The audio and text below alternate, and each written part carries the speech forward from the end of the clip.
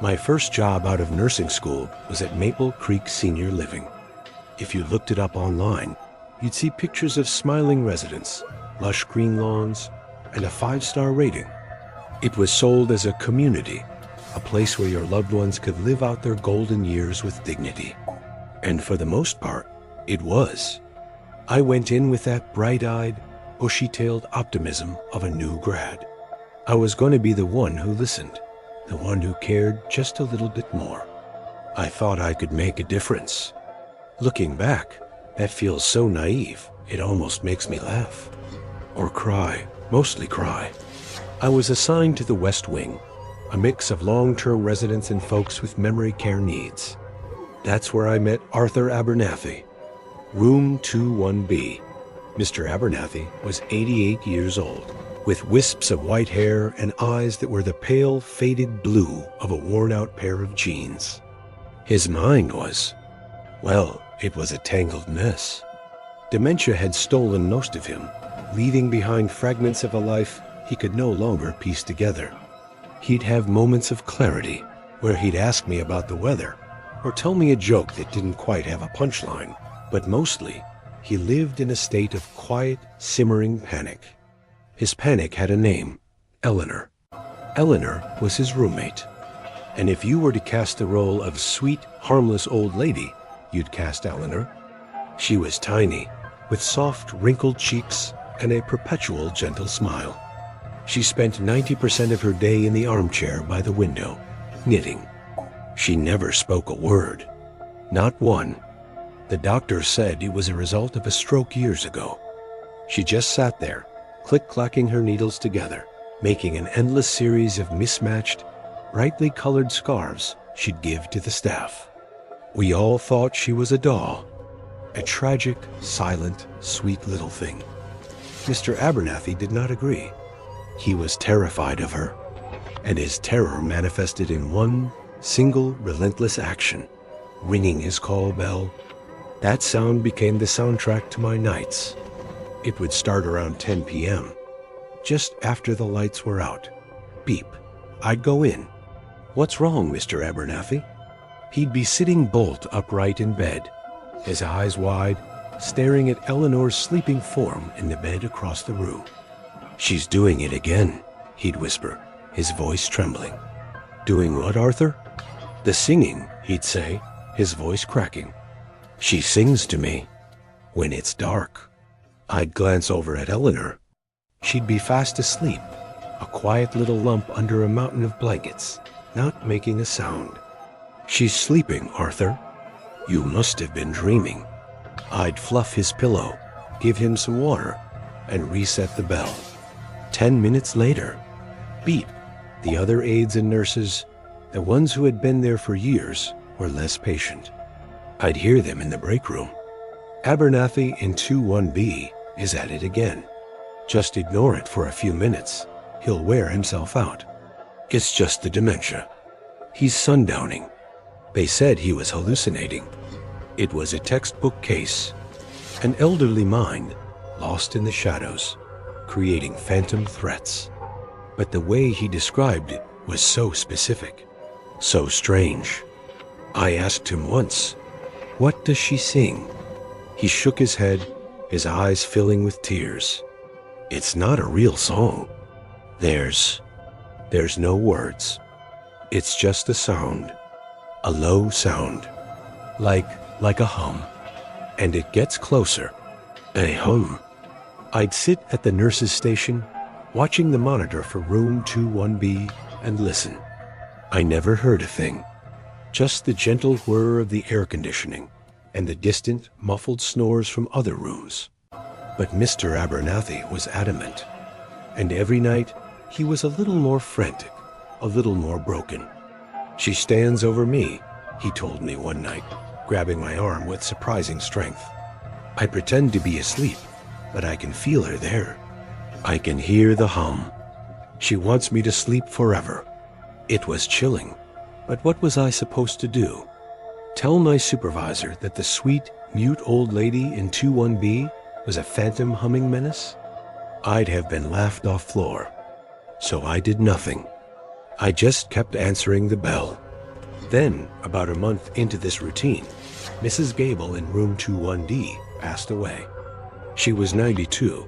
Her heart just gave out in her sleep. It was sad, but not unexpected. The night she died, I remember seeing Eleanor standing in her doorway, just for a moment, before she shuffled back to her own room. When I asked her with hand gestures if Mrs. Gable was okay, she just gave me that placid little smile and patted my hand. I thought she was just being a concerned neighbor. 2 weeks later, it was Mr. Chun in 21A. Stroke. Again, in his sleep. Peaceful. And again, I had this weird flash of a memory of seeing Eleanor's silhouette near his room earlier that night. It was like a piece of a dream, something you can't quite grab onto. Just a fleeting image. But the West Wing was getting quieter. The call bells were ringing less. Mr. Abernathy, however, was getting worse. The bell was almost constant. He started refusing to sleep. I'd go in and his eyes would be wide with exhaustion and terror. "She was just here," he'd rasp. Humming.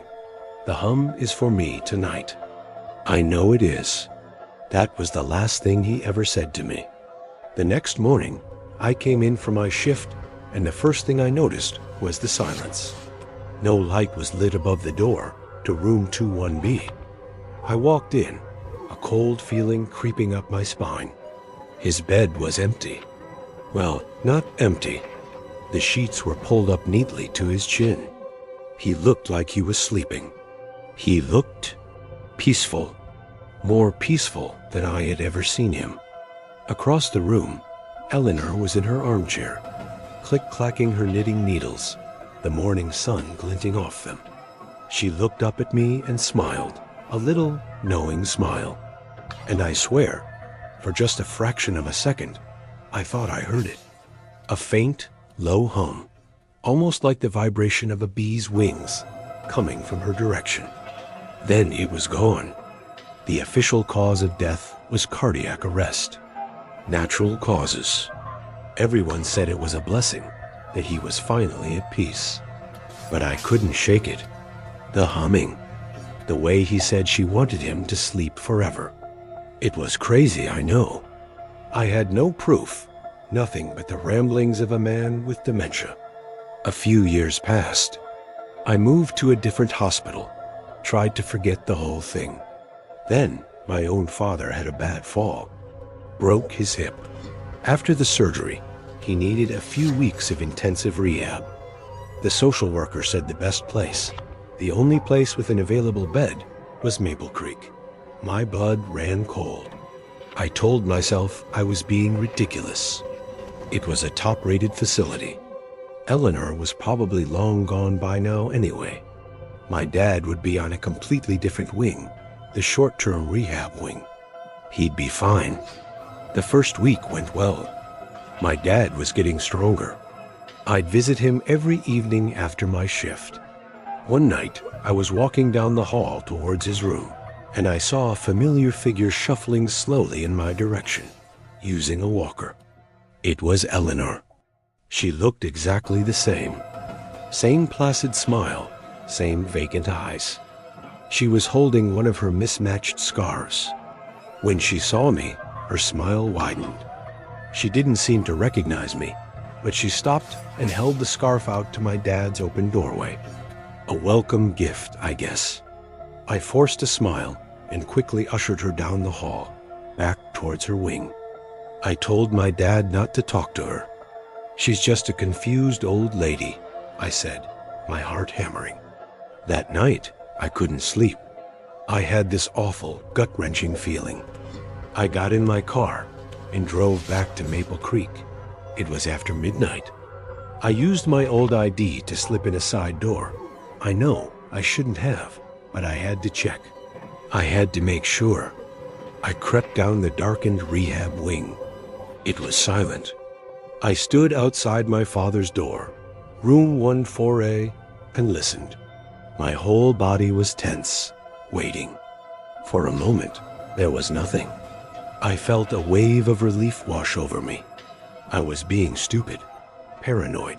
I was about to turn and leave. And then I heard it.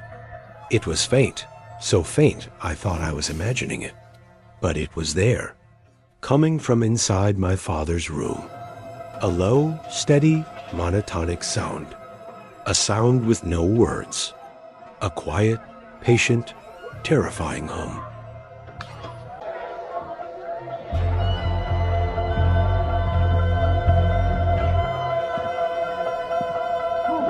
You work the night shift in a nursing home long enough, you get used to a certain level of weird. You learn to tell the difference between a nightmare scream and a real pain scream. You learn that the line between reality and whatever's going on in a patient's head is blurry at best. My station was the Sundown Wing. It's not the official name, of course. Officially, it's the Memory Care Unit. But we called it the Sundown Wing because that's where we put the ones who are truly gone. The ones whose minds had set for the last time. It was organized chaos. You had your wanderers, your shouters, your weepers. Every night was a symphony of confusion. Mr. Henderson would be trying to leave to catch a train that left in 1958. Mrs. Petrie would be crying for her mother.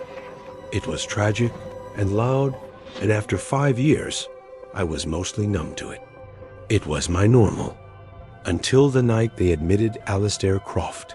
The charge nurse gave me his file. New admission, room 308. He's a handful. That was an understatement. Croft was 79, but he had this aura of nasty, coiled energy around him. He had cold reptilian eyes that were still sharp, still full of judgment. He barked orders, complained about the food, the mattress, the damn color of the walls. The file said he had early-stage vascular dementia, but his personality, his core of pure, uncut malice, was perfectly intact. His occupation was listed as retired corrections officer. I found out later that was a polite way of putting it. Alistair Croft had been the warden of Blackwood Penitentiary for 30 years. Blackwood was one of those old, brutal places you hear stories about. It was shut down in the late 90s after scandals involving inmate abuse and corruption. Croft had run that place like his own personal kingdom. And now, his kingdom was a single room at the end of the Sundown Wing. The first night he was there, something changed. The usual symphony of chaos just stopped. It was the silence that I noticed first. I was doing my rounds, and instead of the usual moans and shouts, there was just quiet. It was the most unsettling sound I'd ever heard in that place. And then I saw it. The residents, the wanderers, the shouters, all of them were still. But they were awake, and they were all looking in the same direction. Down the hall, towards room 308. Their eyes, usually milky and unfocused, were locked onto his door with a kind of intensity I had never seen before. Mr. Henderson, who always stood by the exit, wasn't trying to leave anymore. He was just standing there, watching. When I wheeled Croft down the hall to the common area, it was like a scene from some creepy movie. As he passed, every head turned in unison. A dozen pairs of eyes, all following him. Croft noticed it too. What the hell are they all staring at? He snarled, trying to bat away their gazes like they were flies. I just shrugged. They're confused, I said, but I knew that wasn't it. This wasn't confusion. This was recognition.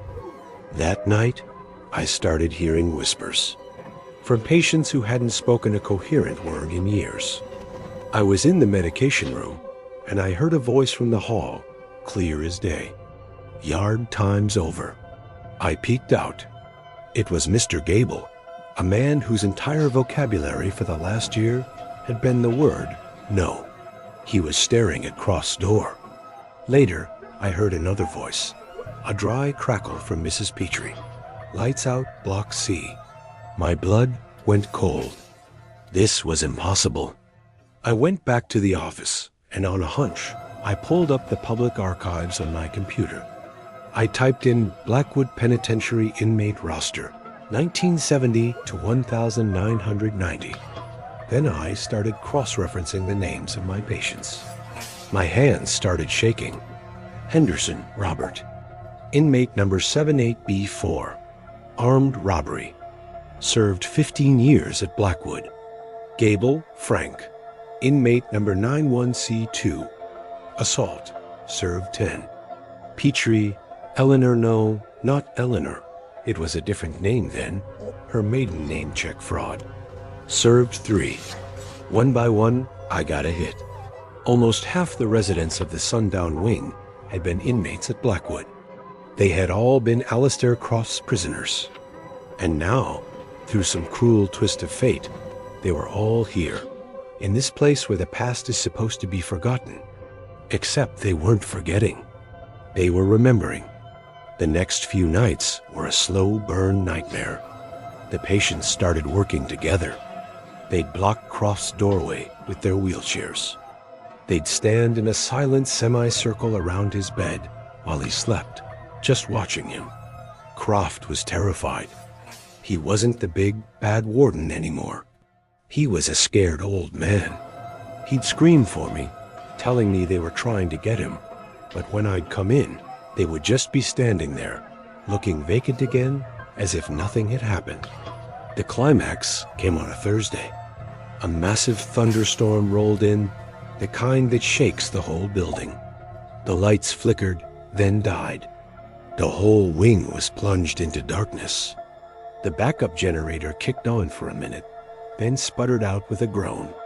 Total blackness, except for the flashes of lightning that lit the hall in stark, terrifying snapshots. In those flashes, I saw them. They were out of their rooms. Every single one of them. And they weren't wandering aimlessly. They were moving with purpose, a silent, shuffling army. They were all heading for one place. Room 308. I ran down the hall with my flashlight. They had barricaded his door with a heavy linen cart. I could hear Croft screaming from inside, a raw, primal terror. It wasn't the scream of a confused old man. It was the scream of a man who knew exactly what was happening. I could hear other sounds too. A low, rhythmic chanting, thuds, the splintering of wood. It sounded like a riot. I slammed my shoulder against the cart, but it wouldn't budge. They were holding it from the other side. I could hear them whispering, their voices a low, angry buzz. Warden's got a visitor. Count time. I screamed for help, my voice lost in the thunder. I was helpless, locked out, a witness to a reckoning decades in the making. The screaming from inside the room got higher. Then it was choked off with a final wet gurgle. And then, just as suddenly as it started, it was silent again. The only sound was the rain hammering against the windows. By the time security got the door open, the lights were back on. The room was a mess. But the patients, they were gone. I found them all back in their own beds, tucked in, looking as peaceful and lost as they always did. It was as if nothing had happened. But Alistair Croft was dead. The official report said he had a massive heart attack, brought on by the stress of the power outage. Natural causes. But I was the one who found him. I saw the deep, purple bruises around his neck. I saw the look of pure, unadulterated terror frozen on his face. No one ever spoke of it again. The residents of the Sundown Wing went back to being lost souls, their brief, collective memory dissolving back into the fog. But sometimes, late at night, when the wing is quiet, I look at them. I look at Mr. Henderson, staring at the wall, or Mrs. Petrie, weeping for her mother. And I wonder, do they remember? Do they have any idea what they did? Or was justice, for one night, truly blind?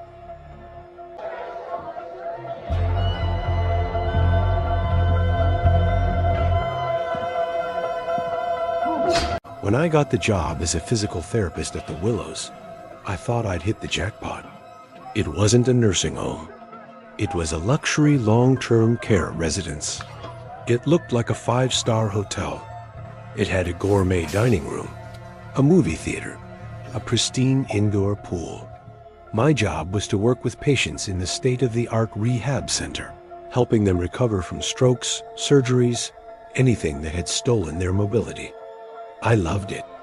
I loved seeing the spark of hope in a patient's eyes when they took their first step on their own. I loved being the person who told a family, "I think she's going to be ready to come home soon." My patients were my everything.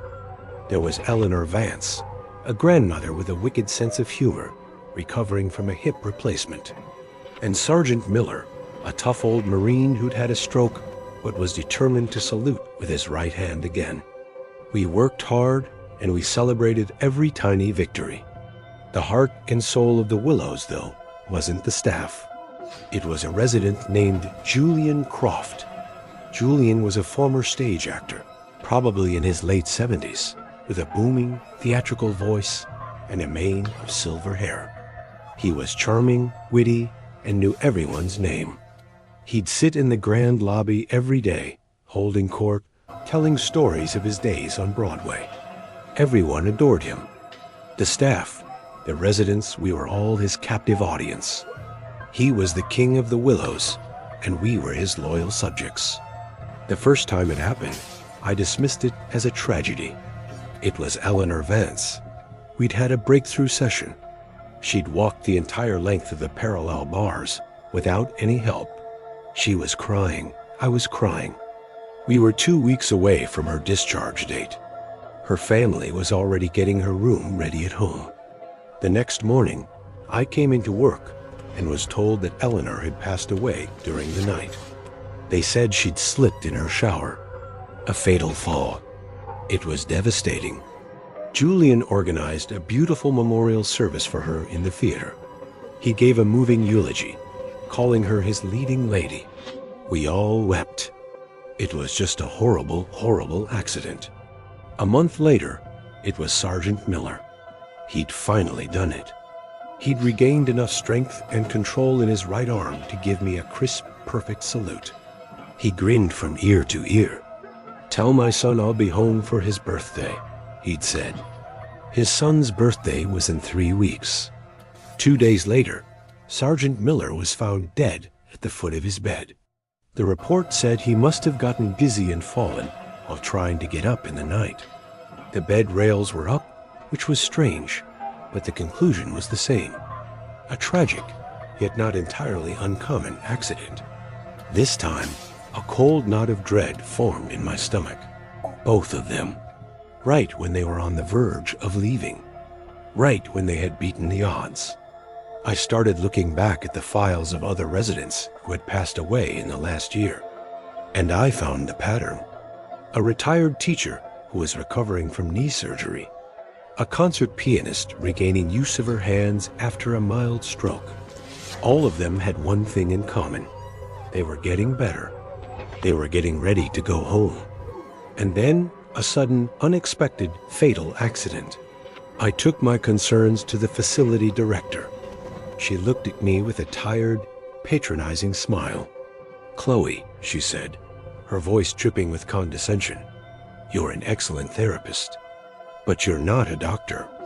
These are elderly, fragile people. We can't save everyone. Accidents happen." She gently suggested I take some time off, that maybe I was getting too emotionally attached. I knew I wasn't crazy.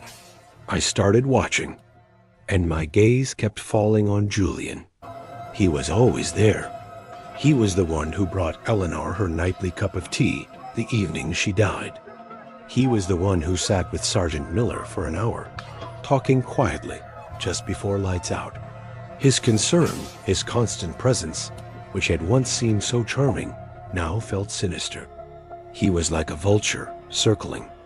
I started digging into his past. He had no living family. He had moved into the Willows 10 years ago, after a small fire in his apartment. He had nowhere else to go. The Willows wasn't just his home. It was his entire world. The final piece fell into place one night when I was working late on my notes. I saw Julian walking towards the room of my newest patient, a woman named Sarah, who was making a miraculous recovery. In his hand, he was carrying a book, but I saw him palm something small from his pocket and slip it between the pages. I followed him. I watched from the hall as he gave Sarah the book and patted her hand. After he left, I went in. I told Sarah I needed to check her chart. While she was distracted, I picked up the book. Tucked inside was a single small white pill. I recognized it immediately. It was a powerful sedative, one that was kept under lock and key in the dispensary, one that could easily cause a disoriented old woman to have a fatal accident. I had my proof.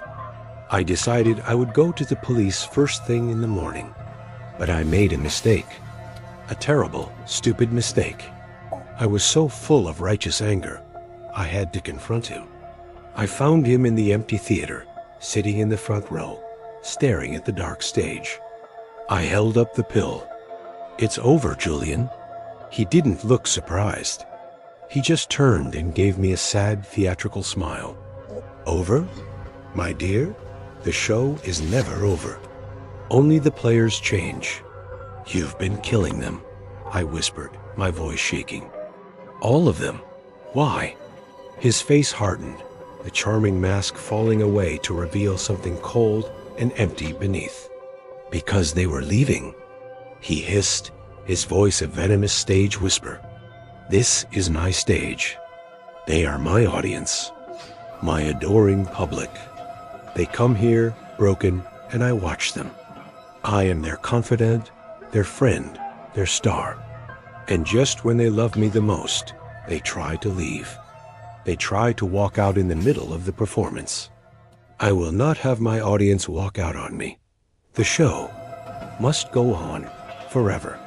He stood up, and for the first time, I realized he wasn't as frail as he pretended to be. There was a wiry strength to him. Before I could react, he lunged, not at me, but past me, shoving a heavy set of stage weights. I stumbled back to avoid them, right into the path of a staff member, one of Julian's most devoted orderlies, who grabbed my arms. The rest is a blur. A sharp pain in the back of my head. Darkness. I woke up to the steady beeping of a heart monitor. A doctor was standing over me. "Easy now, Chloe. You were in a nasty car accident. A hit and run on your way home from work. You're very lucky to be alive." He went on to list my injuries. A severe concussion, a shattered wrist, 2 compound fractures in my right leg. I wouldn't be walking for a very, very long time. My mind was a fog, but I felt a primal scream of terror rising in my throat. The doctor continued, his voice calm and reassuring. "You're going to need extensive, long-term physical therapy. Your insurance has been wonderful. We've arranged for you to be transferred to the best rehab facility in the state." I knew. I knew before the doors to the room opened. I knew before they wheeled my gurney down the hallway, past the gourmet dining room and the grand lobby. They wheeled me into a private room. My room. A few moments later, the door opened again. It was Julian. He was holding a vase of beautiful, vibrant flowers. He placed them on my bedside table and pulled up a chair, his face a perfect mask of warm, loving concern. He took my uninjured hand in his touch as cold as ice. "Welcome home, Chloe," he purred, his actor's voice smooth as silk. "Don't you worry about a thing. We're all going to take such good care of you." He leaned in closer, his smile widening into a predatory grin. "After all," he whispered, "I can't have my biggest fan leaving me, can I? We have all the time in the world now." And that's all for tonight. Remember, the most terrifying monsters are the ones that look just like us. The ones who might even live right next door. If these stories serve as a good reminder to trust your instincts, then show your support and like and subscribe. Hitting that bell means you'll get a warning before the next nightmare begins. Sleep well, if you can.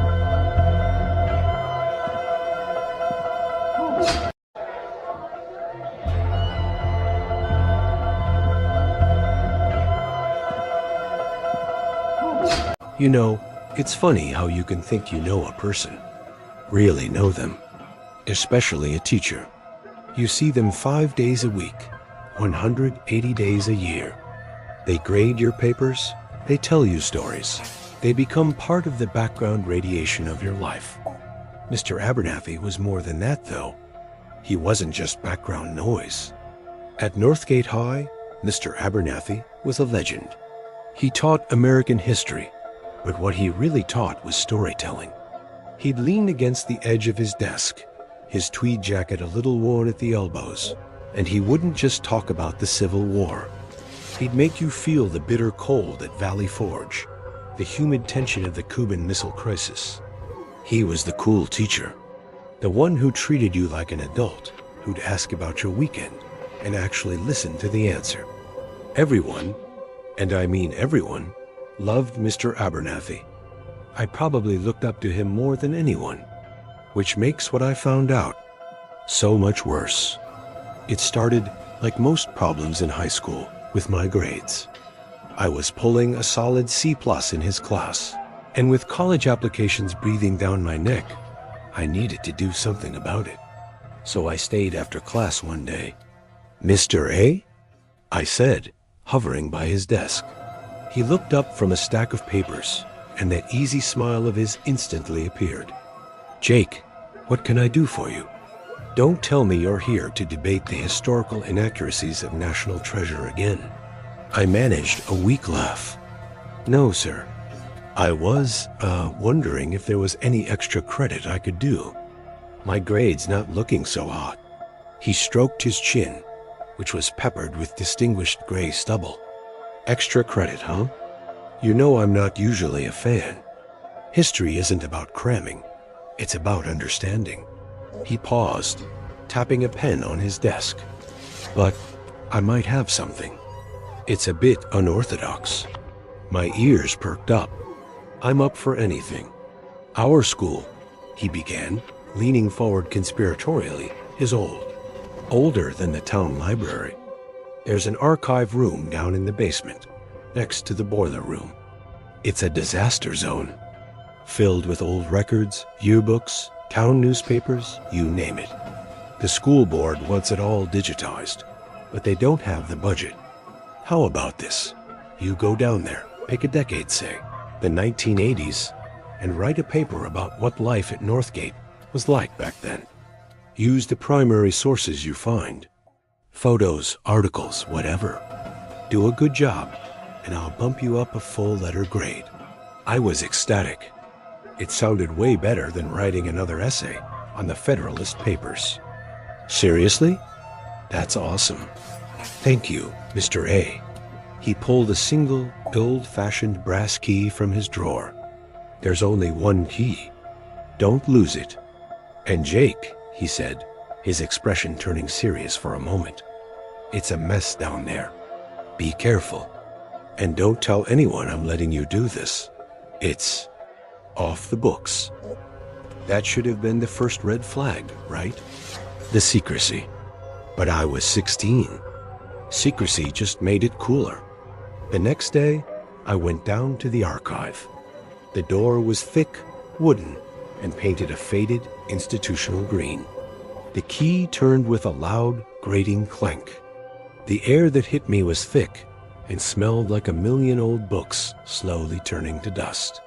He wasn't kidding. The place was a tomb of forgotten memories. Boxes were stacked precariously to the ceiling. Old trophies for sports no one played anymore sat tarnished on shelves. A thick layer of gray dust coated everything. It was perfect. I found a corner with a rickety wooden table and a single bare bulb hanging overhead and got to work. My target was the 80s. I found a box labeled Yearbooks 1980 to 1989 and cracked it open. The first one I pulled out was from 1988. The fashion was a trip big hair, acid wash jeans, all of it. I was flipping through the student photos, laughing at the goofy poses, when I turned to the faculty section. And there he was. It wasn't Mr. Abernathy, our teacher. It was a student, Jonathan Abernathy. His picture was right there, in the junior class section. He had the same smile, the same intense eyes, though his hair was darker and feathered back in that classic 80s style. I froze. He had never, ever mentioned that he was a student here. He always talked like he'd moved to town as an adult. It was weird, but I figured maybe he just didn't think it was important. I kept flipping. I was getting into the rhythm of it, taking notes, snapping pictures of articles from the school newspaper with my phone. That's when I found the other thing. Tucked into the back of the 1989 yearbook was a folded, yellowed newspaper clipping from the local paper, the Northgate Chronicle. The headline sent a chill down my spine. Local teens still missing after 3 months. The article was about a girl named Sarah Jenkins, a senior at Northgate. She'd disappeared one night after a football game. Just vanished. Her car was found abandoned by the old quarry.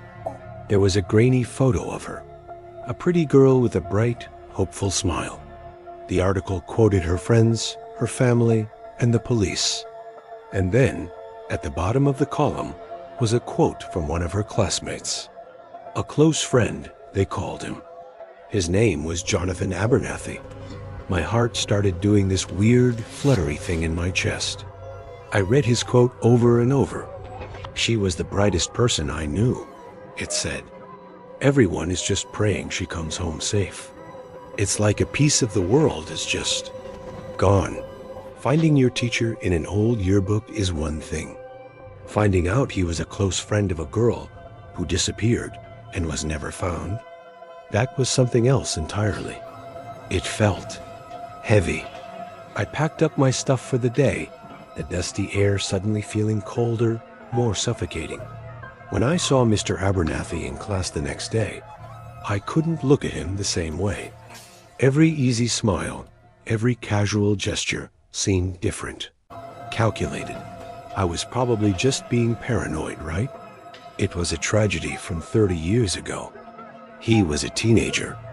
It had nothing to do with the man teaching my history class. But I couldn't let it go. My extra credit project became an obsession. I wasn't researching the 80s anymore. I was researching Sarah Jenkins. I spent every afternoon in that dusty archive. I found more articles. Sarah was a straight-A student. She was on the debate team. She was going to go to Georgetown. She was perfect. The police had no leads, no suspects. After a year, the case went cold. She was just gone. One afternoon, I was digging through a box of old school record stuff that was probably supposed to have been shredded decades ago, and I found a disciplinary file. It was for Jonathan Abernathy, dated October 1988, just a month before Sarah disappeared. He'd gotten into a fight, a bad one. He'd broken another student's arm. The report described him as having a volatile temper that he hid under a veneer of charm. The words leapt off the page. Veneer of charm. I was so engrossed, I didn't hear the archive door creak open. Finding anything interesting, Jake? I jumped so hard, I nearly knocked over a stack of boxes. It was Mr. Abernathy. He was standing in the doorway, that same easy smile on his face, but it didn't reach his eyes. His eyes were fixed on the file in my hands. Oh, hey, Mr. A, I stammered, trying to casually slide the file under a textbook. Yeah, just, school life in the 80s. It's pretty wild. He stepped into the room, letting the heavy door swing shut behind him with a deep, echoing thud. The sound seemed to seal us in. Wild how? He asked, his voice quiet. He started walking slowly towards my table, his footsteps unnervingly silent on the concrete floor. Just, the clothes, the music, the fights, I said, my voice cracking on the last word. He was standing right in front of me now, looking down at my table. He wasn't smiling anymore. You know, Jake, I've been thinking, maybe this project wasn't such a good idea. Stirring up all this old dust. People should let the past stay in the past, don't you think? My blood ran cold. This wasn't a casual conversation. This was a warning. I guess, I mumbled, my eyes darting towards the door. He saw the look. He took a step to the side, blocking my path. You're a curious kid. I've always liked that about you. But curiosity, it can lead you to places you're not supposed to be. Places that are locked for a reason. He gestured around the dusty room. Like this. My mind was screaming. The file, the newspaper, the fight, the disappearance. It was all swirling together into a single horrifying picture. He was a kid with a violent temper. She was his friend. She vanished. What happened to her? The words came out of my mouth before I could stop them. A hushed whisper. Sarah Jenkins. The name hung in the air between us. The change in him was instantaneous. The mask of the friendly teacher didn't just slip. It shattered. The face that looked back at me was cold, hard, and utterly devoid of warmth. It was the face of a predator. She was going to tell, he said, his voice flat, chillingly calm. She saw that fight. She saw what I was really like. She was going to tell everyone, her parents, the principal, that I wasn't the charming, perfect boy everyone thought I was. She was going to ruin my life. I started backing away, my chair scraping loudly against the floor. So you stopped her. I tried to talk to her, he said, taking a slow step towards me for everyone I took back. That night, down by the quarry, I just wanted to make her understand. But she wouldn't listen. She just kept screaming. He sighed, a sound of mild annoyance, as if recalling a bothersome chore. So I made her stop. My back hit a stack of boxes. I was trapped. You killed her. I preserved my future, he corrected me, his voice dangerously low. I became the grieving friend. I became the boy who overcame tragedy. I went to college. I became a teacher. I came back here, to the one place where the last loose end was buried. I could keep an eye on things, made sure the past stayed buried. He gestured at the files around us. And it worked. For 30 years. Until some kid got a C+ and decided to do some extra credit. He lunged. It was shockingly fast. He wasn't the slightly out-of-shape hister anymore. He was strong. His hands closed around my throat, and the world started to shrink into a tight, black tunnel. I thrashed, kicking out, my foot connecting with a rusty metal shelf. A heavy, forgotten trophy, a bronze football player, wobbled and then crashed down, hitting him squarely on the shoulder. He grunted in pain, his grip loosening for just a second. It was all I needed. I shoved him with all my might and scrambled for the door. I fumbled with the old lock, my hands shaking so badly I could barely see. I heard him recovering behind me, cursing. The lock finally clicked open. I threw the door open and ran. I didn't stop running until I burst out of the school's side entrance, and in indifferent afternoon sun, gasping for air, the smell of dust and death still in my lungs. I told the police everything. At first, they were skeptical. A beloved teacher?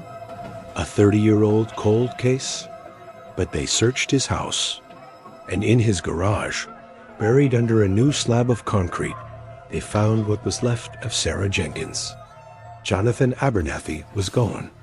He'd cleared out his house and vanished the same day I ran from that archive. They have a warrant out for his arrest, but as far as I know, they've never found him. Sometimes at night, I think about him. I think about that cold, dead look in his eyes. He hid in plain sight for 3 decades, a monster wearing the mask of my favorite teacher. And I know, with a certainty that chills me to my very soul, that he could do it again. Somewhere out there, there's a new town, a new school, and a charming, beloved teacher who is an expert at making sure the past stays buried.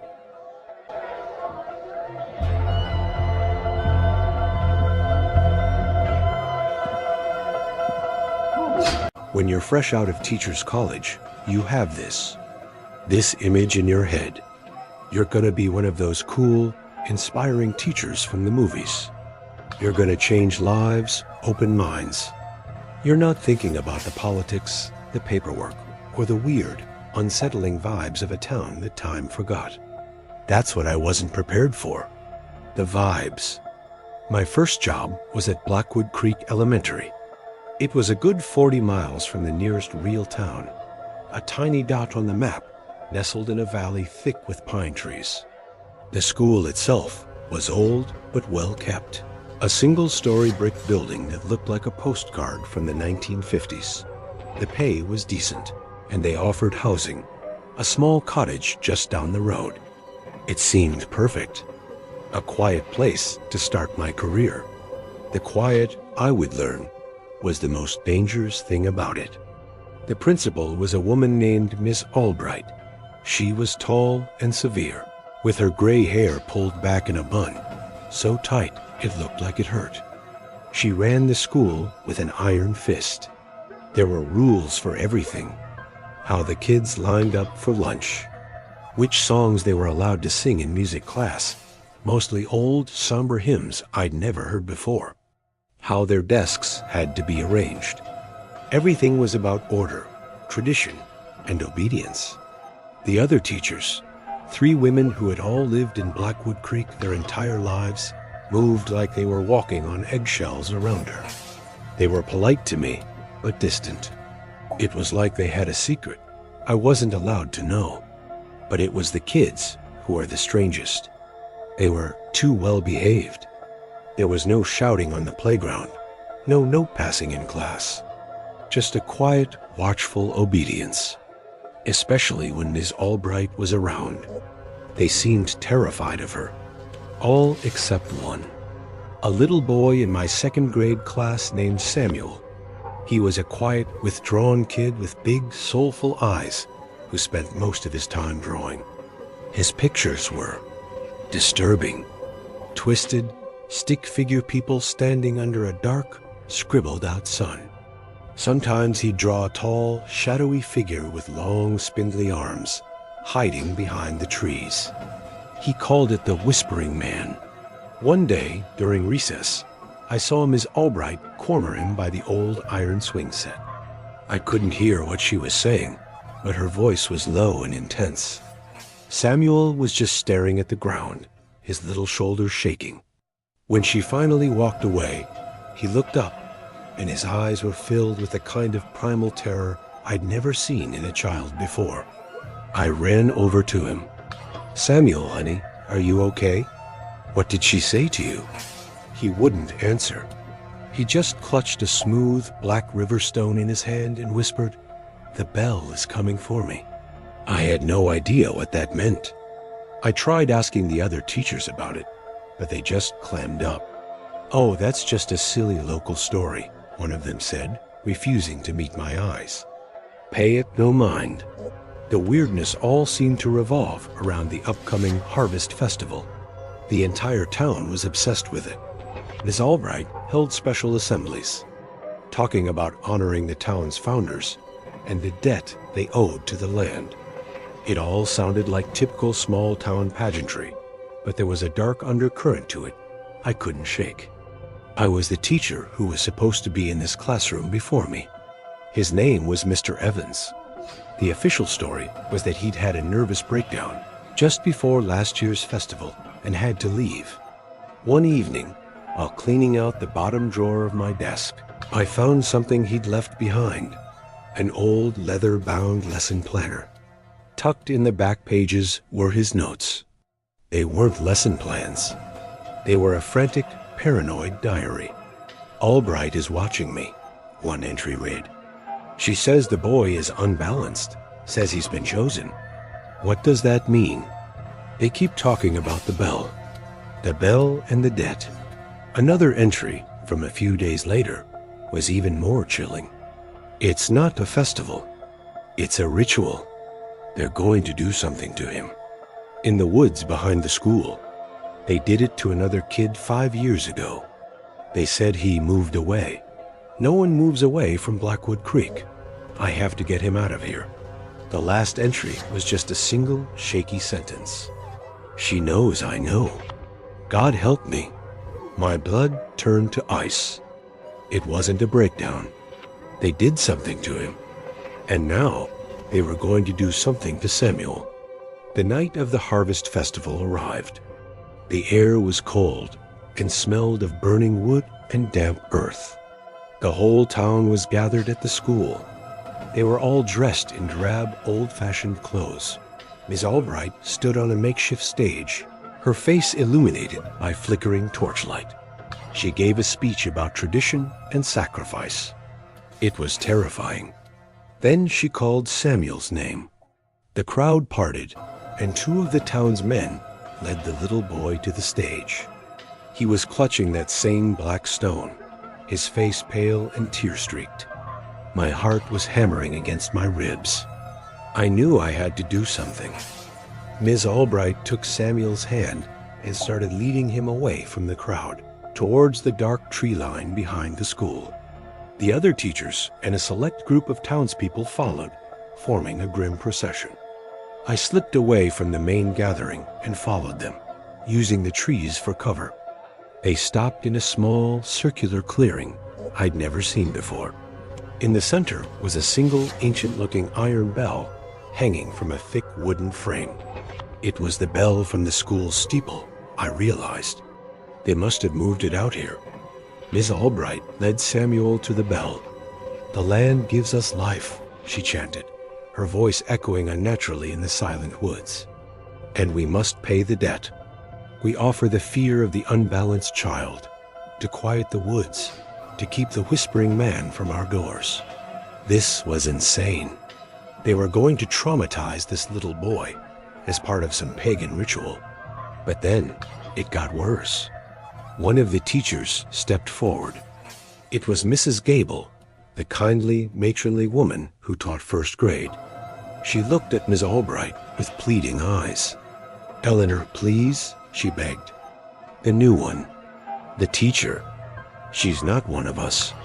She asks too many questions." Just like the last one, a cold, horrifying realization washed over me. This wasn't about Samuel. Not entirely. He was the offering, but he wasn't the sacrifice. Mr. Evans wasn't driven out because he tried to save a child. He was the intended sacrifice himself. The outsider. The one who didn't belong. And now, that was me. Miss Albright turned her head, her cold eyes scanning the darkness of the woods. It felt like she was looking right at me. "She is right," the principal said, her voice like cracking ice. "The debt requires more than a child's fear this year. It requires a cleansing. Find her." Panic exploded in my chest. I didn't wait for them to start looking. I turned and ran. I could hear them behind me, shouting, crashing through the underbrush. They weren't just townspeople anymore. They were a hunting party. The sounds were guttural, animalistic. I ran blindly, branches whipping at my face, my lungs burning. I could hear the slow, deep toll of that iron bell starting to ring behind me, a sound that seemed to shake the very ground. It wasn't a call to worship. It was a hunting horn. I don't know how I made it out of those woods. I ran until my legs gave out, until I stumbled onto a highway I didn't recognize.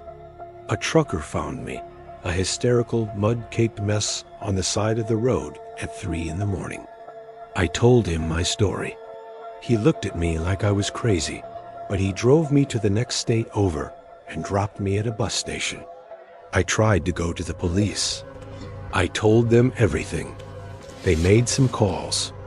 They reported back that Blackwood Creek was a respectable, God-fearing community, that their beloved elementary school teacher, a Miss Clara Gable, had unfortunately suffered a severe psychotic break and had run off into the woods. They were all very worried about me. They had my name, my identity. They'd already replaced me. I never went back.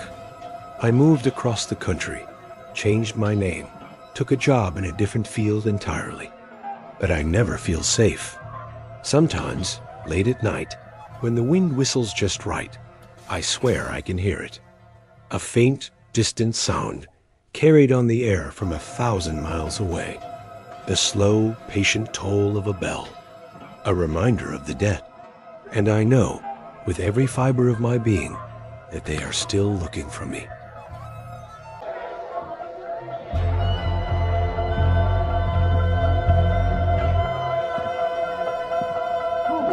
High school sucks.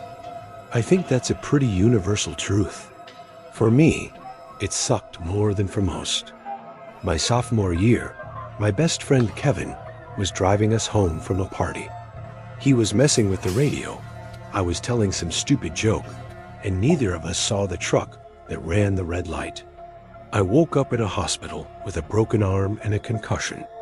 Kevin didn't wake up at all. After that, I was a ghost. I walked the halls of my school, but I wasn't really there. I got into fights. My grades tanked. I was angry, I was numb, and I didn't know how to fix it. So my parents and the school decided for me. I was to have mandatory weekly sessions with the new school counselor, Mr. Giles. The first time I walked into his office, I was ready for a fight. I expected some clueless guy in a bad sweater telling me to channel my feelings. But Mr. Giles wasn't like that. His office was clean and modern. No cheesy inspirational posters on the wall. And he was cool. He was young, maybe in his early 30s, charismatic, and he had this way of looking at you, this intense focus that made you feel like you were the only person in the world. He didn't ask me how I felt. He just talked to me about music, about movies, about anything. And when I finally did talk about the accident, he just listened. He didn't offer platitudes. He just nodded, his eyes full of a deep, almost hungry understanding. And the weird thing is, it worked. After just a couple of sessions, I started to feel lighter. The crushing weight of the grief was lifting. The nightmares about the crash started to fade. I stopped picking fights. I started doing my homework. My parents were thrilled. I was a success story. But something was off. The memories of the crash weren't just less painful. They were becoming blurry. I could remember the facts, the date, the intersection, the outcome. But the sensory details were gone. The sound of the twisting metal, the smell of gasoline, the specific shade of red of the truck. It was all fading to gray.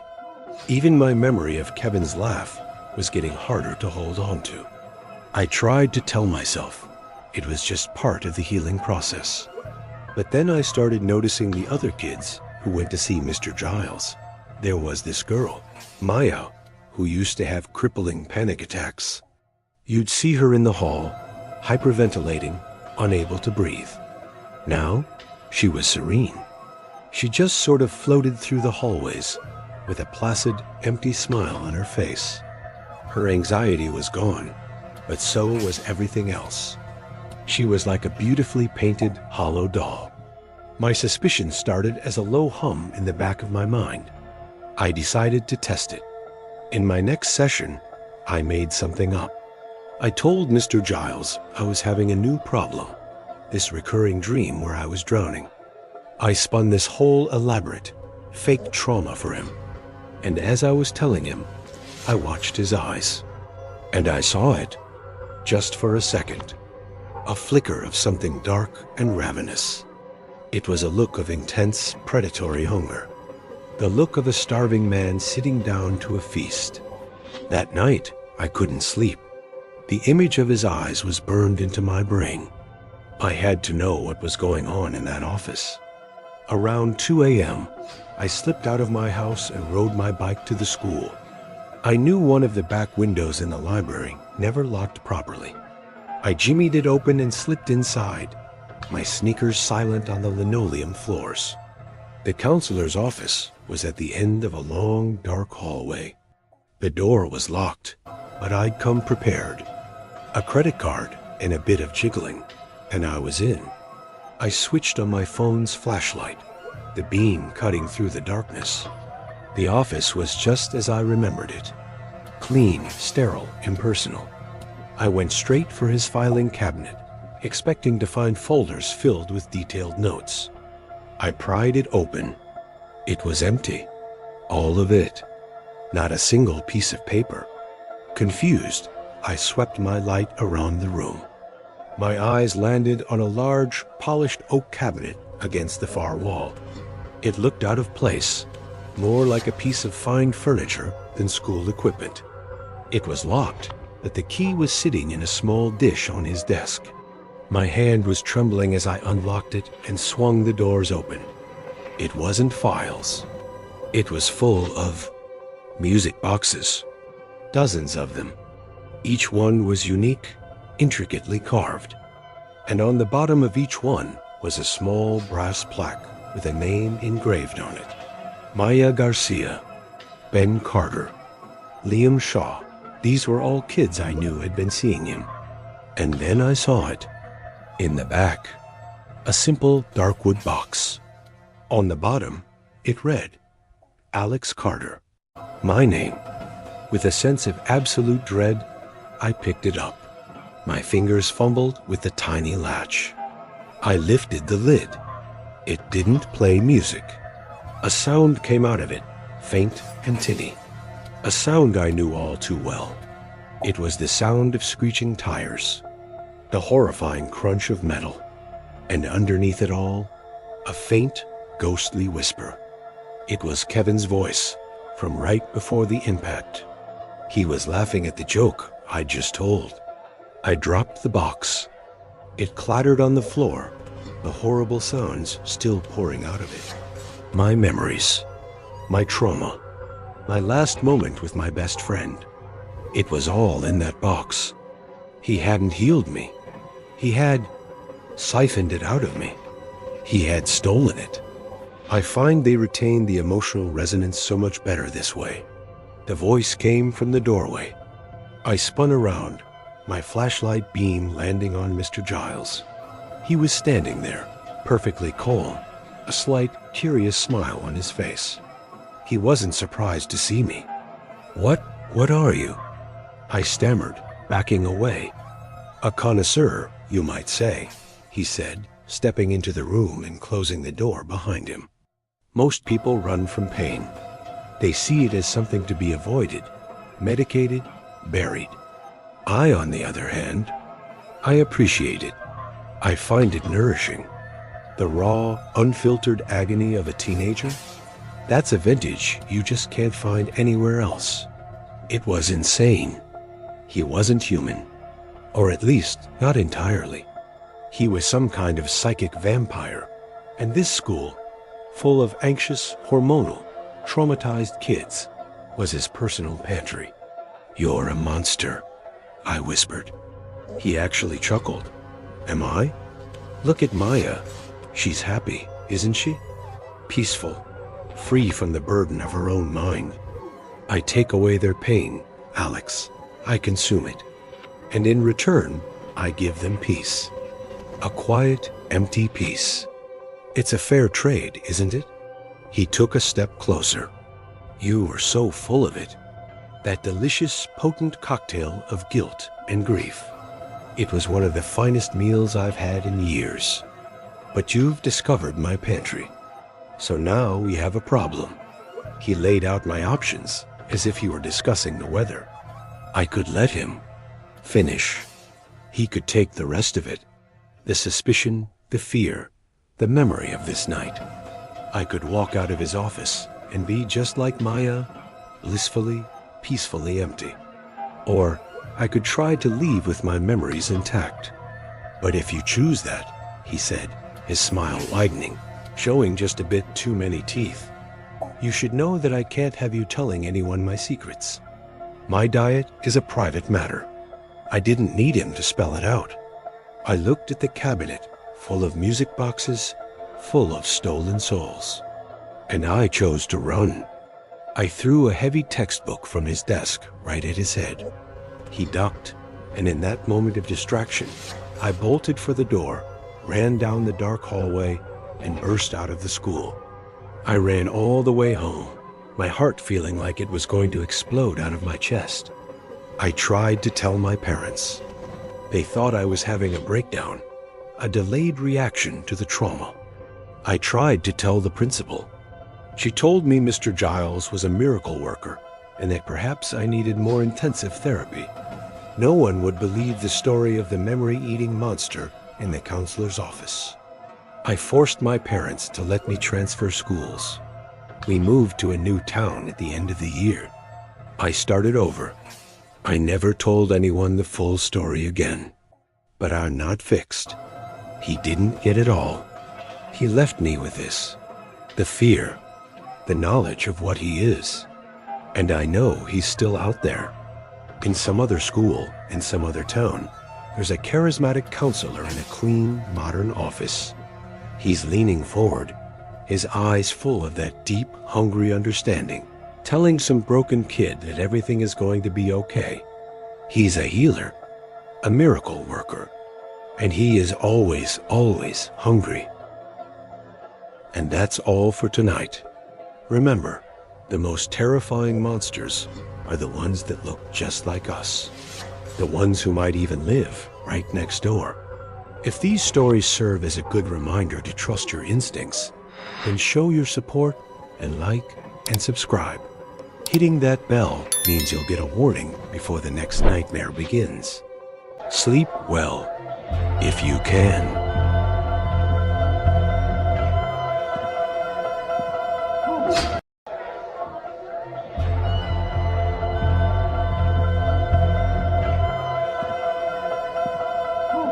There are places that hold on to memories like trees hold on to their rings. Our family's old lake house was one of them. It wasn't a grand place, just a rambling two-story cabin of dark wood and stone, crouched by the murky shore of Blackwood Lake. Every floorboard groan was a conversation with the past.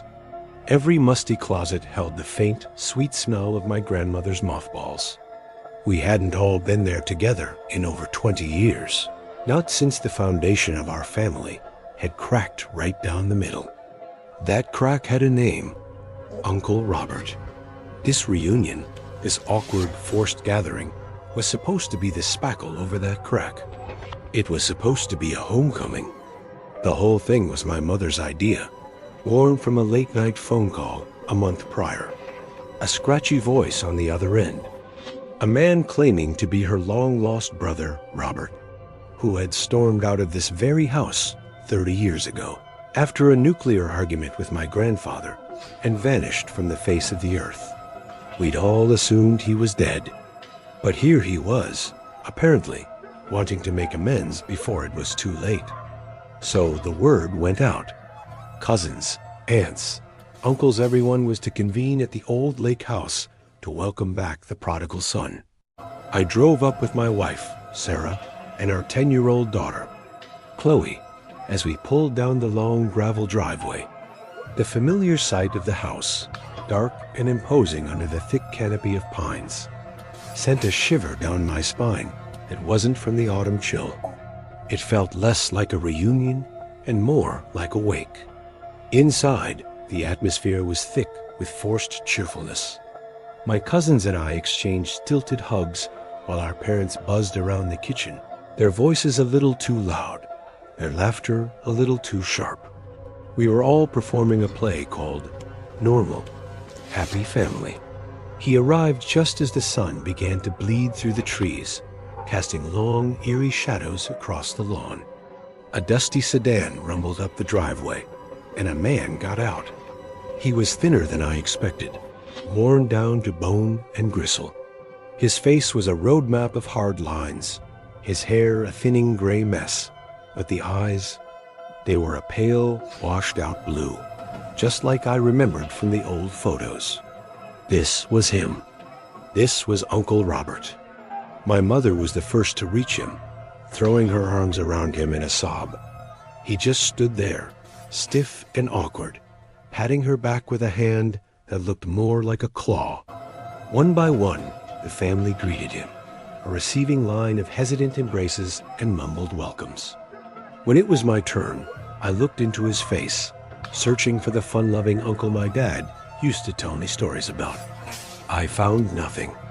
His eyes were flat, vacant, like looking into two empty rooms. "Good to see you, Alex," he said, his voice a dry rasp. He remembered my name. I guess that was something. The first few hours were a masterclass in social discomfort. We all sat in the cavernous living room, the stone fireplace crackling, trying to fill a 30-year silence with small talk. Robert sat in my grandfather's old wingback chair, nursing a single beer, offering little. He answered questions in clipped, vague sentences. Where had he been? Here and there. What did he do? This and that. It felt like interrogating a ghost. My daughter, Chloe, bless her innocent heart, was the only one unafraid to push. She sat on the floor near his chair, her eyes wide with curiosity. "Did you ever get married, Uncle Robert?" she asked. He flinched just slightly. No, there was no treehouse. My blood ran cold. That treehouse was the setting for half of our childhood stories. For him to not remember it, that wasn't a faded memory. That was a gaping black hole where a whole summer should have been. A little while later, my cousin Dana announced she couldn't find Chloe. We assumed she was just hiding, still upset. We called her name. We searched the house, then the yard. As the sun began to set, a knot of genuine fear began to tighten in my stomach. Chloe was gone. The next few hours were a frantic, disorganized chaos of flashlights, cutting through the deepening woods, and panicked voices shouting her name. Robert participated, but there was a strange detachment to his search, a lack of urgency.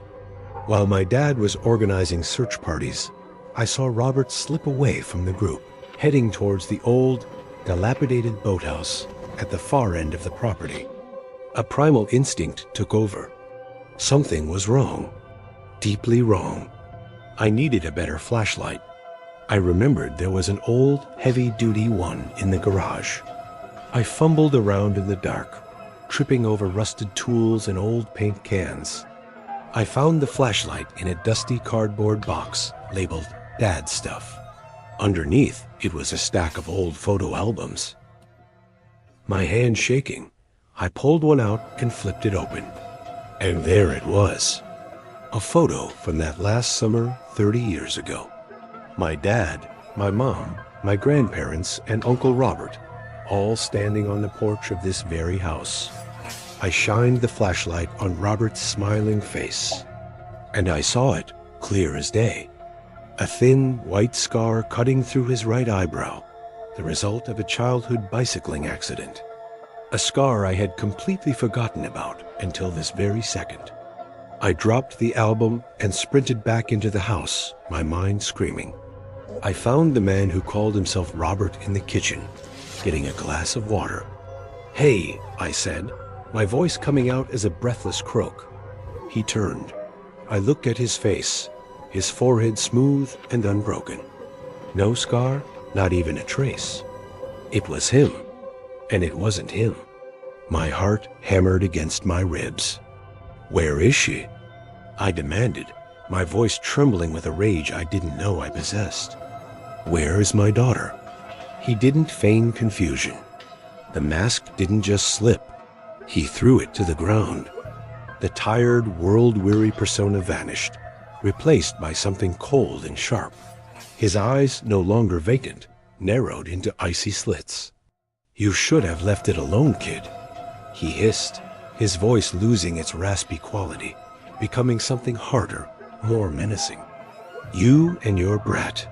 He lunged for the back door, but my dad, drawn by my shouting, came into the kitchen and blocked his path. "What the hell is going on?" he yelled. "He's not Robert." I screamed. "Look at him, the scar." "Where's his scar?" My dad's eyes widened in dawning horror as the 30-year-old memory clicked into place. The man saw he was trapped. With a snarl, he grabbed a cast-iron skillet from the stove and swung it. My dad ducked, and the skillet smashed into the wall. In that moment of chaos, the imposter shoved past him and bolted out into the night. We didn't chase him. All we cared about was Chloe. The police arrived, their flashing lights turning our private nightmare into a public spectacle. The story I told them sounded insane. An imposter uncle? A 30-year-old crime? They looked at me with a mixture of pity and suspicion. But my whole family backed me up. They all remembered the scar. The man we had welcomed into our home was a stranger. It was dawn when they found the spot. Behind the old boathouse, the earth was freshly disturbed. They brought in shovels. My wife and I held onto each other, bracing for the unthinkable. They didn't find Chloe. They found a rotted canvas bag. Inside was over $50,000 in old, water-damaged bills and a wallet. Inside the wallet was the driver's license of the real Robert Miller, my uncle. The story the detectives pieced together was a grim one.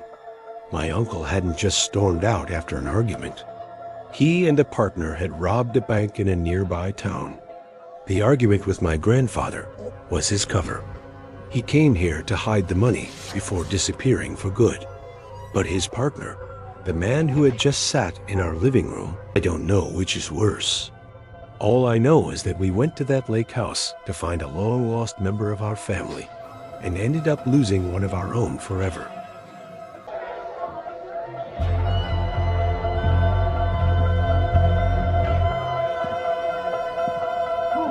The first time I saw Sparrow Creek, I thought I'd stepped into a painting. My fiancé, Ben, had been talking the place up for months, ever since he'd proposed. "You have to meet my family, Sarah," he'd said, his eyes glowing. "You have to see where I grew up. It's special." Special wasn't the word I would have used. Miraculous, maybe. Impossible, more likely. We drove through a narrow mountain pass, and the world opened up into a valley so perfectly green and pristine it hurt the eyes. A silver ribbon of a river, the Sparrow Creek, wound its way through fields dotted with charming, identical farmhouses. It was a self-contained world, beautiful and remote, and as we drove deeper in, I felt the unsettling sensation of the outside world, my world ceasing to exist. Ben's family was. A lot. They descended on our car before we'd even shut off the engine. Dozens of them. Aunts, uncles, cousins, all with Ben's same bright blue eyes and unnervingly wide smiles. They hugged me, called me sister, and pulled me into the heart of the main house before I could even catch my breath. The welcome was overwhelming, a tidal wave of affection that felt less like genuine warmth and more like a performance. Every smile seemed held a second too long. Every laugh sounded a little too loud. Ben just beamed, squeezing my hand. "See? I told you they'd love you." The reunion was a weekend-long affair, and the centerpiece of it, the event everyone spoke about in hushed, excited tones, was the game. Ben's mother, a formidable woman named Elspeth, with a smile that never I saw a cousin, maybe 16 years old, designated as the runner. He was fast and clever, but there was a look of genuine, gut-wrenching terror on his face that seemed completely out of place for a simple game. By midday, they had him cornered in a copse of trees. The triumphant shouts that went up were primal and unsettling. I felt sick to my stomach. That evening, I found Ben down by the creek, skipping stones across the water. Your family takes this game really seriously, I said, trying to sound casual. He shrugged, not looking at me. It's how we stay close. It teaches us the land. It teaches us strategy. He looked up at me then, and his expression was one I'd never seen before. A strange mix of pride and something else. Something calculating. Next year, you'll be family, he said. You'll get to play for real. The next morning, the final day of the reunion, the mood was different. It was heavier, more ceremonial. At breakfast, Elspeth stood up and announced that this year, in honor of Ben and I getting married, they were having a second, special round of the game. And, she said, her eyes locking onto mine, we would be honored if Sarah would be our runner. The room erupted in applause. I looked at Ben, expecting him to laugh and tell his mom to knock it off. But he was just smiling, that same wide, empty smile as everyone else. He leaned over and whispered, "It's a huge honor, Sarah. It means they've accepted you." A cold dread washed over me. I tried to refuse, stammering that I didn't know the valley, that it wouldn't be fair. Elspeth's smile faltered for a fraction of a second. "Nonsense, dear," she said, her voice turning to steel wrapped in silk. "Ben will be your partner. He can help you. The two of you will run together." The look on Ben's face told me I didn't have a choice.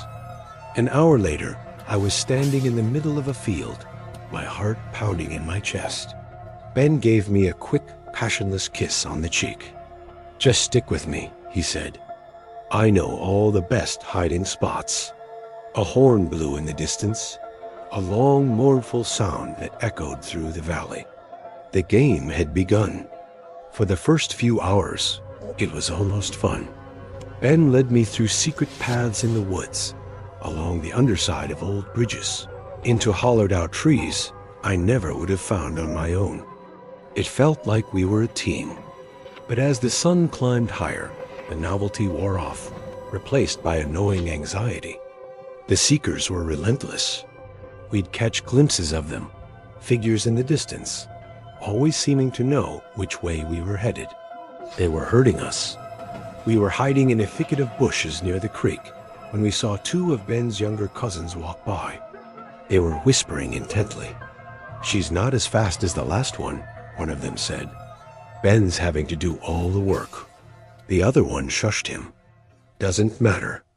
The harvest will be strong this year. New blood is always best."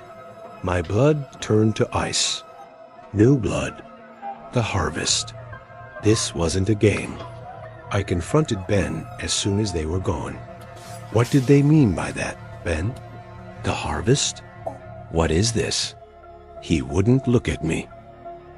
He just kept staring out through the leaves, his jaw tight. "It's just family talk, Sarah. You wouldn't understand." But I was starting to understand all too well.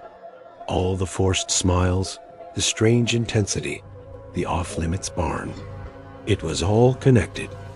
My chance came when we were crossing a shallow part of the creek. Ben stumbled on a loose rock, and I just ran. I didn't know where I was going. I just knew I had to get away from him. I could hear him shouting my name, his voice a mixture of anger and panic. I scrambled up the opposite bank and plunged into a section of woods I didn't recognize. I ran until my lungs burned and my legs felt like jelly. I finally collapsed behind a fallen log, sobbing. That's when I heard a twig snap behind me. I spun around to see a young woman, not much older than me. It was Leah, one of Ben's cousins, one of the few who hadn't seemed quite so manic. Her face was pale, her eyes filled with a mixture of fear and pity.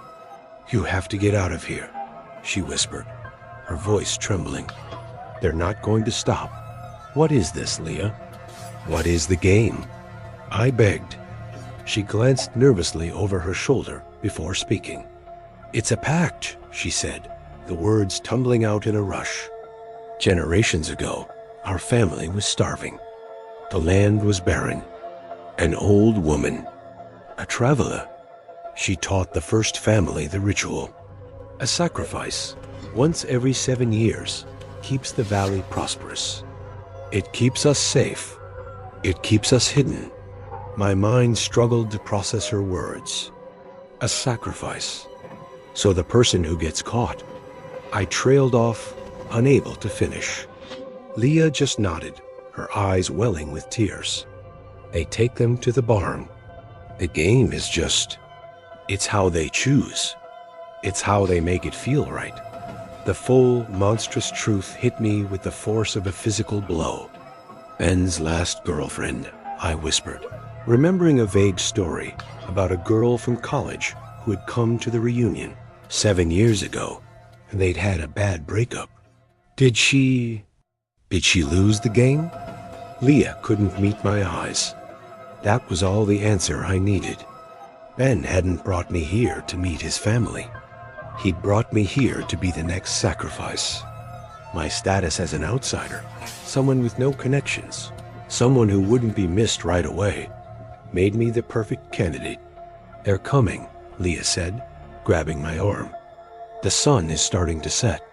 They'll get more desperate. You can't outrun them all. But they never guard the pass. They don't think anyone is stupid enough to run for the outside world. Go. Now. And I ran. I ran for my life. The sounds of the hunt grew louder behind me, a chorus of whoops and calls. They knew I was off script. The game had become a real chase. I burst out of the woods and saw the narrow road leading up to the mountain pass. It was my only hope. As I sprinted up the asphalt, I risked a look back. The entire family was there, spilling out of the tree line at the bottom of the hill. They stood there, motionless, watching me. Ben was at the front, his face a mask of cold fury. They weren't chasing anymore. They were letting me go. Or so I thought. I made it to the highway. I flagged down a logging truck, a hysterical, sobbing mess. The driver, a kind man with a weathered face, took me to the nearest town, to the police station. I told them everything. The valley, the game, the sacrifice. They wrote it all down. They looked at me with sympathetic, disbelieving eyes.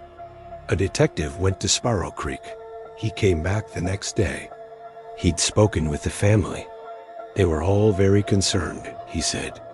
They told him their future daughter-in-law had suffered some sort of psychotic break during a family game of hide-and-seek and had run off. They were just so worried about me. There was no proof, no evidence, just the rambling story of a hysterical woman against the calm, rational word of an entire town. I never went back for my things. I moved 3 states away. I changed my name, but I know they're still there, in that perfect green valley. I know that in a few years, the time will come to play the game again. And I know that somewhere out there, Ben is telling a new girl about his special, loving family, and how he just can't wait for her to meet them.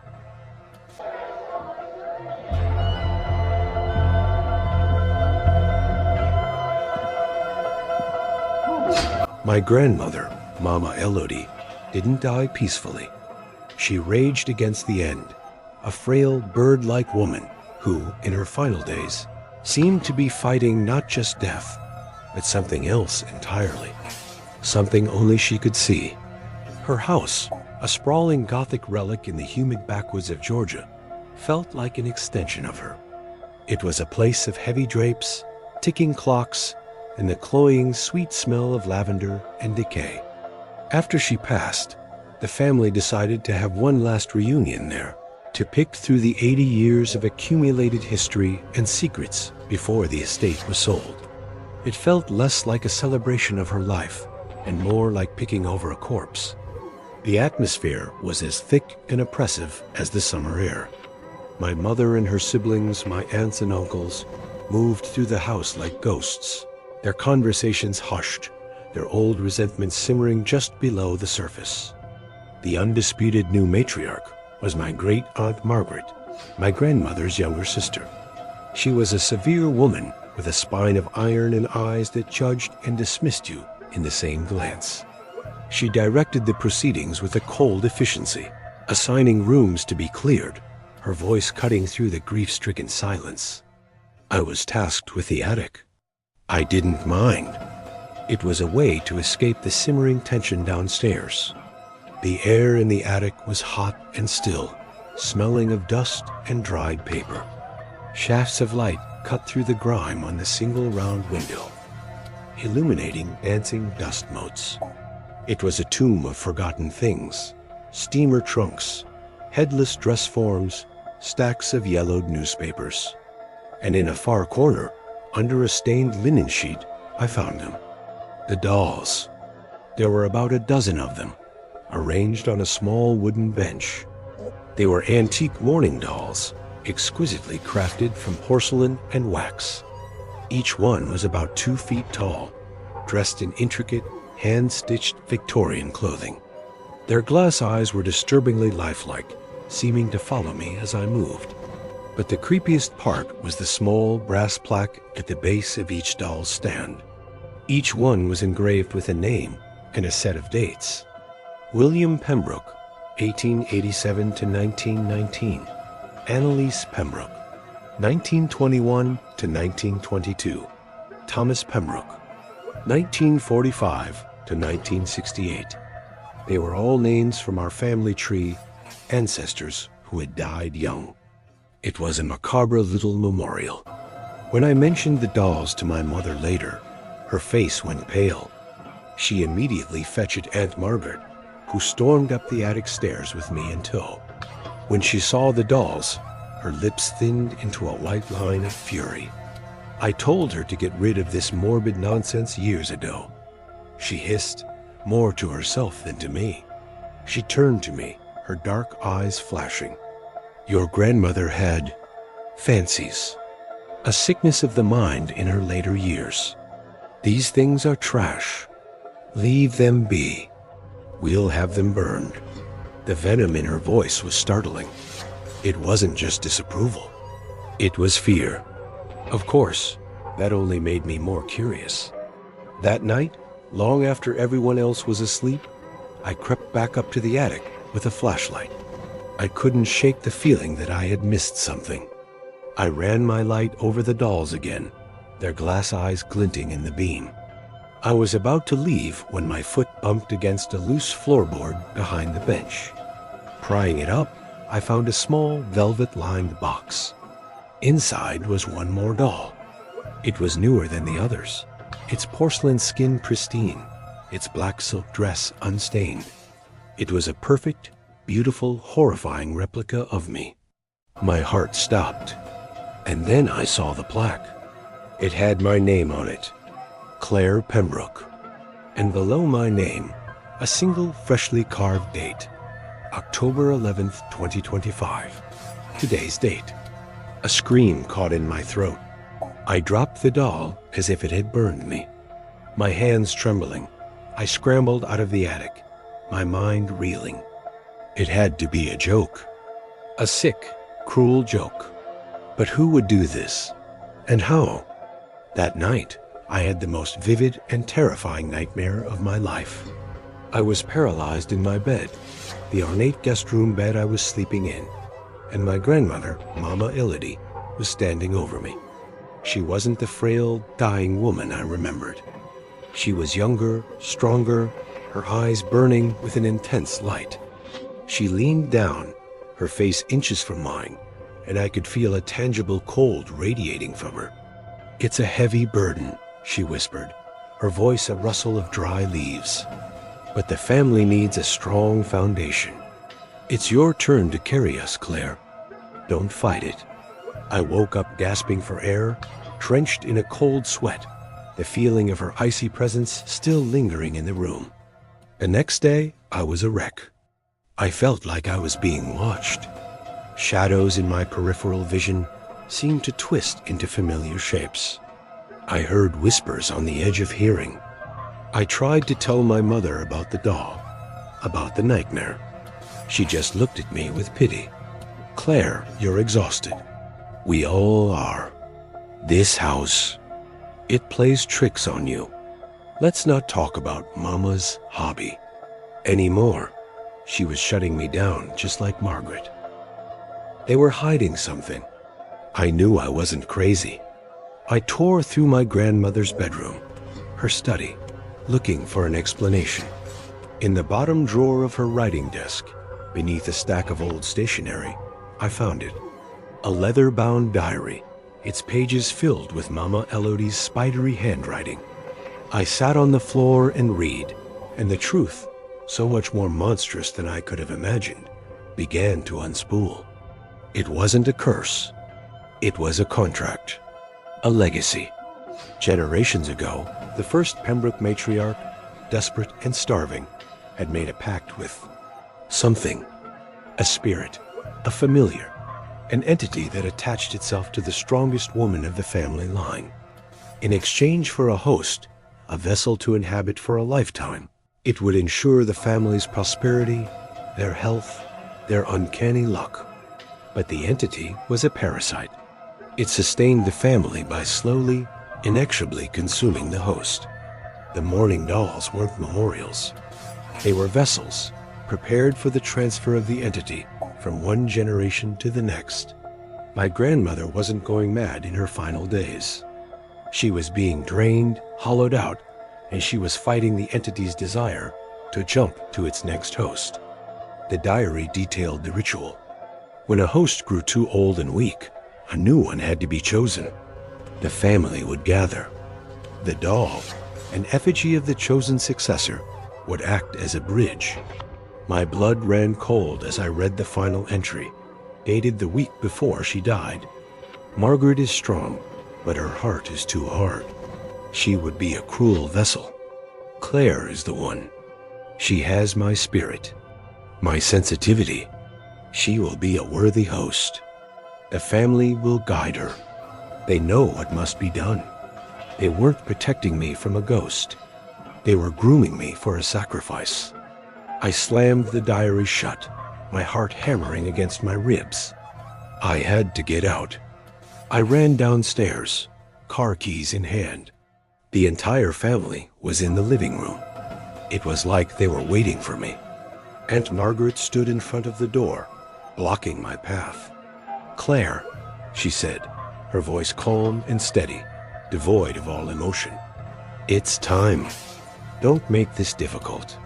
You're insane," I choked out, looking from one stony face to another. My mother wouldn't meet my eyes. My uncle took a step towards me. "It is an honor, Claire," he said softly. "Mama Elodie carried us for 50 years. Because of her, we have everything. Now, it's your turn to ensure the family continues." Panic gave me a surge of adrenaline. I feigned a move to the left, and when my uncle shifted to block me, I bolted right, towards the back of the house, towards the kitchen. I had to destroy the doll. The diary said the effigy was the key. I burst into the kitchen, snatched a heavy fireplace poker, and sprinted for the attic stairs. I could hear them behind me, their footsteps heavy on the old wood. I scrambled up into the oppressive heat of the attic and ran to the corner. I grabbed the doll with my name on it, the doll that looked just like me, and raised the poker. Aunt Margaret appeared in the doorway. "Don't you dare," she commanded, her voice like cracking ice. "You will ruin us all." I looked at her face, at the cold, hard certainty there, and I brought the poker down with all my strength. The doll's porcelain face shattered with a sickening crack, exploding into 100 tiny shards. A collective gasp came from the doorway. But more than that, I felt it. A sudden, violent rush of cold air swept through the attic, so powerful it blew the dust off every surface in a swirling cloud. It felt like something was being torn out of the very fabric of the house. A presence I hadn't even realized was there until it was gone. I shoved past my horrified, stunned family and ran. I got in my car and drove, and I didn't stop until I had crossed 3 state lines. I've never spoken to any of them again. I've tried to move on, to convince myself it was all some shared delusion, a folie éphémère brought on by grief and the oppressive atmosphere of that house. But I can't. Sometimes on cold nights, I feel a strange emptiness inside me, a hollowness that wasn't there before. I catch myself looking at my reflection, and for a split second, I see a pair of old, tired eyes staring back. I broke the doll, and I escaped the ritual. But I have the chilling, unshakable feeling that when a spirit has been without a home for so very long, it will latch on to anything it can. And I'm terrified that a tiny, shattered piece of it latched onto me. And that's all for tonight. Remember, the most terrifying monsters are the ones that look just like us. The ones who might even live right next door. If these stories serve as a good reminder to trust your instincts, then show your support and like and subscribe. Hitting that bell means you'll get a warning before the next nightmare begins. Sleep well, if you can.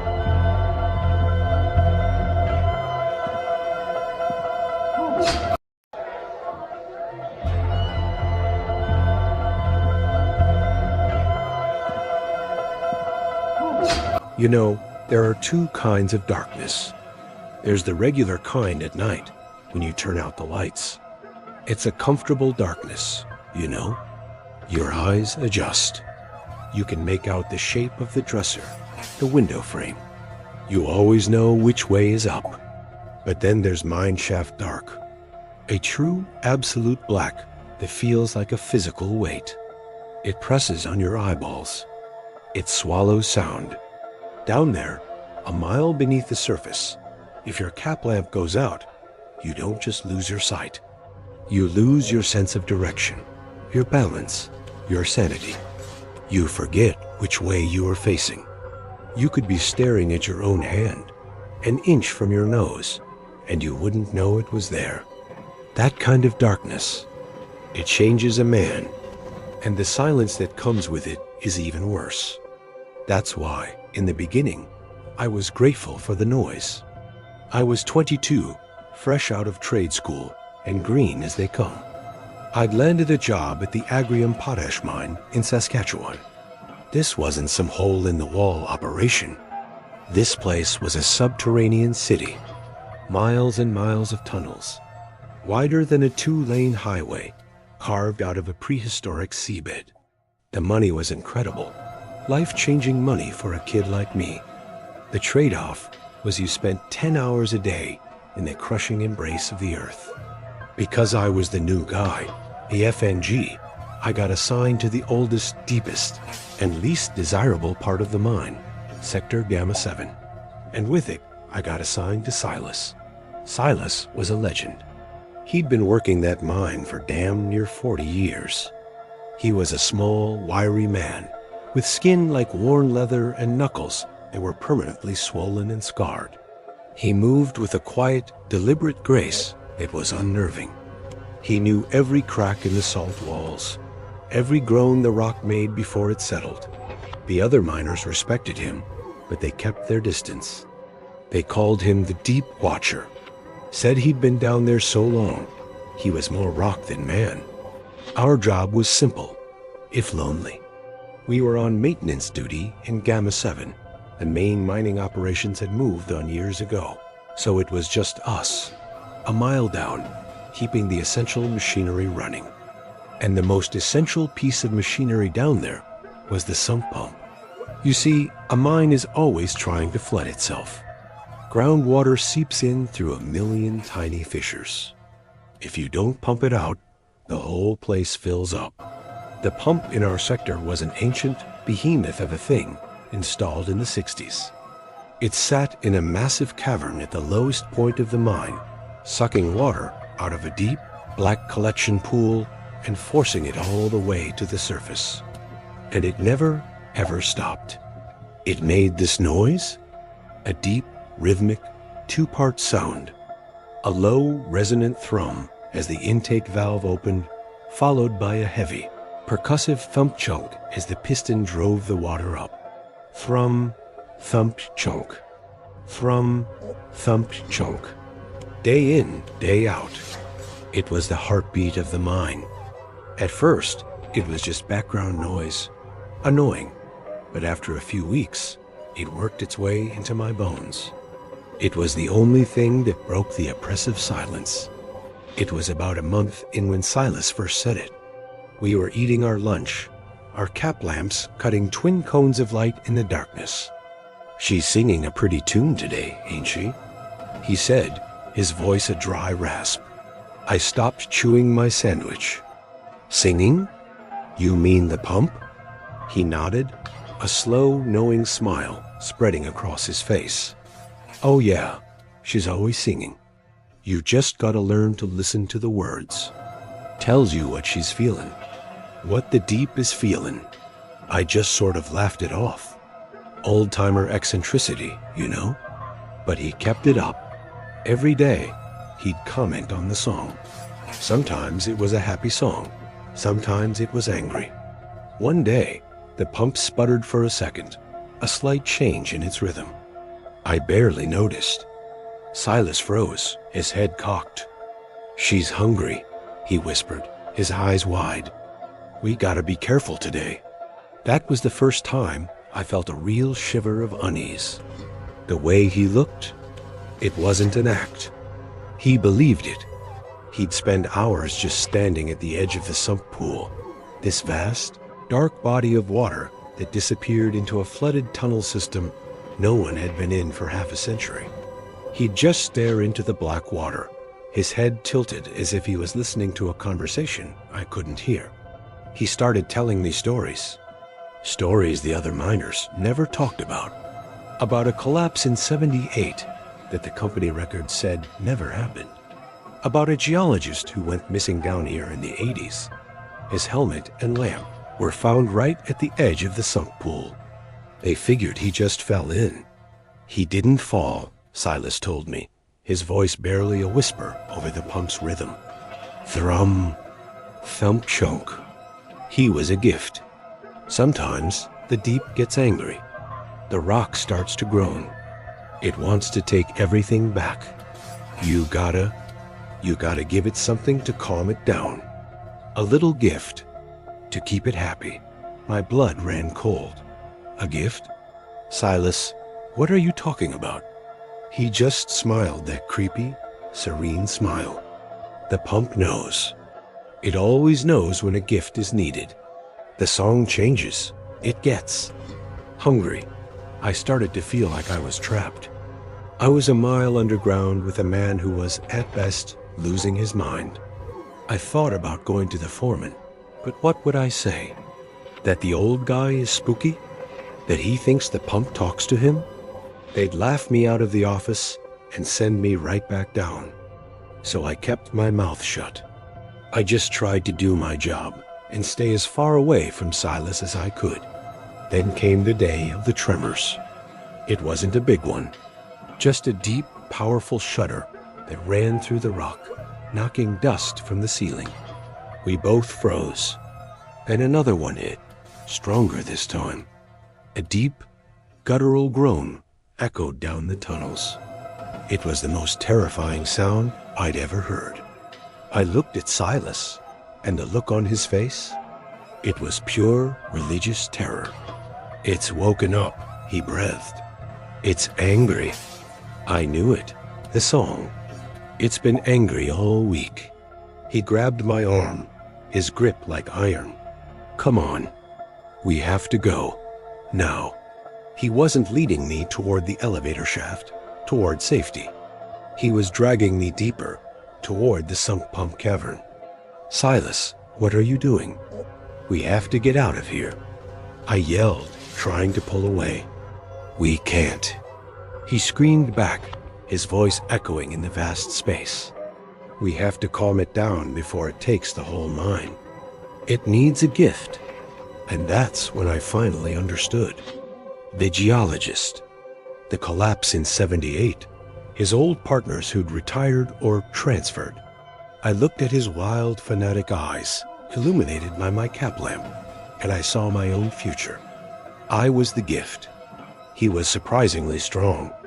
He dragged me to the edge of that sunk pool, the black water churning below. The pump was roaring now, its rhythm faster, more violent. Thrum, thump, chunk. Thrum, thump, chunk. It sounded like a monstrous, hungry mouth. "Don't fight it, boy," Silas hissed in my ear. "It's an honor. You'll keep us all safe. You'll be part of the deep. You'll hear the song forever." Adrenaline is a funny thing. It can freeze you, or it can turn you into an animal. I chose animal.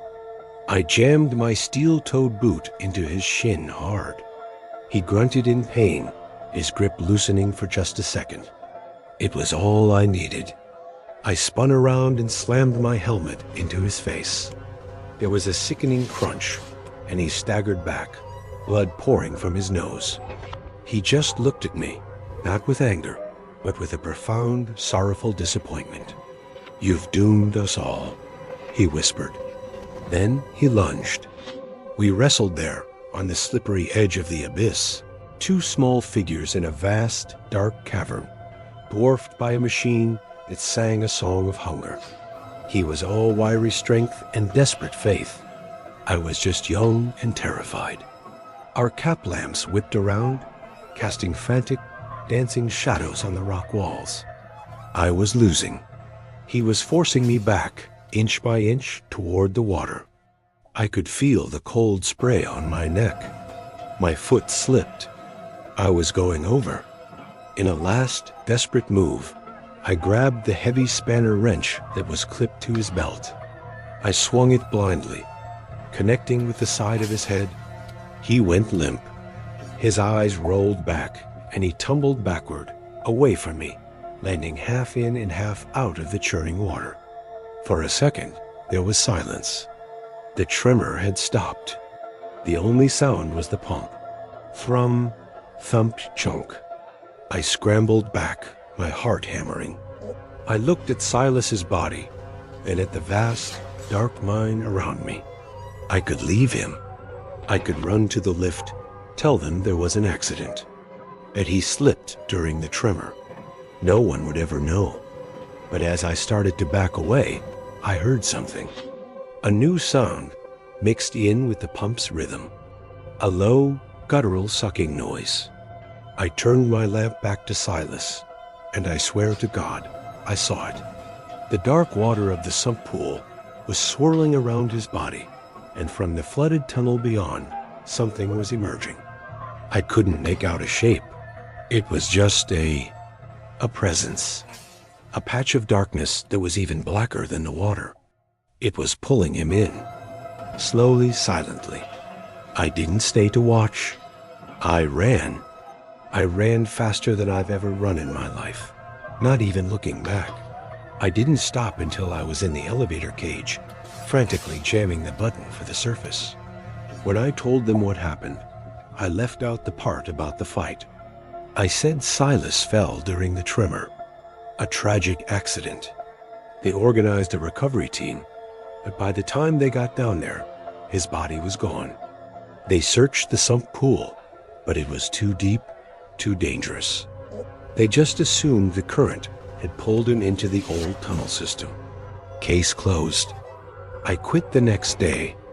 I couldn't take the money, couldn't take the job. I moved 1,000 miles away, but I never really left that mine. Because sometimes at night, when it's perfectly quiet, I can still hear it. That deep two-part rhythm. Thrum, thump, chunk. And I know what Silas meant. It's not just a pump. It's a heartbeat. And it's always, always hungry.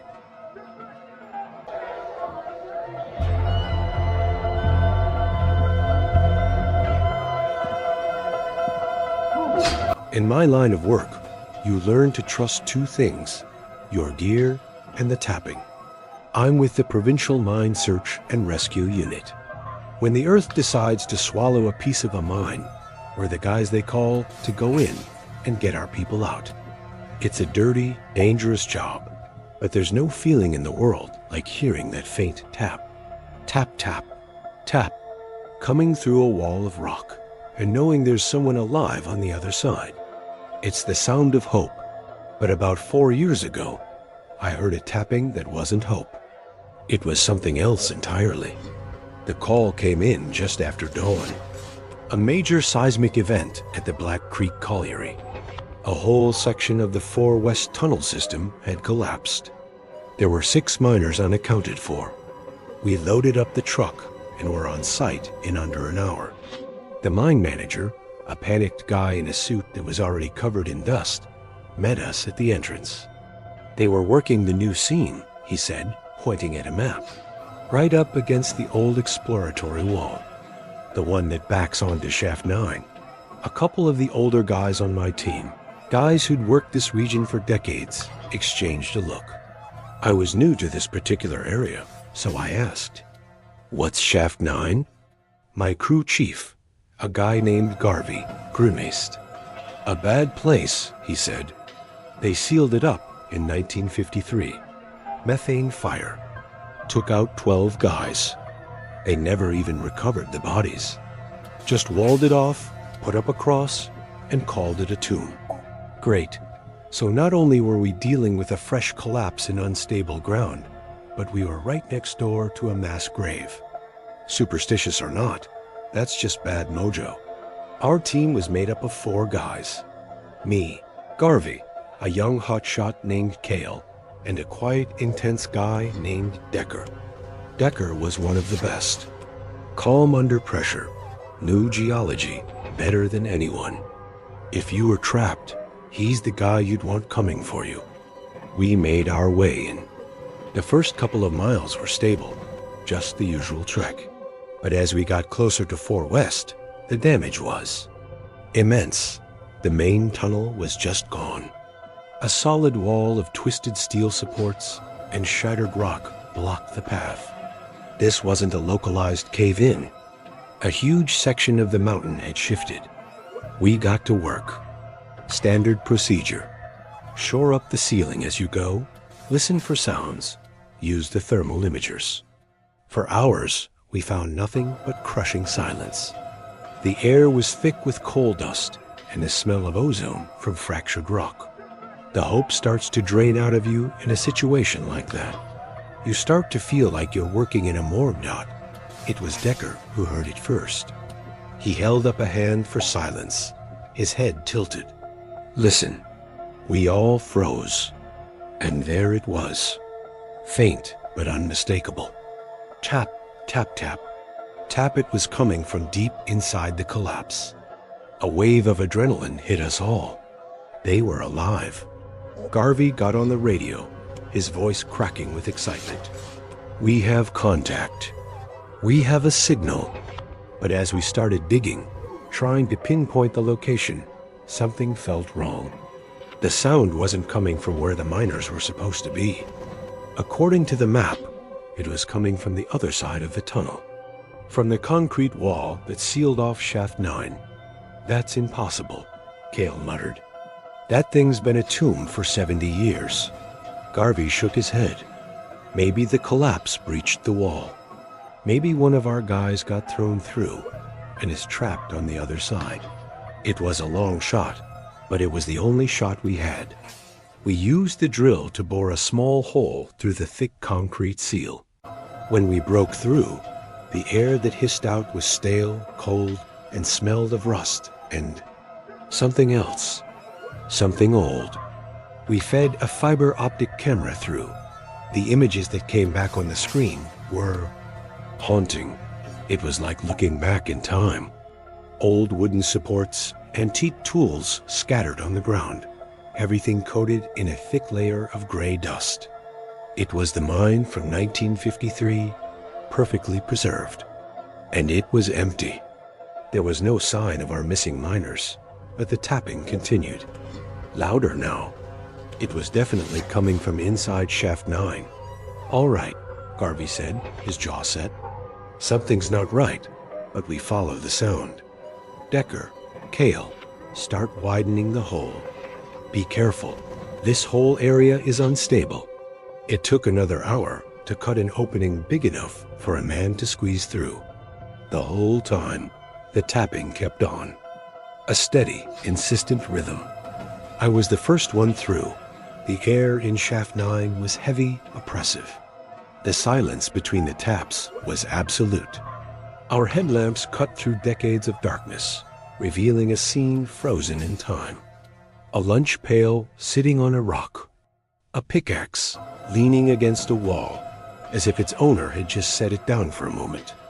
But there were no bodies. No signs of the fire, just emptiness. We followed the tapping deeper into the old shaft. And that's when the other strange things started happening. I saw a flicker of movement out of the corner of my eye, a shadow that looked like a man in old-fashioned mining gear. When I turned my head, there was nothing there. Cale swore he heard whispering. Faint voices carried on the dead air.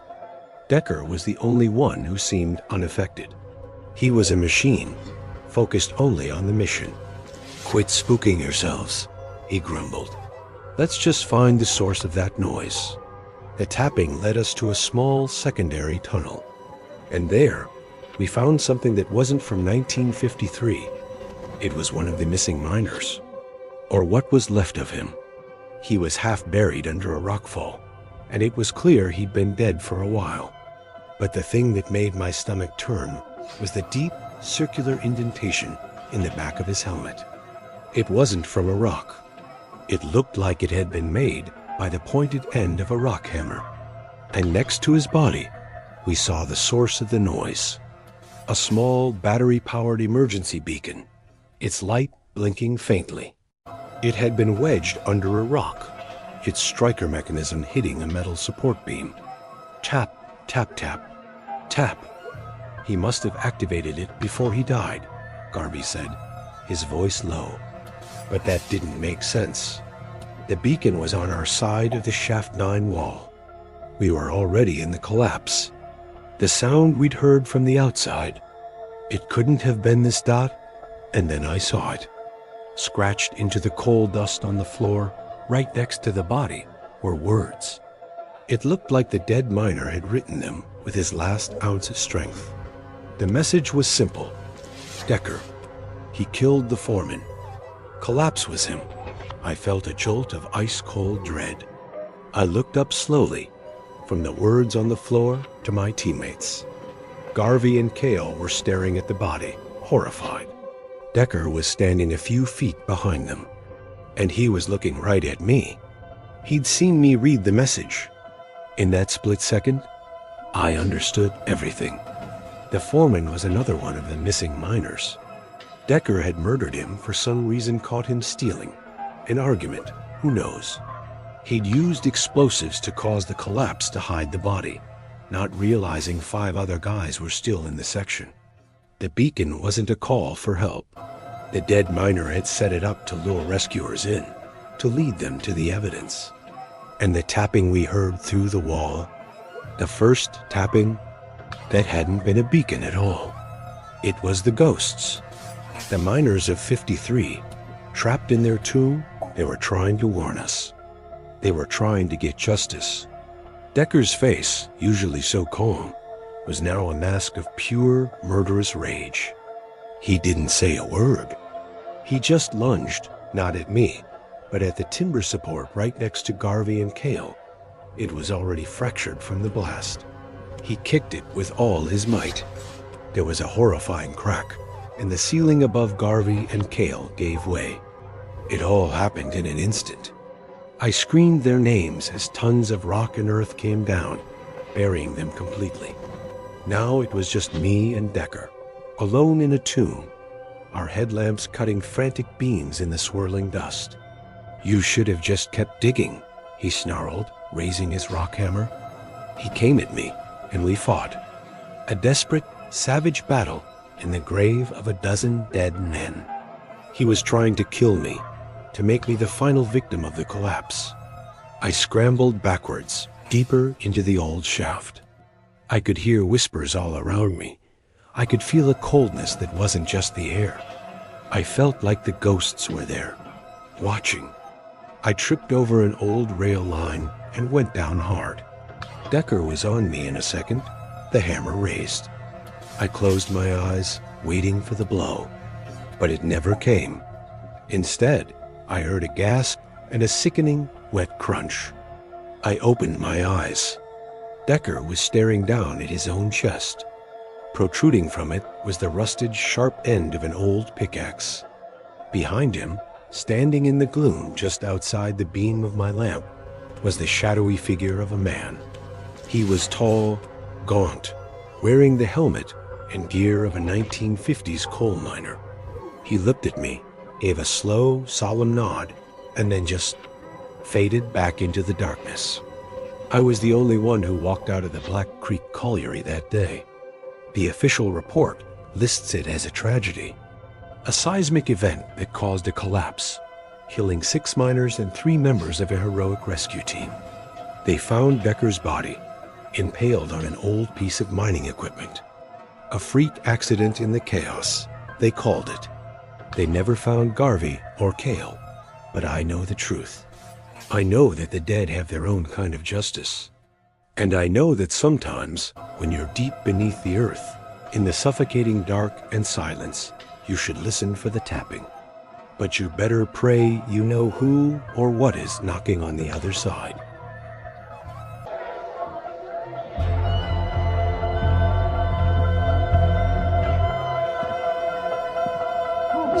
You ever do something so stupid, so monumentally dumb, that you can't even tell people the whole truth about it?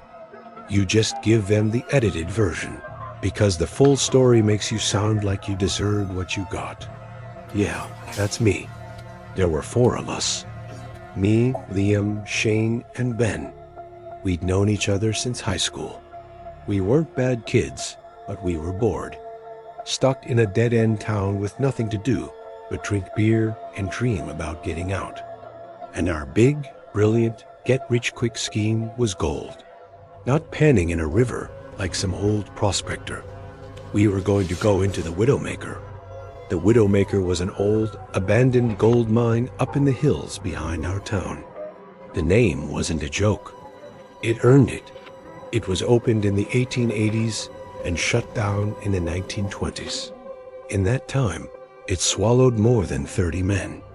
Badly dug, unstable, full of vertical shafts, they called man-traps and pockets of bad air. The entrance was boarded up, plastered with warning signs. Everyone in town knew the stories. It was a place you just didn't go. But Ben was obsessed. He was the smart one in our group, the planner. He'd spent months at the library, digging up old geological surveys and mining company records. He was convinced that the old-timers had missed a major quartz vein. He showed us maps, pointed to faded lines. They were feet away from it, he'd say, his eyes gleaming. $1 million in ore, just sitting there, waiting for someone with the guts to go get it. Guts. Yeah, that's what he called it. The rest of us were skeptical, but Ben was persuasive, and we were desperate. So we pooled our money, bought some climbing ropes, cheap headlamps, and a canary in a cage, Ben's idea, for the bad air, and one Friday night, we went up the hill. Prying the boards off the entrance felt like breaking into a crypt. A wave of cold, musty air washed over us, smelling of wet rock and decay. The darkness inside was absolute. We switched on our headlamps, and the beams cut into a blackness that felt solid. The first couple of hours were exciting, I guess. It was an adventure. We were explorers. We followed Ben's map, navigating through decaying tunnels, our voices echoing weirdly. The silence in between our words was total. The first accident happened about a mile in. We were crossing a section where the floor was rotten planking over a dark chasm. Liam, who was always the clumsy one, put his foot right through a board. He yelled, and for a terrifying second, he was just gone, swallowed by the dark. But the rope we'd tied between us held, and we managed to haul him back up. He was shaken. His ankle was twisted pretty bad, but he was alive. "That's it for me, guys," he said, his voice trembling. "I can't go on. Ben was furious. "We're almost there, man. Don't bail now." But Liam was done, and he couldn't make it back on his own. Shane, his best friend, volunteered to take him. "We'll wait for you at the entrance," Shane said. "Just be careful." So then it was just me and Ben. The atmosphere changed instantly. The fun was gone. Now it felt serious, dangerous. We pressed on, deeper and deeper into the mountain's guts.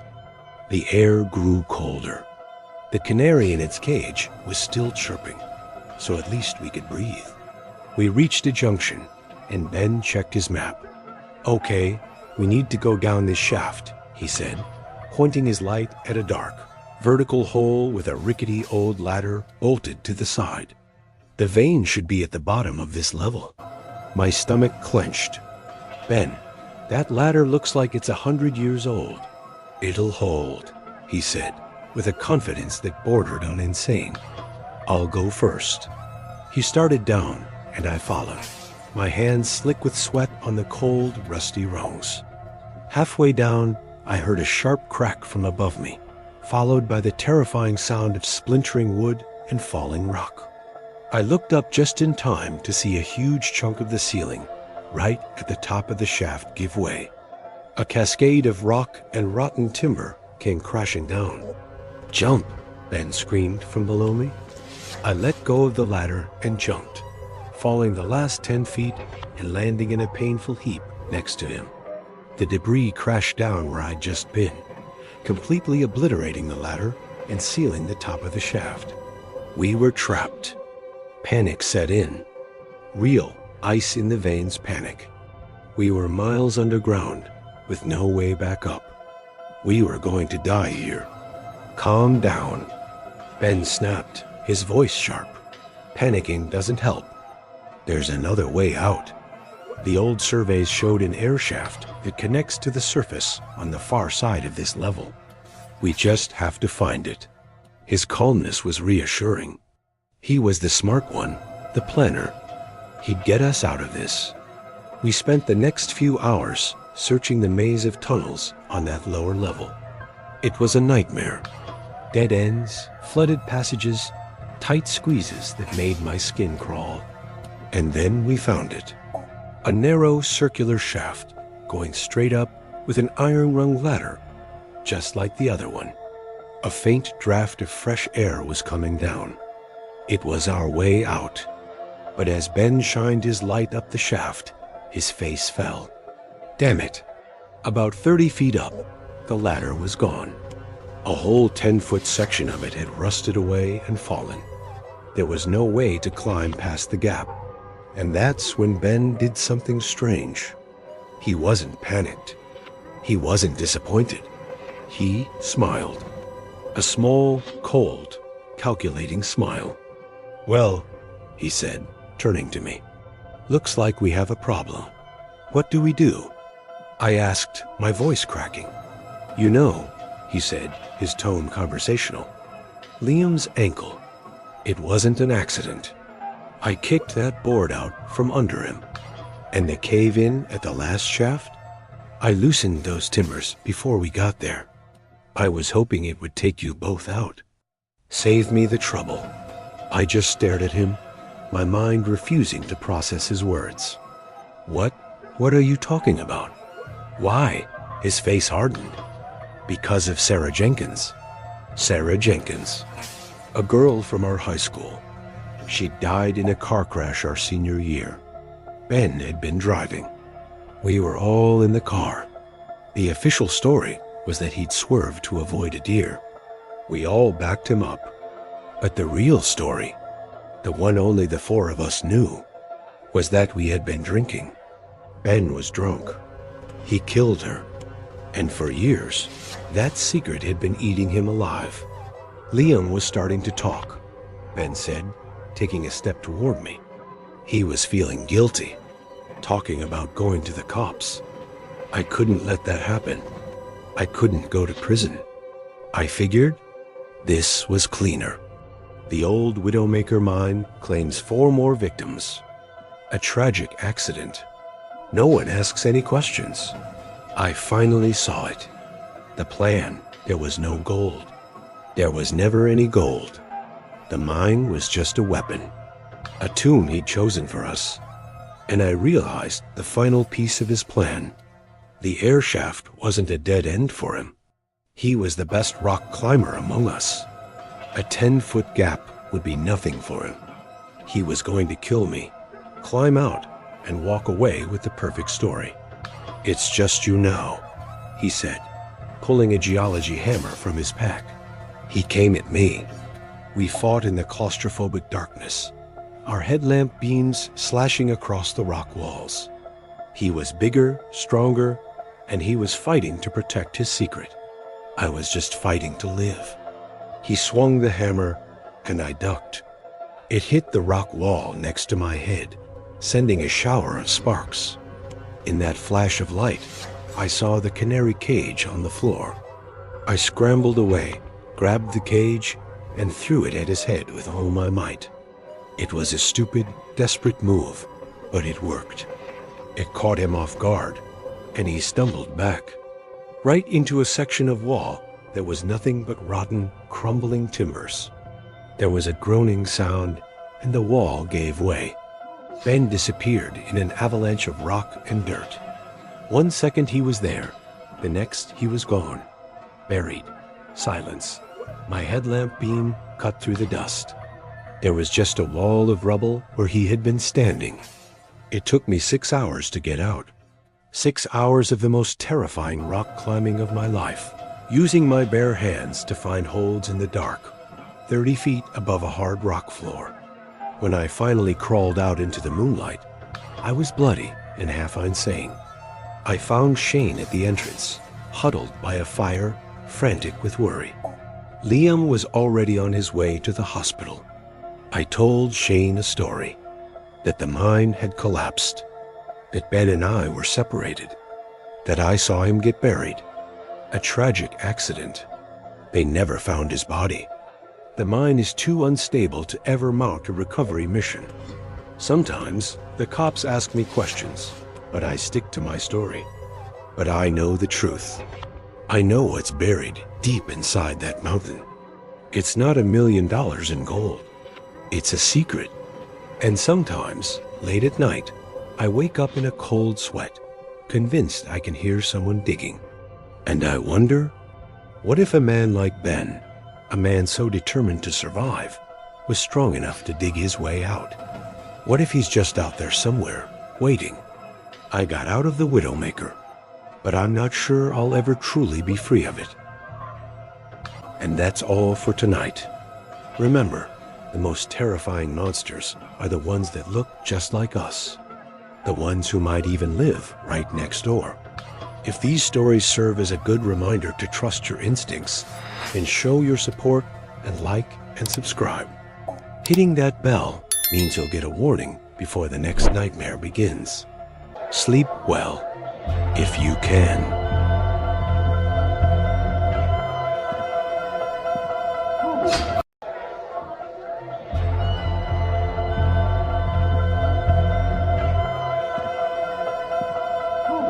Being a vet, it's not what people think it is. It's not all puppies and kittens and heroic, life-saving surgeries.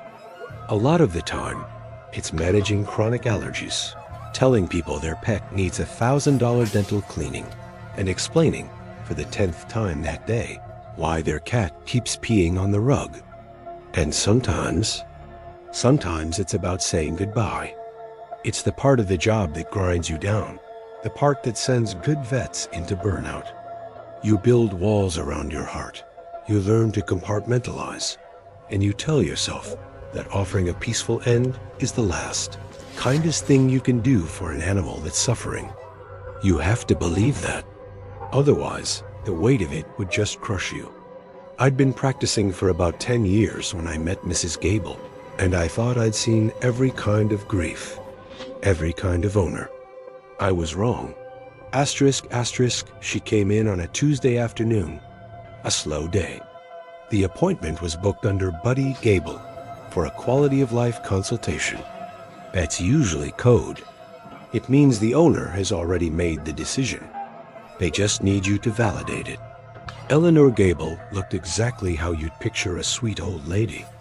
She was probably in her late 70s, bird frail, with perfectly coiffed silver hair and a string of pearls at her throat. She carried herself with a quiet, fragile dignity. And at her side, on a worn leather leash, was Buddy. He was a magnificent golden retriever, the kind you see on calendars.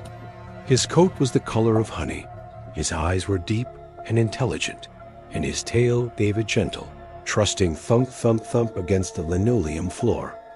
Asterisk, he's not himself anymore, Doctor, Mrs. Gable said, her voice a soft, tremulous whisper. She dabbed at the corner of her eye with a lace-trimmed handkerchief. He's 14, you know. An old man. His hips, they cause him such pain. He can barely get up the stairs, and he won't eat much of anything. I did my examination. I ran my hands over his hips, palpated his abdomen. Buddy was a little stiff, sure. He had some mild arthritis, which is completely normal for a dog his age.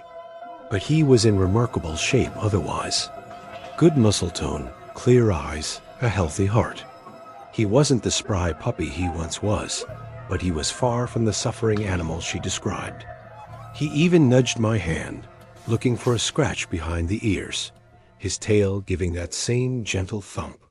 I explained my findings, suggesting we could manage his arthritis with some new medications. That he still had plenty of good time left. Mrs. Gable just shook her head. A single perfect tear, tracing a path down her powdered cheek.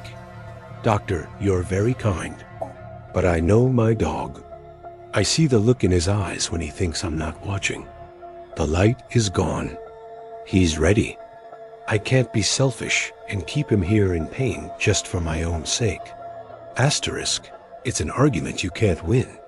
When an owner has convinced themselves that their pet is suffering, any evidence to the contrary is just seen as you're not understanding their special bond. It's a performance of compassion, and you, the vet, are cast as the final instrument of that compassion. So with a heavy heart, I agreed. My vet tech, Chloe, a young woman with a heart far too big for this job, prepped the injection. Mrs. Gable cradled Buddy's head, whispering loving goodbyes into his fur as he peacefully drifted off. She paid in cash, thanked me profusely for my kindness, and left, a solitary, grieving figure. Chloe and I were quiet for a while after that. He seemed like such a sweet old boy, she said, her voice thick with emotion. I just nodded. They always are, I replied. It was just another sad Tuesday. We forgot about it by the end of the week. Almost exactly a year later, the name Buddy Gable appeared on our schedule again. I felt a pang of confusion. Didn't we? I started to ask Chloe. She shrugged. Maybe it's a new dog? Same name, in memory of the old one. It happens all the time. When a frail-looking Mrs. Gable walked into the exam room, my confusion solidified into a strange, unsettling feeling of déjà vu. At her side was a golden retriever, and he looked identical. The same honey-colored coat, the same intelligent eyes, the same gentle disposition. Asterisk, Dr. Thorne, thank you for seeing us, she said, her voice carrying that same practiced, sorrowful tone. This is Buddy. I rescued him a few months ago. I thought I was ready, but he's an old dog. The shelter wasn't honest about his age. His hips are just terrible, and he has this cough. This time, my examination was more thorough, more skeptical. The dog was, by all accounts, perfectly healthy. Maybe 10 years old, not a puppy, but vibrant. There was no cough. His hips were fine. He licked my hand eagerly. I looked from the happy, healthy dog to the sad, determined woman, and a cold knot formed in my stomach. Mrs. Gable, I said, trying to keep my voice even. This dog is in very good health. I can't find any medical reason to consider euthanasia. Her face crumpled, but this time it looked different. Not like grief, but like frustration, annoyance. You don't understand, she insisted, her voice losing its gentle tremor and taking on a sharper edge. His soul is tired. He is ready to go. The phrase, his soul is tired, echoed in the sterile exam room. It wasn't medical. It was something else. It was a justification that existed outside of logic, outside of my professional expertise. I held my ground for 10 minutes, offering alternatives, suggesting rehoming him if she couldn't care for him. But she was immovable. She started to cry, accusing me of wanting to prolong his silent suffering, of being cruel. It was emotionally manipulative, and it was deeply, deeply effective. In the end, I caved. The alternative, I reasoned, was her taking him to a less scrupulous clinic, or worse, abandoning him. The procedure felt different this time. It felt wrong. It felt like an execution. Asterisk after she left, Chloe and I just stared at each other. That was weird, right? She whispered. That wasn't just me? I pulled up the file for the first Buddy Gable. The photo we had on file was a bit blurry, but it was him. It was the same dog. Or if not the same dog, his perfect double. Pull up her whole file, I said. Chloe's fingers clicked on the keyboard. Mrs. Eleanor Gable, client for 6 years. And there it was. A pattern. 4 years ago, a euthanasia for a golden retriever named Buddy. 6 years ago, another one. Same name, same breed. All of them around the same time of year, in late autumn. All of them described as old and suffering, despite the sparse medical notes suggesting otherwise. A morbid curiosity, the kind you know you should ignore, took hold of me. That night, I went home and did something I'd never done before. I looked up a client online. I just typed Eleanor Gable and the name of our town into the search bar. The first things that came up were obituaries. Not for her, but for her husbands. Mr. Albert Gable, deceased 6 years ago. Mr. Jonathan Pinter, her second husband, deceased 4 years ago. And her first husband, Mr. David Sterling, deceased a decade ago. She had reverted to her second husband's name after the third one passed. I clicked open Albert Gable's obituary. My blood ran cold. Date of death, October 17th. I checked our clinic's records. We had put the first Buddy to sleep on October 18th. I checked Jonathan Pinter's. Date of death, November 2nd. We had euthanized the second Buddy on November 2nd. The dog from yesterday? His appointment was on the anniversary of her most recent husband's passing. It wasn't a coincidence. It was a ritual. My mind reeled, trying to grasp the sheer, horrifying insanity of it. Was she transferring their souls into these dogs and then disposing of them? Was it some twisted, private ceremony to mark the anniversaries of her freedom? The sweet old lady from the exam room transformed in my mind into something monstrous. A black widow tending to her macabre garden of memories. The worst part was, she hadn't done anything illegal. The dogs were legally hers. She could, in theory, do whatever she wanted with them. My hands were tied. All I had was a monstrous suspicion that would make me sound like a lunatic if I ever voiced it. Asterisk, I tried to put it out of my mind. For a year, I succeeded. I told Chloe to flag Mrs. Gable's file, and that we would no longer approve any euthanasia requests from her without a second opinion from a specialist. It was a flimsy shield, but it was all I could do. Life went on. Then, a few weeks ago, a man I didn't recognize came into the clinic to buy some high-end joint supplements.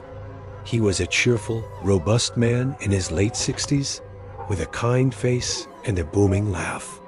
He was chatting with Chloe at the front desk when he mentioned his wife. Eleanor is just so thrilled, he said, beaming. After her last dog passed, I told her no more heartbreak. But she gets so lonely. So for her birthday, I got her a new golden retriever puppy. Named him Buddy, of course. The name hit me like a physical blow. I stepped out of the exam room. The man introduced himself. Mark Peterson. My wife, Eleanor, speaks so highly of you, Dr. Thorne. I felt a wave of nausea. This was the new husband. Husband number 4. He was a dead man walking. I wanted to grab him by the shoulders and scream, "Run! Your wife is a monster." But what could I say? Your wife serially euthanizes dogs that look identical on the anniversaries of her dead husband's deaths, and you just bought her the next murder weapon? I just forced a smile and said it was a pleasure to meet him. The dread sat in my stomach like a lead weight for months. Every day, I expected the call. Every time the phone rang and I saw the name Gable on the caller ID, my heart would seize up. And then yesterday, it came. It wasn't her voice on the line. It was his. Mark Peterson. He sounded flustered, out of breath. "Dr. Thorne? It's Mark. We have a problem with Buddy. Eleanor insisted I call you. She said you'd understand. There's been an accident. He fell down the stairs. His back is broken. He's in agony. She says it's time. She says it's the kindest thing." I could hear her in the background, a high-pitched, keening wail that didn't sound like grief, but like fury, like impatience. "Just tell him to come, Mark.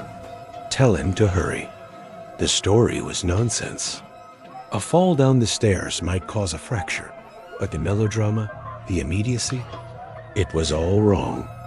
This wasn't about the dog. It was about him. This wasn't the anniversary of a death. This was the prelude to one. "I'm on my way," I said, my voice hollow. "I don't know what I'm going to find when I get to that house. But I know it's not about a dog." I packed my medical bag, but I also put a heavy Maglite flashlight on the passenger seat of my car. It feels heavy, solid, reassuring. For the first time in my career, I'm not driving to a patient's house to end a life. I think I'm driving there to try and save one. And I am utterly, bone-chillingly terrified that I'm going to be too late.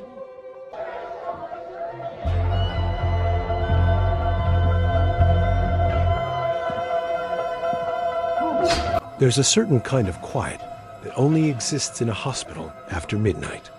It's not a peaceful quiet.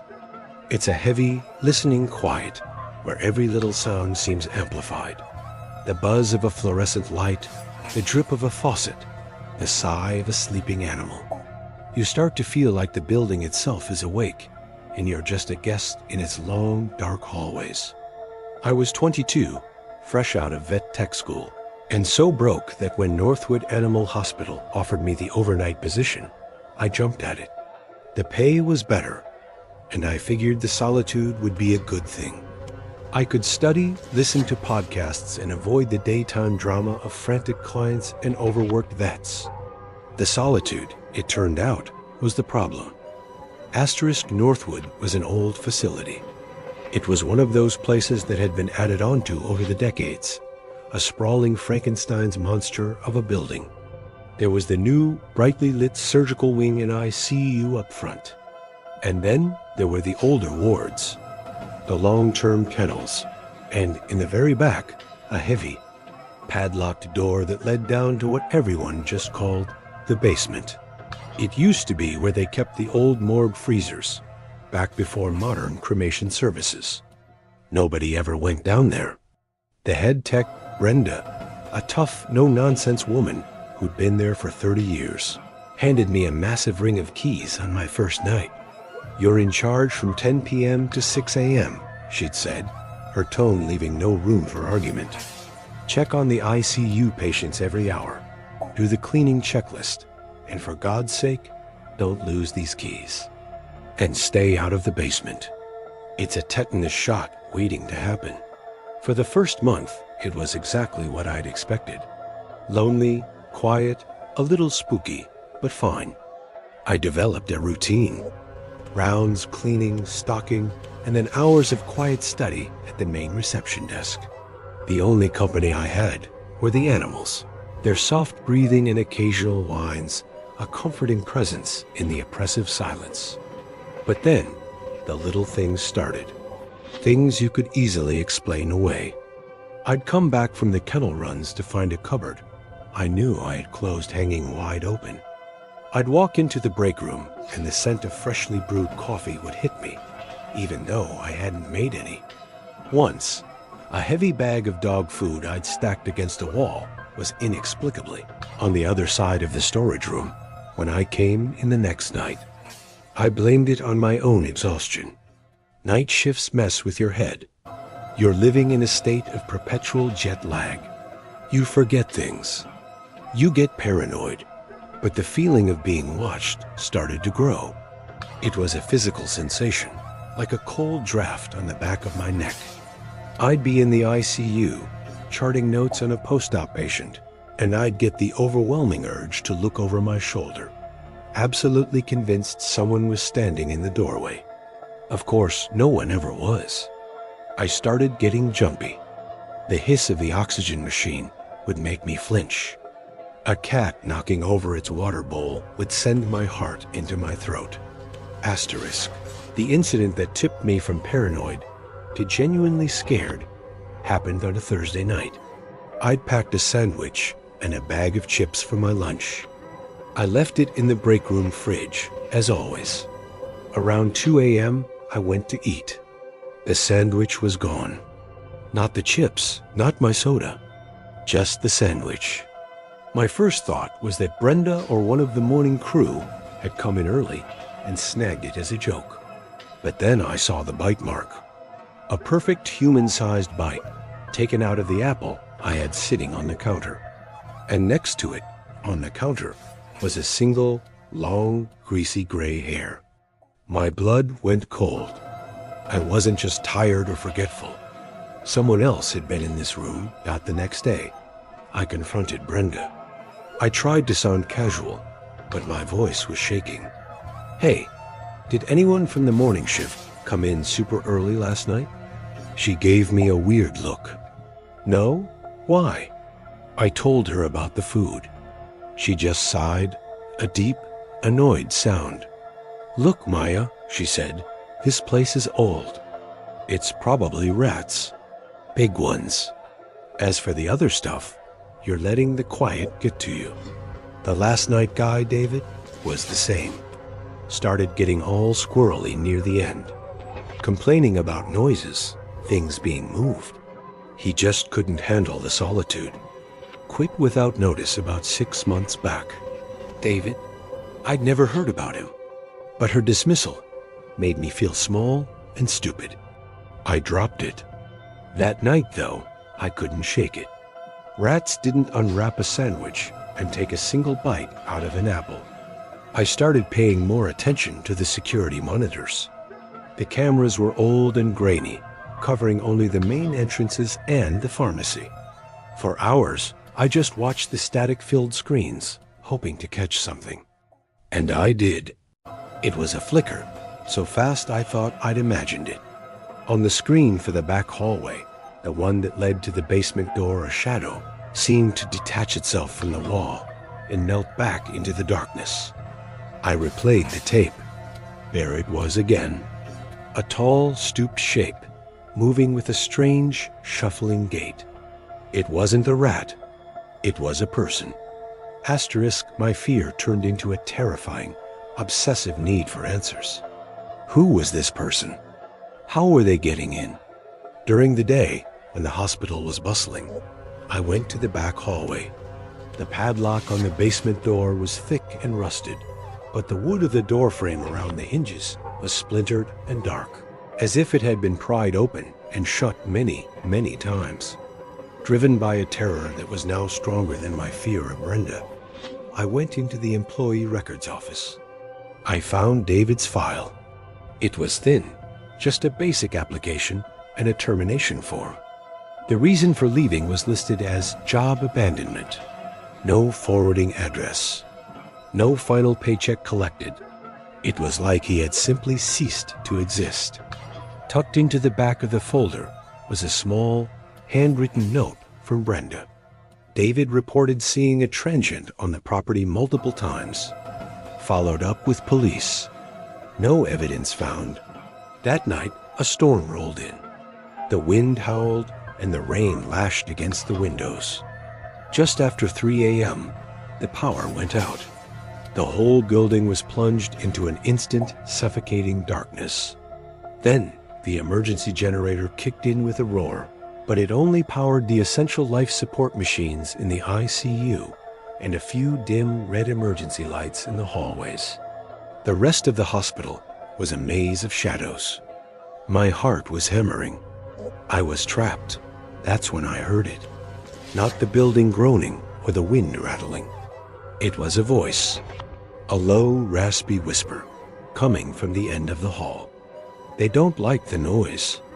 The storm scares them. I froze, my hand clamped over my mouth to stifle a scream. I peered into the gloom, and I could just make out the silhouette standing there. Tall, stooped, the figure from the security camera.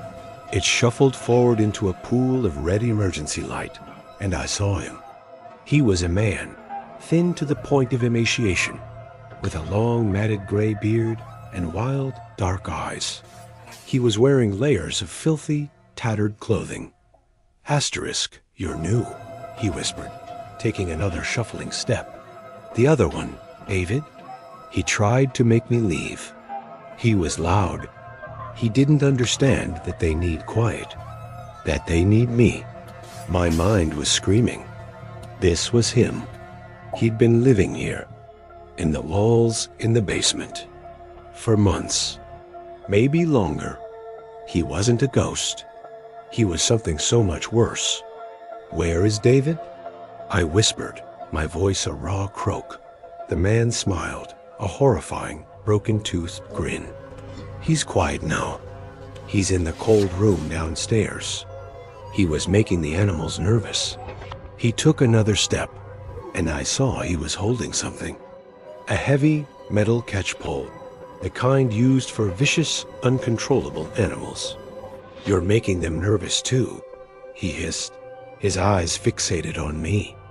"All your noise, your lights. This is their home. My own. I didn't think. I just ran." I sprinted through the darkened hallways, my own panicked gasps echoing in the silence. I could hear his shuffling footsteps behind me, faster than I would have thought possible. He knew the layout better than I did. He was a predator in his own territory. I ducked into the radiology suite, my only thought being the heavy lead-lined door. I slammed it shut, just as he threw his weight against it from the other side. The handle rattled violently. I fumbled for the lock and threw the deadbolt. It was the one room in the hospital he couldn't break into. I was safe for a moment, but I was trapped. He started pounding on the door, a rhythmic, terrifying thud, his whispers seeping through the cracks, telling me what he was going to do to me when he got in, how he was going to make me quiet. Just like David, asterisk, I was sobbing, backed into a corner, when my eyes fell on the room's only outside connection. The old intercom system used to speak with the vets during an X-ray. It was on the same circuit as the ICU, powered by the generator. With a trembling hand, I flicked the switch and screamed into it, screaming for a help I knew was miles and hours away. But I didn't know that the intercom was a two-way system, and that when the day shift arrived, Brenda always turned it on from the main desk to check if the room was free. The pounding stopped. The whispering stopped. I waited in terrified silence for what felt like an eternity. Then I heard it. Brenda's voice, crackling through the small speaker. "Maya, is that you? What the hell is going on?" I have never felt such relief in my entire life. I screamed everything into that intercom. The man, the chase, David in the freezer. The police found him an hour later, hiding in a crawl space above the ceiling tiles in the main kennel. They found David's body in one of the old, unplugged morgue freezers in the basement, just like he'd said. His name was Silas, and he'd apparently been homeless for years after his own dog had died on the operating table at Northwood. He'd blamed the vets, and in his grief-shattered mind, he'd decided to move in and become the hospital's secret silent caretaker. I walked out of the hospital into the gray morning light, blinking like I was seeing the sun for the first time. I never went back. I still have nightmares about the listening quiet of that building and the terrifying realization that sometimes, when you feel like you're being watched in the dark, you are.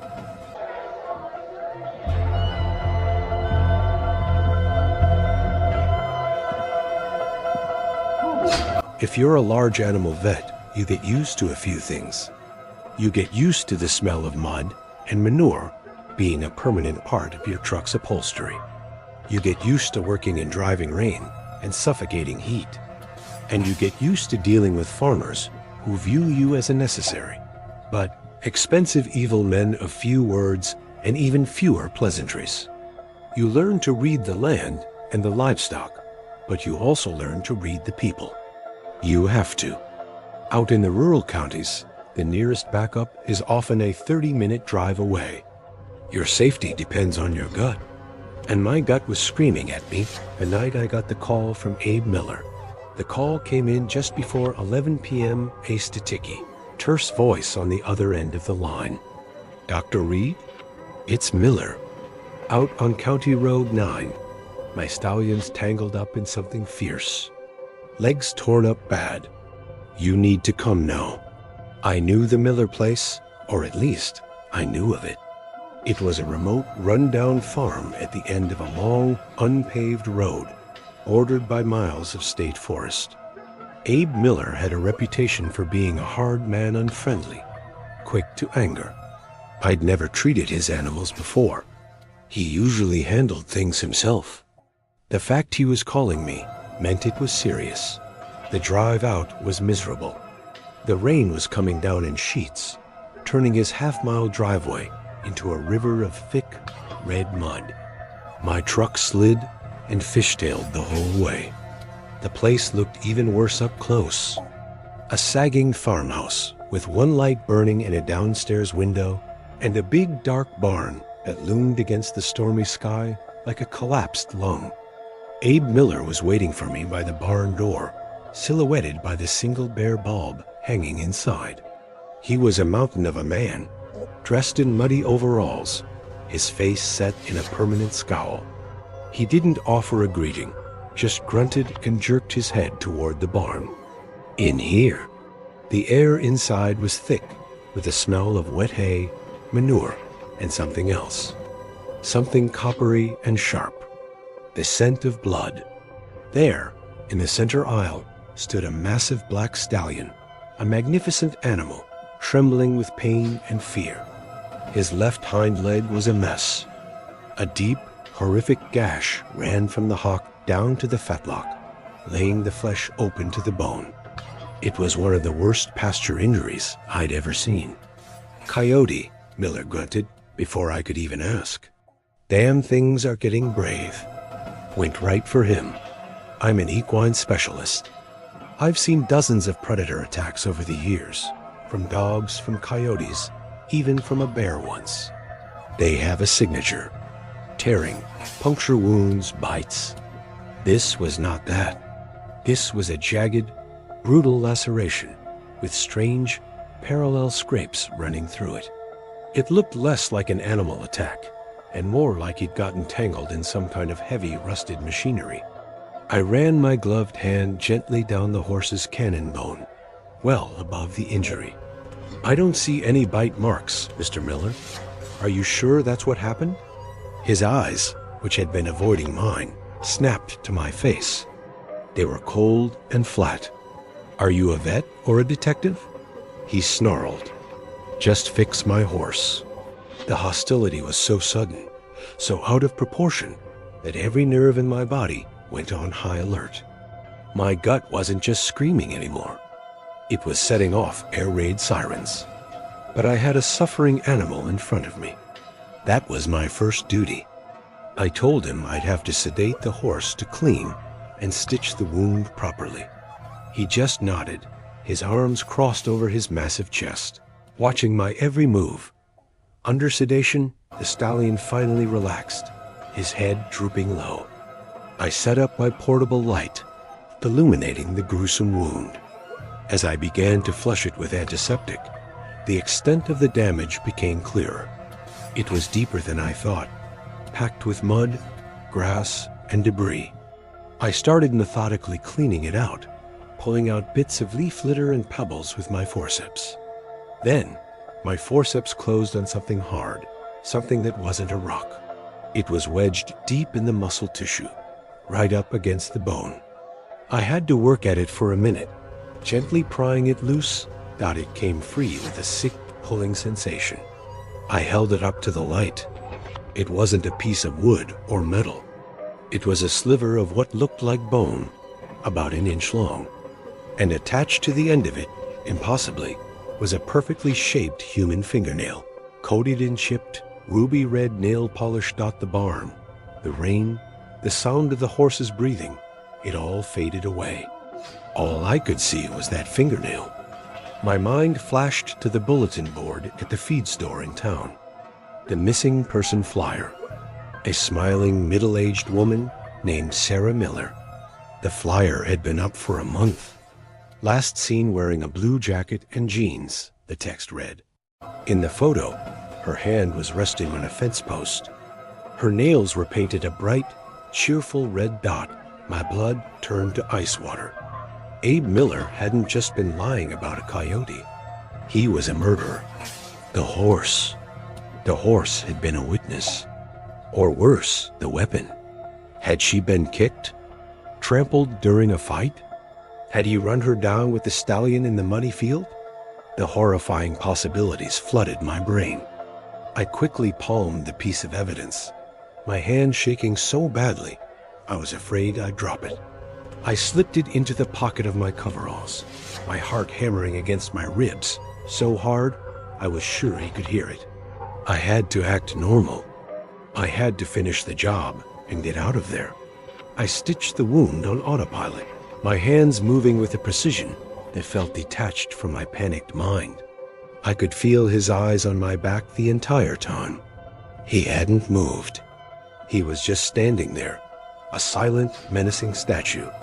When I was done, I began packing my supplies, my movements stiff and clumsy.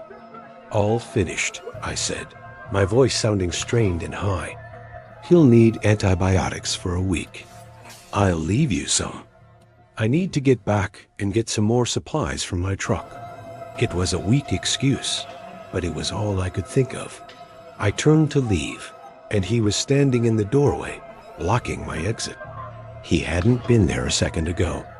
He moved with a terrifying silence for such a big man.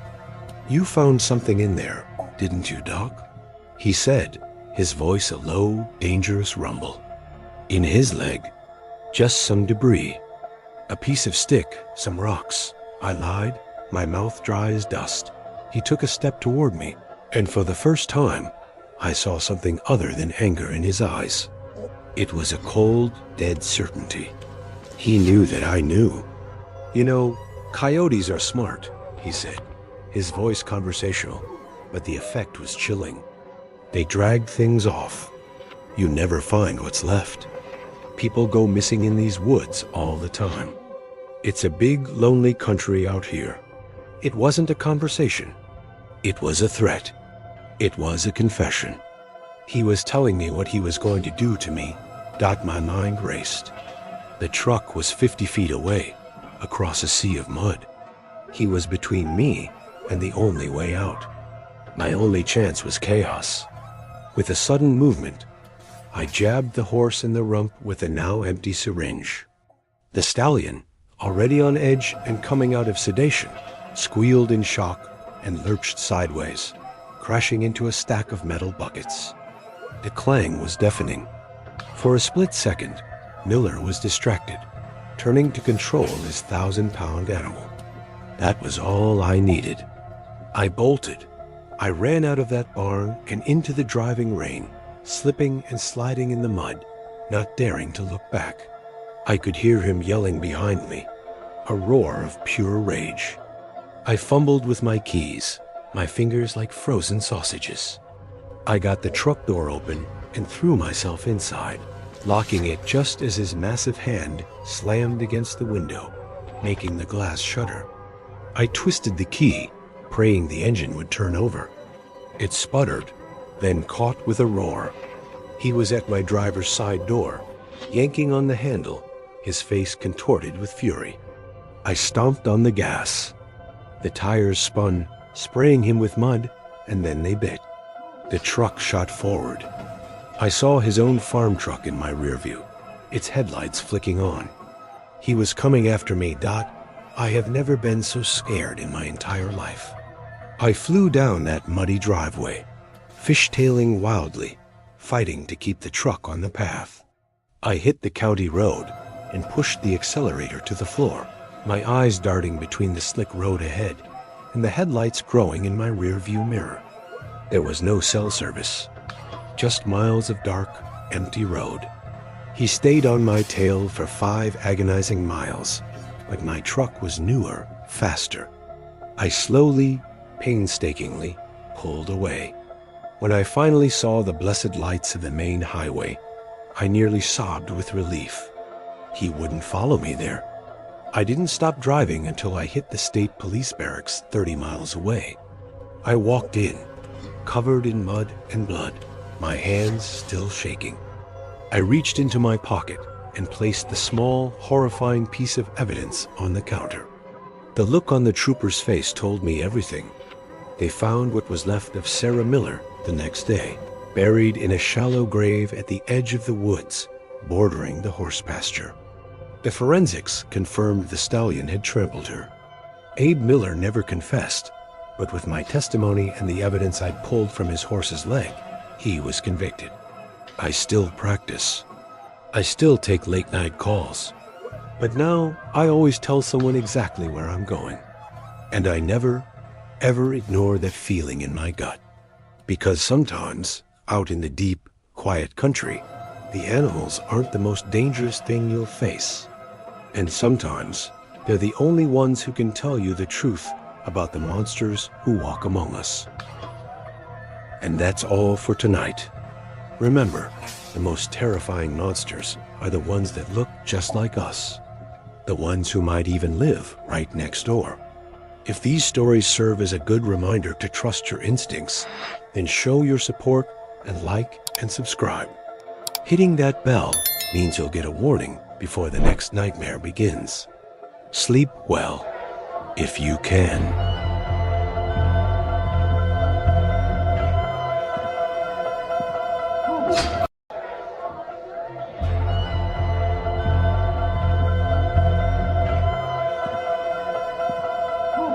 My name is Leo, and for the better part of a year, my dream was to work at the Northwood Museum of Natural History. It wasn't like the big ones in New York or DC, but for a paleontology grad student like me, it was a goldmine. It had a legacy, a reputation for housing some really unique regional fossils. So when I landed a paid internship there, I felt like I'd won the lottery. My job, however, turned out to be less about majestic dinosaur skeletons and more about dust and forgotten things. My supervisor was the museum's head curator, Dr. Julian Albright. He was one of those academics who seemed to be permanently preserved in tweed and the faint scent of old paper. He was probably in his late 60s, with a deliberate, whispery way of talking and eyes that seemed to hold a century's worth of secrets behind thick glasses. On my first day, he didn't take me to the main labs. Instead, he led me down a series of hallways, through a door marked staff only, and then to another, heavier door that required an old-fashioned skeleton key. Your project. Mr. Jennings, he said, his voice echoing in the concrete stairwell, is one of great importance, though it lacks a certain glamour. He led me down and down into the museum's sub-basement. The air grew cold, heavy with the smell of damp earth and formaldehyde. He stopped in front of a massive, hermetically sealed door, the kind you'd see on a bank vault. He spun a heavy wheel lock, and the door hissed open. "This," he announced with a sweep of his hand, "is the catacomb." That's what the staff called it, anyway. It was a climate-controlled, windowless room, maybe 50 by 50 feet, packed to the ceiling with old wooden crates and metal shelving units. This is our dead collection, over 100 years of acquisitions.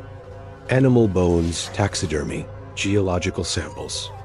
Things that were improperly labeled, or deemed redundant, or simply forgotten. Your job is to go through everything, crate by crate, bone by bone. Identify it, catalog it, and digitize the records. It's a lonely task, but a necessary one. He paused, his gaze lingering on the oppressive rows of shelves. A word of warning. The space can be unsettling. This foundation is part of the original 1888 structure. The museum's founder, Alistair Finch, was a brilliant man, but eccentric. There are strange rumors about the work he did down here. Pay them no mind. It's just an old building making old building noises. He gave me a thin smile, handed me an access card and the key, and left me there. The heavy vault door sealed shut behind him, and the silence that fell was absolute. It was just me, the hum of the climate control, and 100 years of dead things. The first week was tedious, but kind of exciting. I felt like a treasure hunter. I'd pry open a crate and find a box of unlabeled bird skulls, or the fossilized femur of a dire wolf. It was a mess, but it was my mess. I set up a small workstation with a laptop and a digital camera. The only sounds were the creak of crate lids, the clink of bones on my metal table, and the tap of my keyboard. But Dr. Albright was right. The place was unsettling. The uniform shelving created endless, identical aisles. And sometimes, when I was deep in a row, I'd get this prickly feeling on the back of my neck, like I was being watched. I'd spin around, but there was never anything there but shadows. The first truly weird thing I found was about 2 weeks in. I was sorting through a crate labeled Swede specimens, 1910 to 1920. Pig bones, basically. But at the bottom of the crate, I found a pig's tibia that had been sawed cleanly in half. Not with a butcher's saw, but with something finer, more precise, like a surgical tool. It was odd, but I chalked it up to some old, forgotten experiment and logged it as an anomaly. A few days later, in a box of deer antlers, I found a single human molar. I felt a jolt of ice in my stomach. I told myself it was probably from a medical school skeleton, something that got mixed in by mistake decades ago. I put it in a separate evidence bag and tried to forget about it, but the anomalies kept coming, and they grew harder to ignore. I found a collection of coyote skulls, one of which had a small round hole in the back of it, perfectly consistent with a small caliber bullet. In a crate of fossilized clams, I found a tarnished silver locket containing a faded photograph of a woman I didn't recognize. I was cataloging a history of decay, but I was starting to feel like a detective at a cold case. The feeling of being watched intensified. Sometimes I'd hear what sounded like a faint scraping noise from the far end of the room, but whenever I went to investigate, it would stop. The hum of the climate control seemed to be whispering to me that the breaking point came a month into the project. I was in the very back of the room, wrestling with a heavy, unmarked crate that had been wedged behind a metal cabinet. When I finally pried the lid off, the smell that hit me was wrong. It wasn't the dry, dusty scent of old bones. It was the faint, coppery smell of old blood. Inside, nestled among packing straw, was the fully articulated skeleton of a dog. But intertwined with its rib cage was a human hand. The bones were yellowed with age, and a small, gold ring was still circling the ring finger. I stumbled back, my heart hammering against my ribs. This wasn't a mistake. This wasn't a mixed-up specimen. This was a body. A piece of one, anyway. My mind was racing. Who was this? How did they get here? The rumors about the founder, Alistair Finch. What if they weren't just rumors? My eyes darted around the dark, oppressive room, and I felt a surge of pure panic. I had to tell someone. I had to tell Dr. Albright. I was about to pack up my things when my hand brushed against the wall behind the cabinet. It wasn't concrete. It was wood paneling, disguised to look like the rest of the wall. My curiosity, a stupid, morbid curiosity, overrode my fear. I pushed on the panel, and it swung inward with a low groan, revealing a small, dark compartment. Inside, covered in a thick layer of dust, was a small wooden box. And inside that box, nestled in velvet lining, were about a dozen wax cylinders, the kind used in early phonographs. A small brass plaque on the inside of the lid read, AF, a private catalog.my. Blood ran cold. AF Alistair Finch. I carefully took one of the cylinders back to my workstation. The museum had an old, hand-cranked phonograph in its archives for presentations. The next morning, feigning a research question, I checked it out. Back in the tomb-like silence of the catacomb, I slid the first cylinder onto the machine. I placed the needle, turned the crank, and a voice, warped by time and static, crackled to life. It was a man's voice, calm, educated, and utterly chilling. October 12, 1898, the voice began, clear as day despite the hiss. Specimen number 1, a transient male of approximately 30 years. Robust, but with little intellectual curiosity. I acquired him near the docks. The subject was uncooperative. The cause of expiration was a precise cranial trauma, administered with a geological hammer. I find his skeletal structure to be a perfect example of a life of manual labor. He will be cataloged alongside the specimens of Ursus americanus, the American black bear. It seems a fitting comparison. The brute force of nature, side by side. I snatched the needle off the cylinder, my hand shaking uncontrollably. I couldn't breathe. This wasn't a scientific log. It was a confession, a murder journal. I played another cylinder. December 3rd, 1898, specimen number 2. A young woman, a flower seller. Delicate features. I was forced to dispose of her locket separately, a regrettable sentimentality.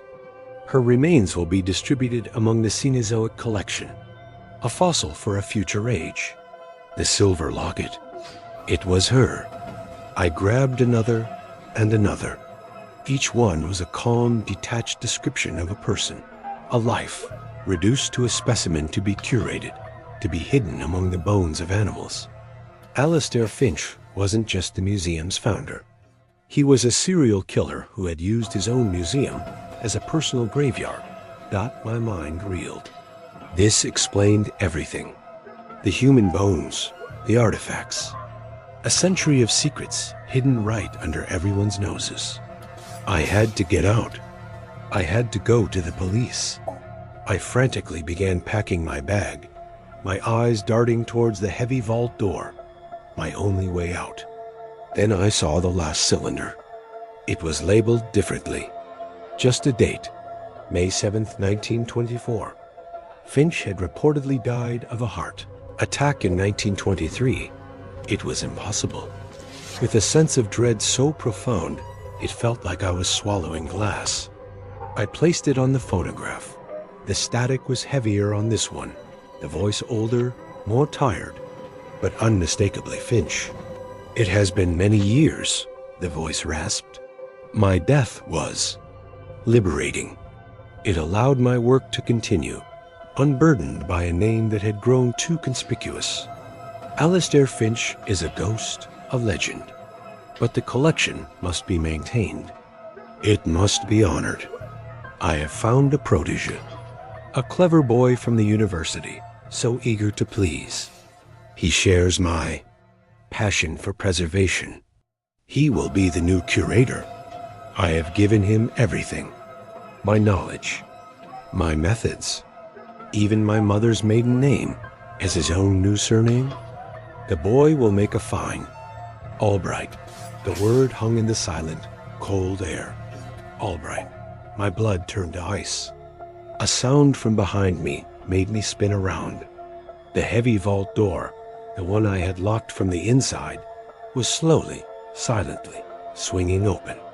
Standing there, silhouetted against the light of the stairwell, was Dr. Julian Albright. He wasn't smiling. His eyes, magnified by his thick glasses, looked ancient and predatory. "Mr. Jennings," he said, his voice the same calm, whispery tone as always. "I see you found the private catalog." He took a slow step into the room, letting the vault door swing shut behind him with a final, deafening boom that sealed us both in the darkness. I must confess, I was beginning to worry you lacked the proper intellectual curiosity for the position. He took another step closer, and I could see he was holding something in his hand. A small, heavy geological hammer. "But I see now you're perfect. Absolutely perfect. We have a new specimen to add to the collection."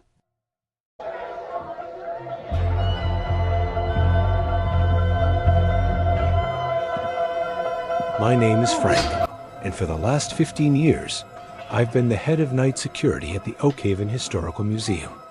It's not a glamorous job, but it suits me. I'm a creature of habit, and there's a peacefulness to having an entire building to yourself. The quiet hum of the HVAC system, the predictable click-clack of my boots on the marble floors, the ghostly glow of the exit signs. It's my own little kingdom of silence. I've seen dozens of exhibits come and go. Civil War artifacts, antique farming equipment, local pottery. Nothing ever fazed me. They were just things. Until the wax figures arrived. The exhibit was called Faces of the Forgotten, and the museum director, a slick guy named Mr. Abernathy, was ecstatic about it. It was a loan from some private collector who had bought up the entire inventory of a defunct roadside wax museum from the 1920s. The promotional material called it a time capsule, a collection of figures depicting ordinary people from our towns past a blacksmith, a schoolteacher, a farmer and his wife, a little girl holding a doll. When the movers brought them in, I helped uncrate them. And I gotta tell you, from the second I saw them, something felt wrong. They were incredibly lifelike. Too lifelike. The craftsmanship was astounding. Every wrinkle, every stray hair, the faint blush on their cheeks. But it was their eyes. They were glass, of course, but the artist had somehow given them a wet, shimmering depth. When you walked past them, you'd swear their eyes followed you. My partner, Dave, who works the day shift, joked about it. "Don't let him bite, Frank," he'd say. I'd just laugh it off. But at night, alone, the joke wasn't funny. The silence of the museum wasn't peaceful anymore. It felt occupied. The first week, it was just little things. Things you could easily explain away. I'd start my 11 p.m. patrol, and I'd notice the blacksmith's hammer was angled slightly differently than when I'd made my last round. Or the school teacher's head, which was facing forward when I started my shift, would be tilted slightly to the left, as if she were listening for something down the hall.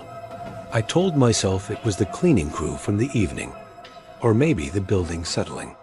But I knew the cleaning crew wasn't allowed in that hall once the exhibit was set up, and a building doesn't settle in a way that makes a wax figure turn its head. I started taking pictures on my phone at the beginning of each shift, just to prove to myself I wasn't going crazy. And the pictures proved I wasn't. One night, the farmer's wife, a stern-looking woman holding a basket of fake apples, had one hand on the basket's handle. The next morning, Her fingers were curled around the apple on top. A small change, but it was impossible.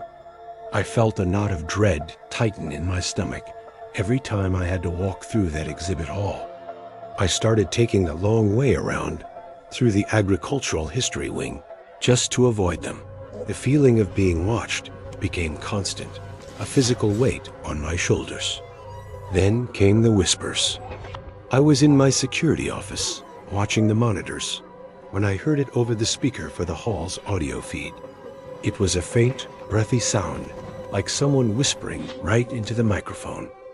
I turned up the volume, and I could just make out a word, cold. I bolted from the office, my heart pounding, convinced a transient had broken in. I searched the entire exhibit, every corner, every shadow. The hall was empty, except for the figures standing there, silent and still under the track lighting, their glass eyes seeming to mock me. That's when things got personal. A few nights later, I found my car keys, which I had left on the desk in my locked office, dangling from the eye, outstretched finger of the little girl figure. She was holding them out, as if offering them to me. I just froze, staring at them. How? Who? There was no sign of forced entry into my office.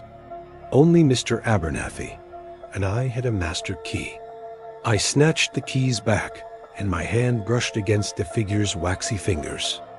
They were cold, but there was a strange texture to the skin, almost porous. It wasn't smooth like I expected. I was genuinely terrified now. I thought about quitting, but I'd been there 15 years. This was my life. I couldn't let some prank, or whatever this was, push me out. I decided to fight back. I had to know what was going on. I started digging into the history of the exhibit. I went to the town library and spent hours scrolling through microfilm archives, looking for any mention of the original Galloway's Wax Emporium. And that's when I found it. A series of articles from the Oak Haven Chronicle, dated 1928. The owner of the museum, a man named Silas Galloway, was a reclusive and deeply strange man.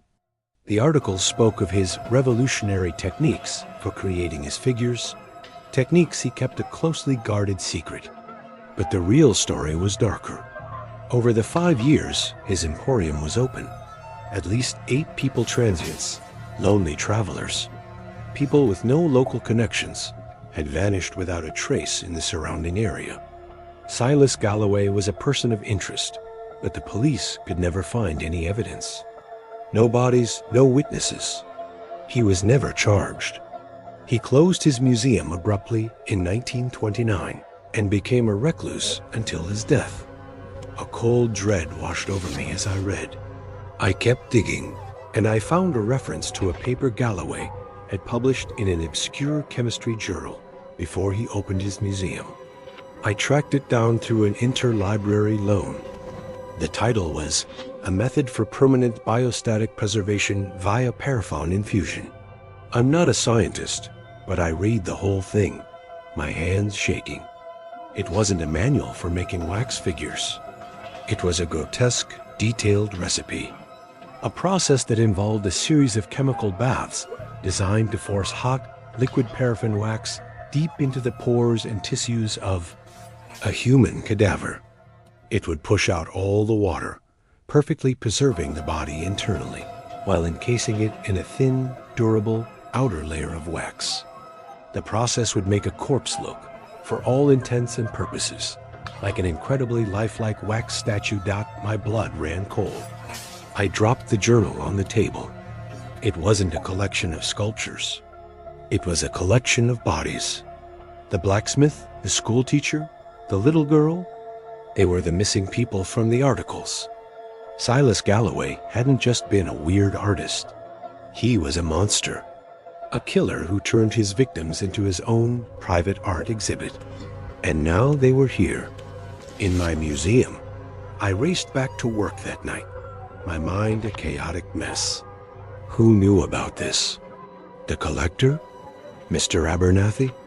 Were the whispers and moving objects just my mind breaking under the strain of it all? Or was something else going on?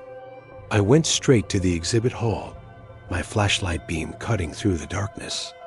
The figures were all there, in their places. But the farmer and his wife, they were no longer standing side by side. They were now angled toward each other, their heads tilted as if sharing a secret. I felt a surge of rage and terror. I had to know for sure. I took out my pocket knife and walked toward the blacksmith figure. My hand was trembling. I reached out and made a small, deep scratch on the back of its hand.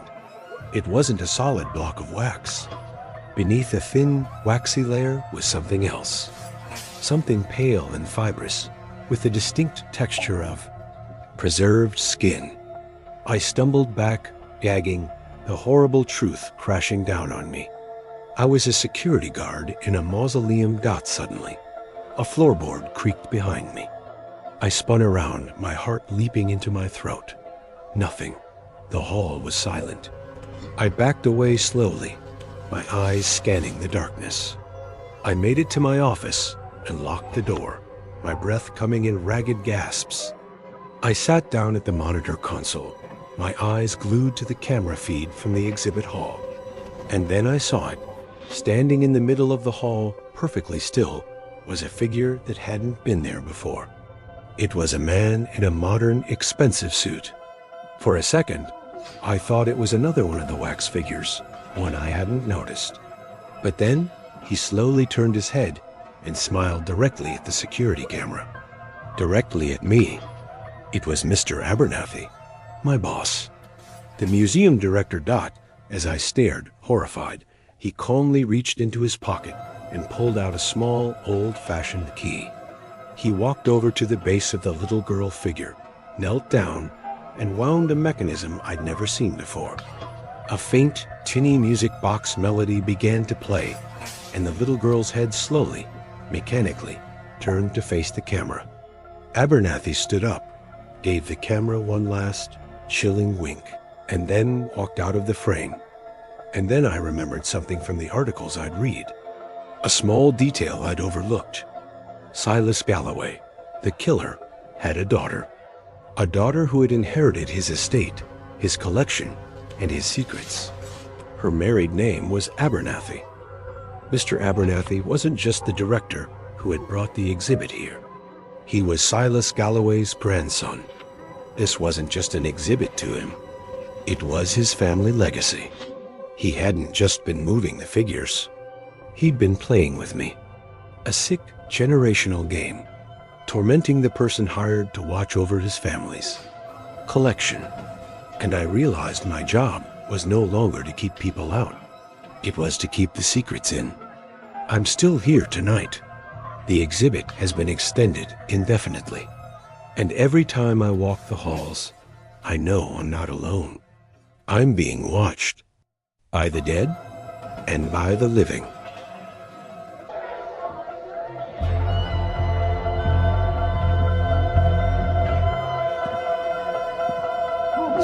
My name is Clara, and I'm an art conservator.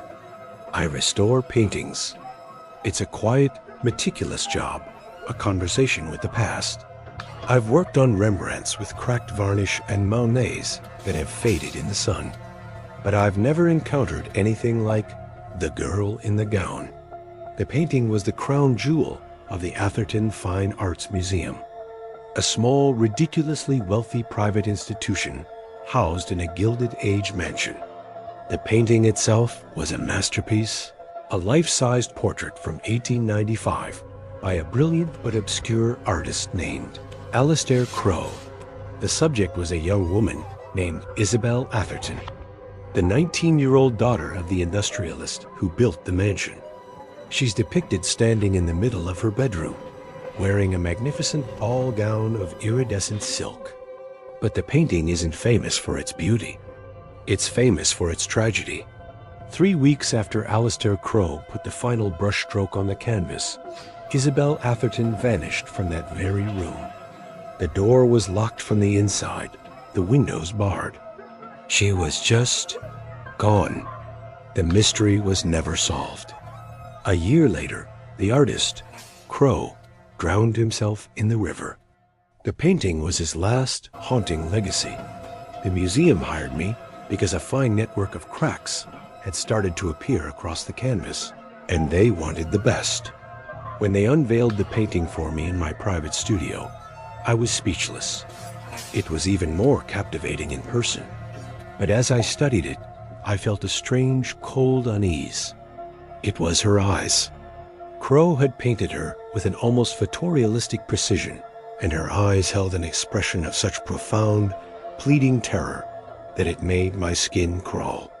It wasn't the look of a girl posing for a portrait. It was the look of a girl staring at her own doom. The first few weeks of the restoration were standard.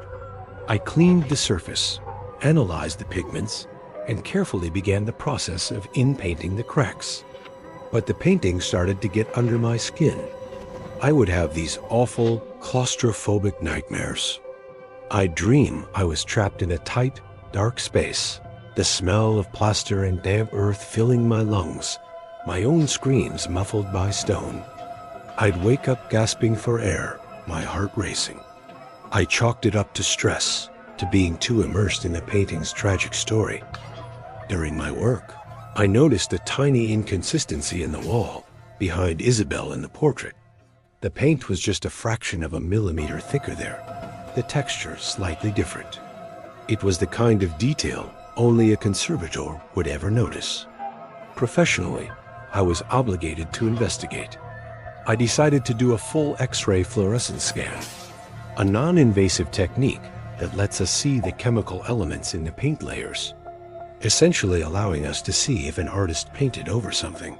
I set up the equipment one evening after the museum had closed, the big, empty mansion silent around me. As the scanner slowly moved across the canvas, I watched the images render on my monitor. Layer by layer, the computer peeled back the paint of Isabel's bedroom. And then I saw it. My breath caught in my throat. Beneath the final layer of paint, beneath the image of Isabel in her beautiful gown, Alistair Crow had painted something else first. It was a second painting of the same room. But in this version, Isabel was gone. And on the wall where she had been standing, Crow had painted the faint but unmistakable architectural outline of a door that my mind was spinning. There was no door on that wall in the actual Atherton mansion. Isabel's bedroom, now the museum's main gallery where the painting hung, had only one entrance. This was a secret, a clue hidden for over a century. Why would he paint a door and then paint his subject over it, hiding it completely? The pleading terror in her eyes suddenly made a new, horrible kind of sense. The next morning, I presented my findings to the museum's board of directors, a stuffy group of elderly men, all descendants of the Atherton family. I expected them to be fascinated. Instead, they looked horrified. The chairman, a man named Mr. Harrington, who was Isabel's great-grandnephew, went pale. He dismissed the other board members and asked me to stay. His hands were trembling as he clasped them on the polished table. "Miss Vance," he said, his voice barely a whisper, "what I am about to tell you has been a secret in my family for 4 generations. A secret we have protected at all costs." He took a deep breath. Isabel did not vanish. She was murdered. The air in the room grew thick and cold. Her father, my great-grandfather, was a cruel, possessive man, he continued. Isabel had fallen in love with the artist, Alistair Crow. They were commoners, you see, and completely unsuitable. They planned to elope the night after the portrait was finished. But her father found out. In a fit of rage, he confronted her in her bedroom. There was a struggle, and he killed her. I felt sick. What happened to her? I asked. My voice shaky. Harrington couldn't meet my eyes. He stared at the wall, at a portrait of his ancestor, the murderer. The mansion had secrets, built during its construction, hidden passageways, priest holes, My great-grandfather. He took her body and sealed it inside a small, hidden chamber. Panic room, accessible only through a secret door in her bedroom. He paused, and his eyes finally met mine, filled with a look of pure dread. He then brought Alistair Crowe back to the room. He told the artist that Isabel had run away, heartbroken, and he forced Crowe, under threat of death, to finish the portrait as a tribute. But Crowe knew. He must have suspected the truth. The pieces all clicked into place in my mind, forming a picture so monstrous I could barely comprehend it. The hidden painting. The door. It wasn't a clue. It was a map. Alistair Crowe, trapped in an impossible situation, had painted the location of his lover's tomb onto the canvas, a final desperate act of witness. But then, terrified of what Isabel's father would do, he had painted her over it, hiding the secret but leaving the plea for help in her eyes for the world to see. A message no one had understood until now. He couldn't save her, so he immortalized her terror. So where is she? I whispered. Where is the wall? Mr. Harrington looked at me, his face ashen. You've been working in her bedroom for the past month, Miss Vance. The restoration studio. It's a temporary setup. The museum's main gallery, where the painting always hangs. That is Isabel Atherton's original bedroom. My blood turned to ice. He didn't need to say another word. I knew exactly where the wall was. It was the main, load-bearing wall of the gallery. The wall they built my temporary studio against. The wall that, for the past month, the girl in the gown had been leaning against while I worked. The project was immediately and quietly canceled, citing structural concerns with the canvas. I signed a non-disclosure agreement, thicker than a phone book. The Atherton family's secret was safe. I packed up my things that day, but before I left, I went back into the gallery one last time. I stood before the empty space on the wall where the painting had hung. I reached out and pressed my hand against the cold, floral wallpaper. It was no longer a wall to me. It was a headstone. And I knew, with a certainty that will haunt me for the rest of my life, that the girl in the gown was still in there, trapped in the dark, just like in my nightmares. She had never left her room, and after more than a century, she was still waiting. And that's all for tonight. Remember, the most terrifying monsters are the ones that look just like us, the ones who might even live right next door. If these stories serve as a good reminder to trust your instincts, then show your support and like and subscribe. Hitting that bell means you'll get a warning before the next nightmare begins. Sleep well, if you can.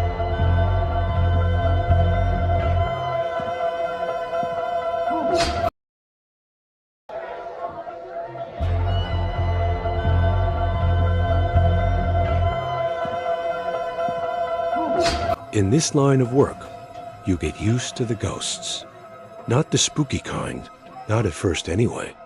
I'm talking about the living ones, the people who haunt the 911 system.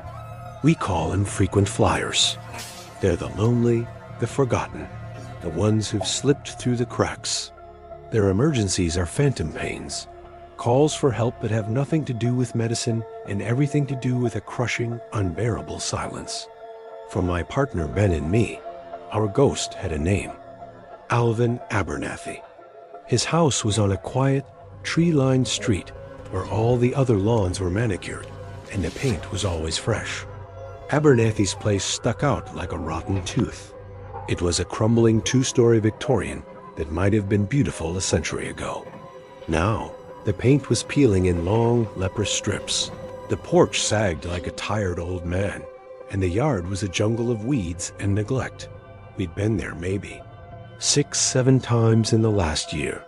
The calls were always the same. Vague chest pain, difficulty breathing, dizziness. And every time, we'd get there, run our tests, and find nothing. Vitals stable as a table. EKG clean as a whistle. Ben, my partner, was still new enough to have some sympathy left in him. He was a good kid, but he saw every patient as a person. I'd been on the job for 15 years. I saw them as puzzles, and Abernathy was a puzzle I was sick of trying to solve. He was a real thin man in his late 80s with watery, pale blue eyes that always seemed to be looking at something just over your shoulder. He'd sit there in his dusty, threadbare armchair, the whole house smelling of mothballs and decay, and he'd ramble. The last time we were there, about a month before. The night, he grabbed my arm with a surprising strength. His fingers felt like a bundle of cold twigs. "You smell that?" He'd whispered, his voice dry and crackling. "It's worse today." The smell? I took a deliberate sniff. Old house smell. That was it. "Smells fine, Mr. Abernathy," I said, packing up our monitor. No, he insisted, shaking his head. "It's sweet, like old meat. And the scratching, it kept me up all night, in the walls, right from down there." He pointed a trembling finger towards the floor, in the direction of the basement. Ben shot me a look, one of those humor him looks. "Probably just mice, sir," Ben said, his voice gentle. "This old house, you're bound to have some." Abernathy's eyes went wide. "Not mice," he hissed. "Bigger. We promised we'd mention it in our report. A lie we tell to wrap up calls like this, and we left. Driving away, Ben turned to me. "You think he's okay? I mean, mentally?" I just shrugged. "He's 88, lives alone, and probably hasn't had a real conversation in a decade. He's not crazy, Ben. He's just lonely. The scratching is in his head, and the smell is this house dying around him." Then came the call. It was a Tuesday, just after midnight. One of those sticky, oppressive summer nights where the air feels too thick to breathe. The dispatcher's voice was clipped, professional, but the address made my stomach clench. 1428 Elm Street. "Possible cardiac arrest," she said. "Not chest pain, not dizziness. Cardiac arrest, the real deal." Ben and I exchanged a look. For the first time, a call to Abernathy's house filled us with a cold, professional dread. We flew, lights and sirens cutting through the quiet suburban streets.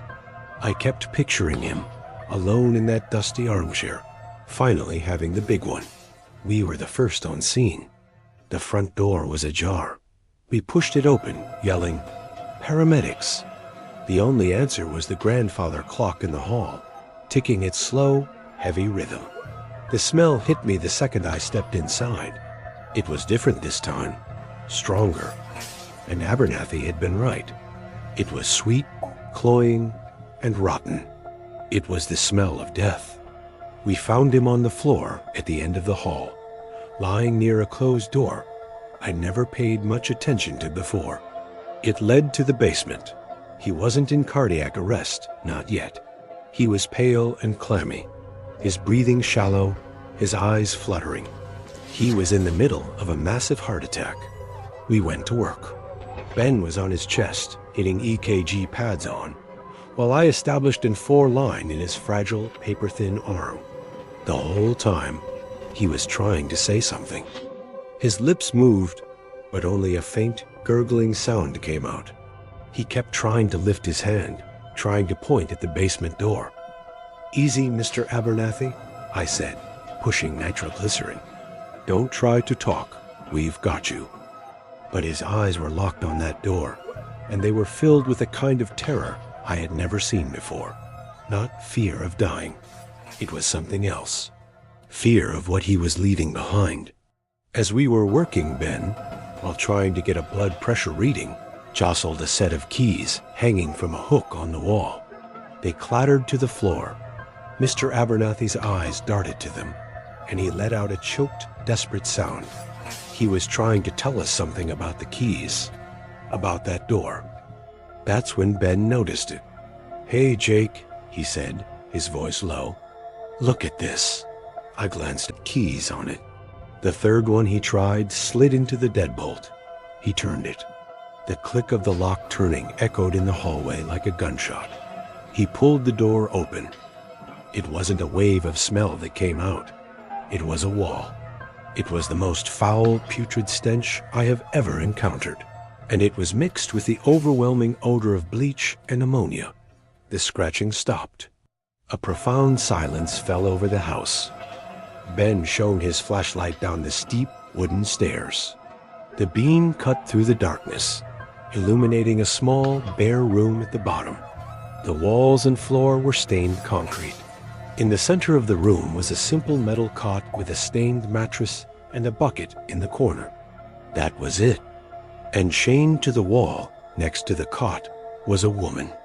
She was skeletal, wrapped in rags, her hair a matted, filthy mess that hung past her waist. Her skin was pale, almost translucent from a lifetime without sunlight. She slowly lifted her head, and two wild, terrified eyes blinked in the sudden light. It was a creature from a nightmare. She opened her mouth, but no sound came out, just a dry, rasping hiss. On the floor beside her was a dog bowl, empty, and her fingernails were worn down to bloody nubs from clawing at the concrete. Ben stumbled back, gagging. I felt the bile rise in my own throat. My mind was reeling, trying to process what I was seeing, and then I saw it. On a small, dusty shelf near the top of the stairs, there was a row of photo albums. I grabbed one. The cover said, Alvin and Rose, 1958. I opened it. There were black and white pictures of a young, smiling Mr. Abernathy next to a beautiful woman with bright, happy eyes. I looked from the photograph to the creature chained to the wall in the basement. It was her. It was Rose Abernathy. The town record said she'd run off and left him almost 50 years ago. She never left. He'd kept her down there. The scratching he heard, the smell he complained about. It wasn't delusion. It was his guilt, made real. He wasn't a lonely old man. He was a monster. A warden of a private hell he'd built right under everyone's noses. We hadn't been called there for his emergencies. He'd been calling us because deep down, he was terrified of her, and he wanted someone, anyone, to find her before he died. We were his final confession.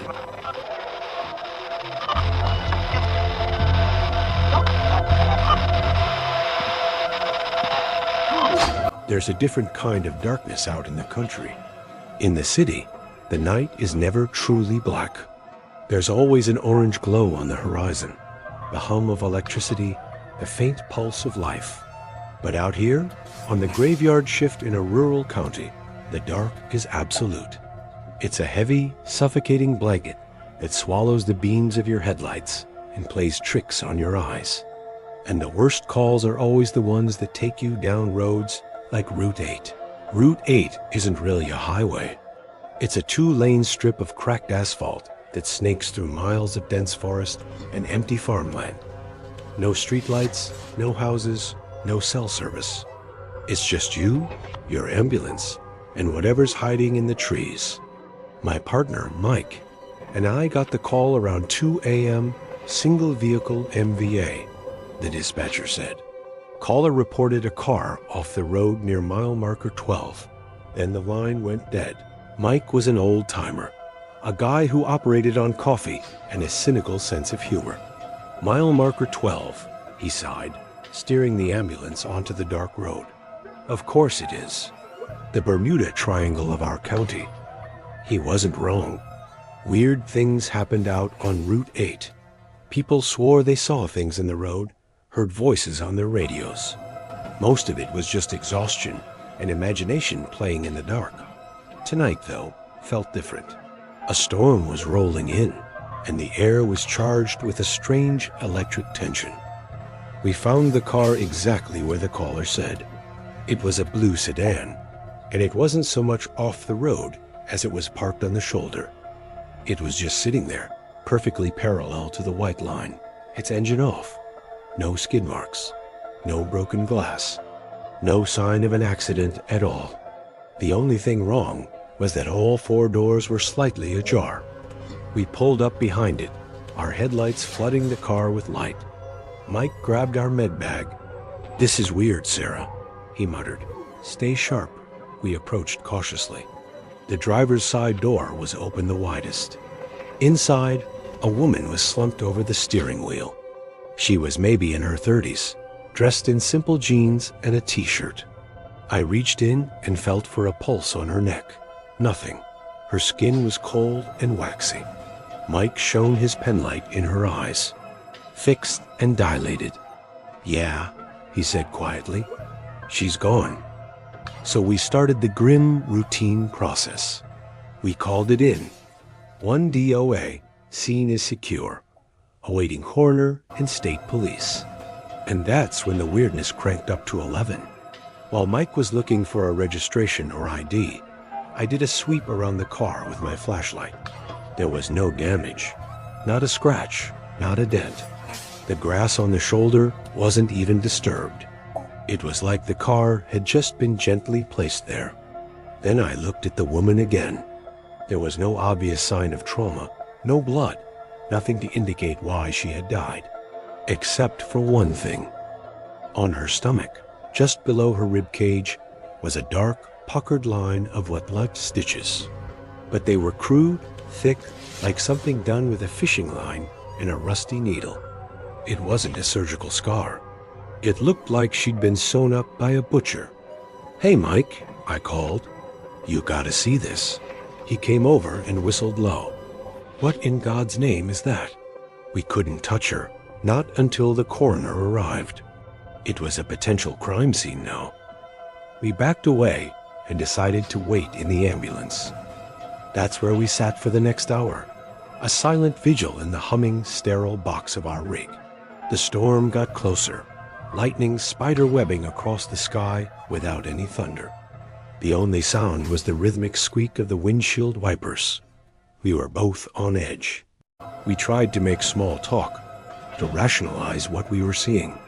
Maybe she had some kind of back alley surgery, Mike offered, and was trying to drive herself to a hospital. It didn't feel right. None of it did. I couldn't stop looking at the car in our side mirror. The way the strobing red and blue lights of our ambulance washed over it made it look unreal. And that's when I saw it. In the fraction of a second, when the blue light hit the driver's side window, I saw her head move. It was just a small jerk, but it was unmistakable. "Mike," I whispered, my heart suddenly hammering against my ribs. "Mike," she moved. He looked at me like I was crazy. "Sarah, she's been gone for over an hour." Rigor was already setting in. It was a trick of the light, but I knew what I saw. I stared at the mirror, not blinking, my eyes burning. "No, I saw it. Look." We both watched in silence. For a full minute, nothing.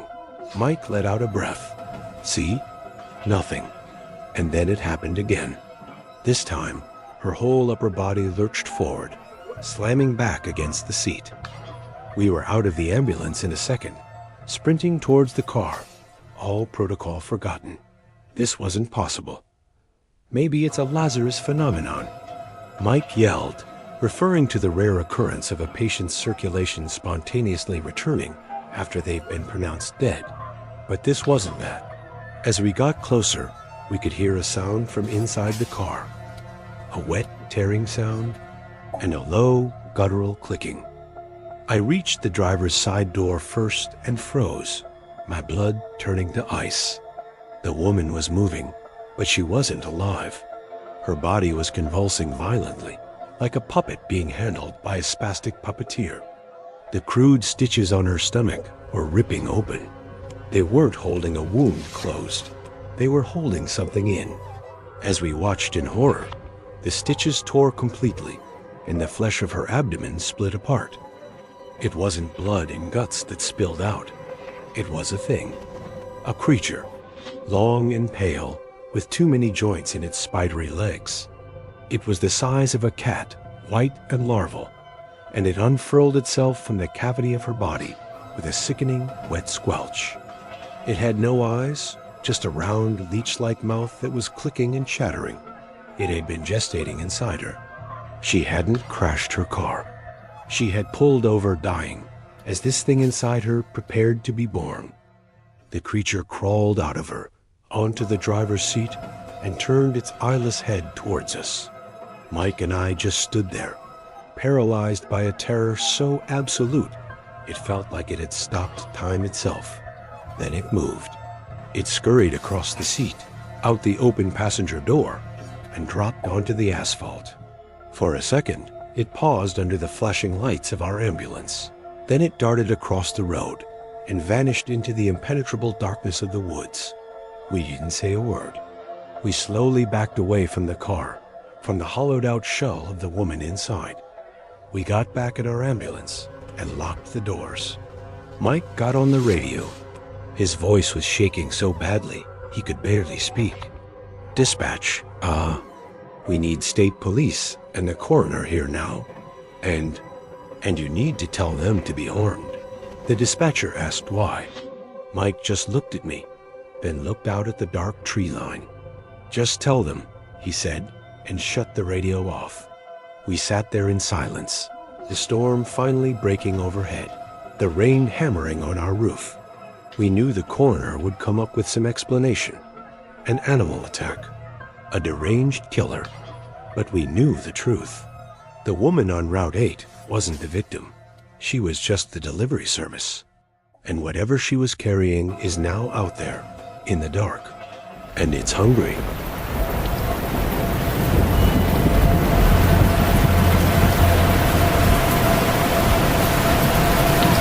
They tell you in EMT school that you have to be detached. You have to be a medic, not a mourner. In a mass casualty incident, you become a calculator. You do the cold, brutal math of who can be saved and who is already gone. You learn the language of the tags. Green means they can walk. Yellow means they can wait. Red means they need you right now. And black means you say a silent prayer and walk away. A black tag is a death sentence you don't write, you just deliver. I never thought one would come back, return to sender. My first real MCI was the Vantage Point apartment building collapse. A gas leak, they said. It took a 7-story building and turned it into a pile of shattered concrete and twisted rebar. I was 6 months out of school, still so green, I practically photosynthesized. The scene was pure chaos. Dust so thick it was like walking through a gray fog. The air filled with the screams of the injured and the sirens of a dozen different agencies. My job was triage. Me and a dozen other EMTs and medics wading into the rubble to do the math. I must have tagged 20 people in the first hour.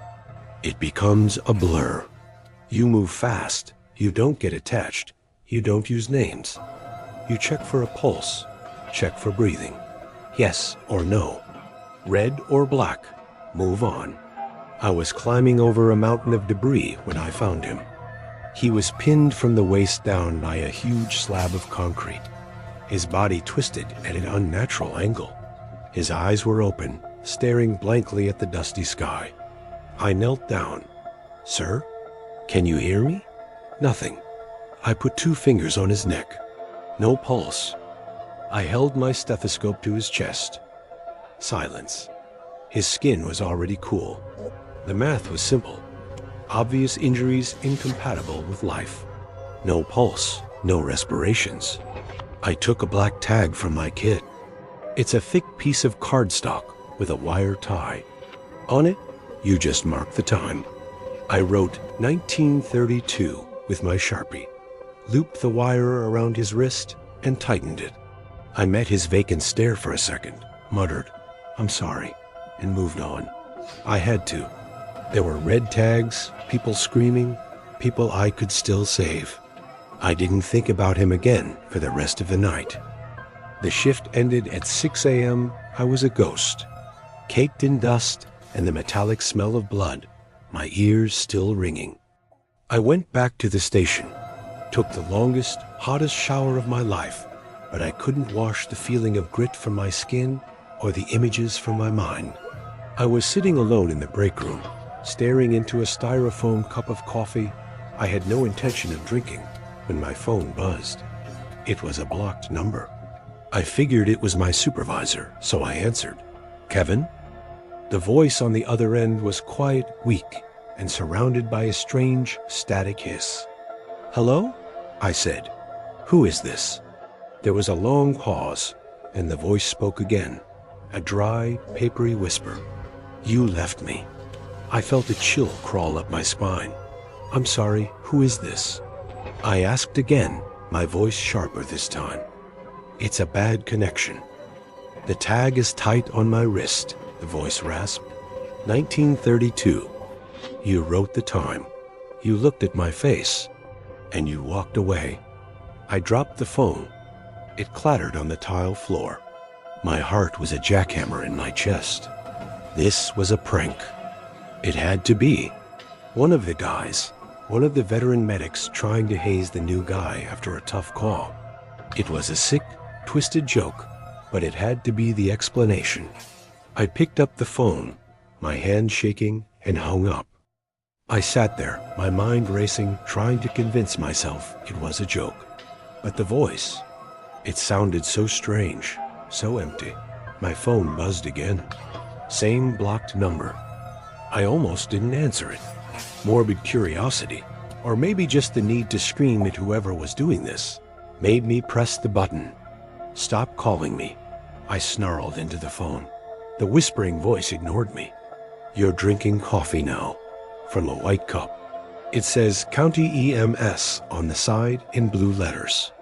You're rubbing your thumb over the logo." I looked down at my hands. I was doing exactly that. My blood ran cold. I jumped up, looking around the empty break room. The windows were too high to see in from the outside. "How do you know that?" I stammered. "Who is this?" "The concrete is so heavy," the voice hissed, the static around it seeming to get louder. "It's dark and cold. All I could do was watch. I watched you put the tag on me. I watched you leave. I couldn't scream, but I was screaming inside. I screamed your name, Kevin. I guess you finally heard me." This wasn't a prank. The sheer impossibility of it washed over me in a wave of nausea. I ran out of the break room, into the main bay where the ambulances were parked, looking for anyone, for another living soul. The station was empty. The night shift crew had gone home, and the day shift wasn't in yet. I was alone. My phone started ringing again. I threw it across the bay. It shattered against the concrete wall, the battery skittering across the floor. I sank to my knees, gasping for air. It was over. He couldn't call me anymore. But then I heard it. It wasn't coming from the phone. It was coming from all around me. A whisper, carried on the air itself, seeming to echo in the cavernous ambulance bay. And it was inside my head. "You can't hang up on me, Kevin. It's been a month since the collapse. I quit my job. I couldn't do it anymore. But it doesn't matter. He's still with me. I hear him when it's quiet. Sometimes it's a faint whisper. Sometimes it's as clear as if he's standing right behind me. He describes what I'm doing. He comments on my thoughts. He tells me over and over again how cold it is under the rubble. The math was wrong. I checked for a pulse, for breathing, for signs of life, but I never checked for a soul. I tagged his body, but I took his ghost with me. He was my first black tag, and I know, with a certainty that chills me to my very core, that he's going to be my last. He's made it his mission to make sure of it. And that's all for tonight. Remember, the most terrifying monsters are the ones that look just like us. The ones who might even live right next door. If these stories serve as a good reminder to trust your instincts, then show your support and like and subscribe. Hitting that bell means you'll get a warning before the next nightmare begins. Sleep well, if you can.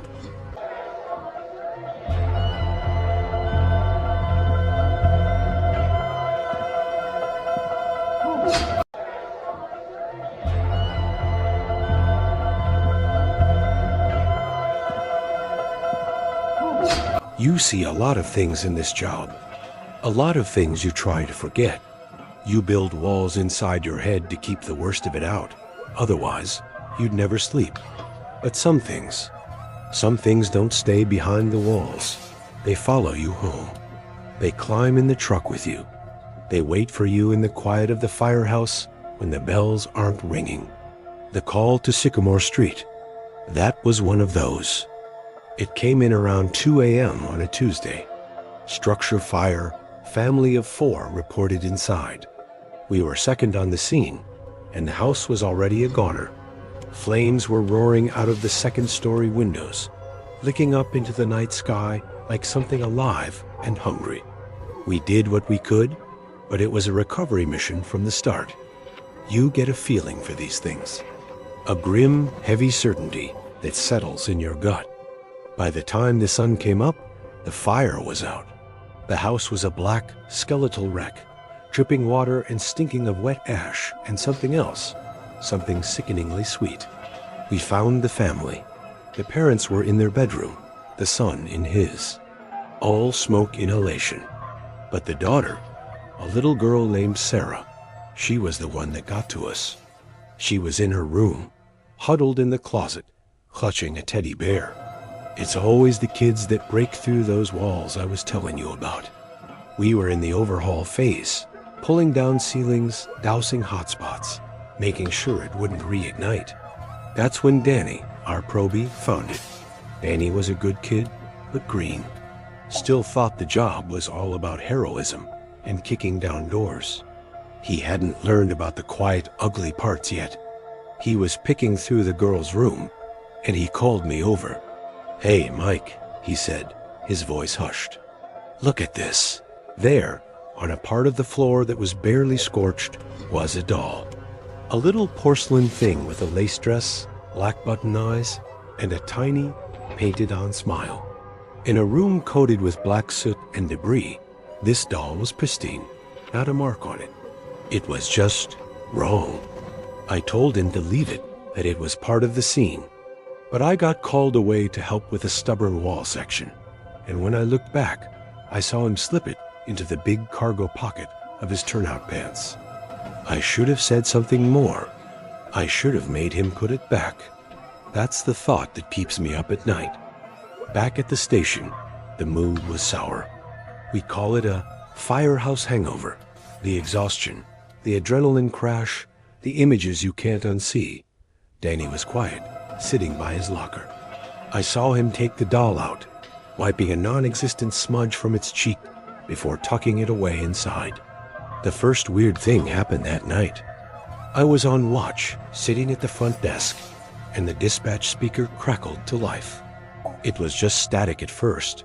Then a tiny little girl voice whispered, "Is he here?" It was so faint, I thought I'd imagined it. I checked the logs. Nothing. No calls, no radio tests. I chalked it up to being tired and haunted. But it got worse. The bay doors would randomly slide open in the middle of the night, flooding the engine room with cold air. Tools would be moved. The captain's coffee mug flew off a shelf and shattered against the wall. We all started having nightmares. Not just the usual fire dreams, but specific ones. We were all back at the Sycamore Street house, and the little girl, Sarah, would be standing in the smoke, pointing at us. No, not at us. At Danny. Danny was falling apart. He got jumpy, pale. Dark circles formed under his eyes. He told me once, his voice shaking, that he kept seeing her. A little girl made of smoke, standing in the corners of the bunk room, just watching him.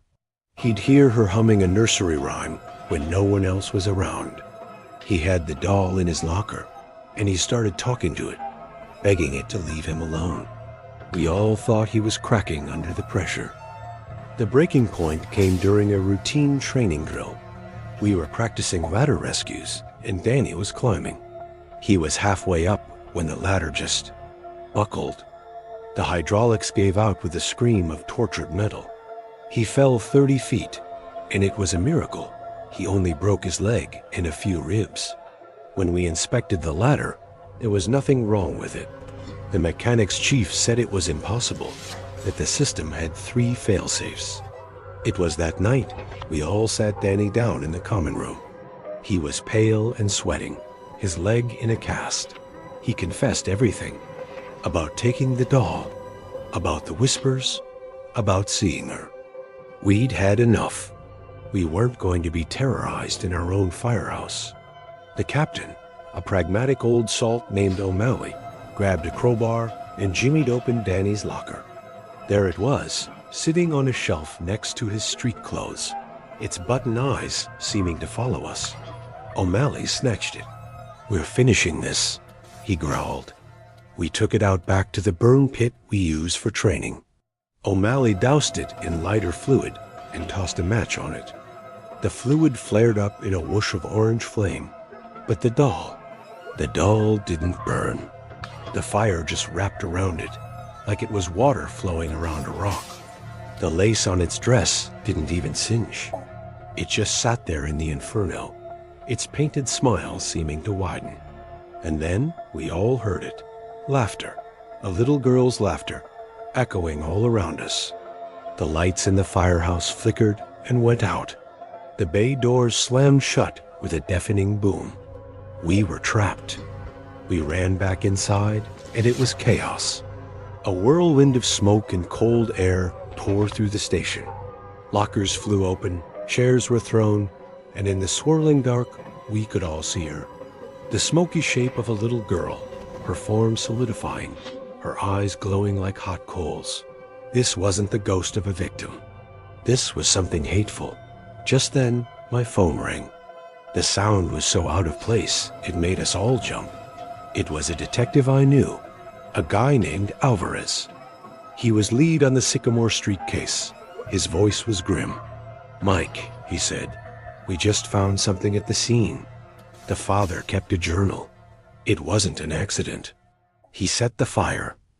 I was about to say I was a little busy, but then he said the words that froze my soul. He wasn't trying to kill his family, Mike. He was trying to kill the doll. In his journal, he wrote that it made him do it. It made him hurt his wife and son. He said its name wasn't Sarah.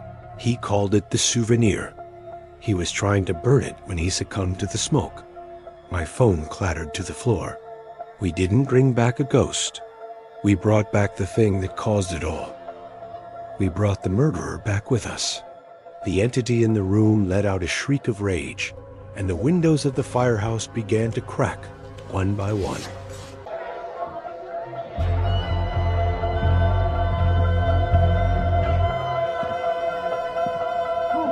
In this line of work, trust is everything. When you're running into a burning building, you have to know, without a shadow of a doubt, that the guy behind you has your back. That the captain calling the shots is making the best possible decision to keep you alive. You trust them with your life, every single shift.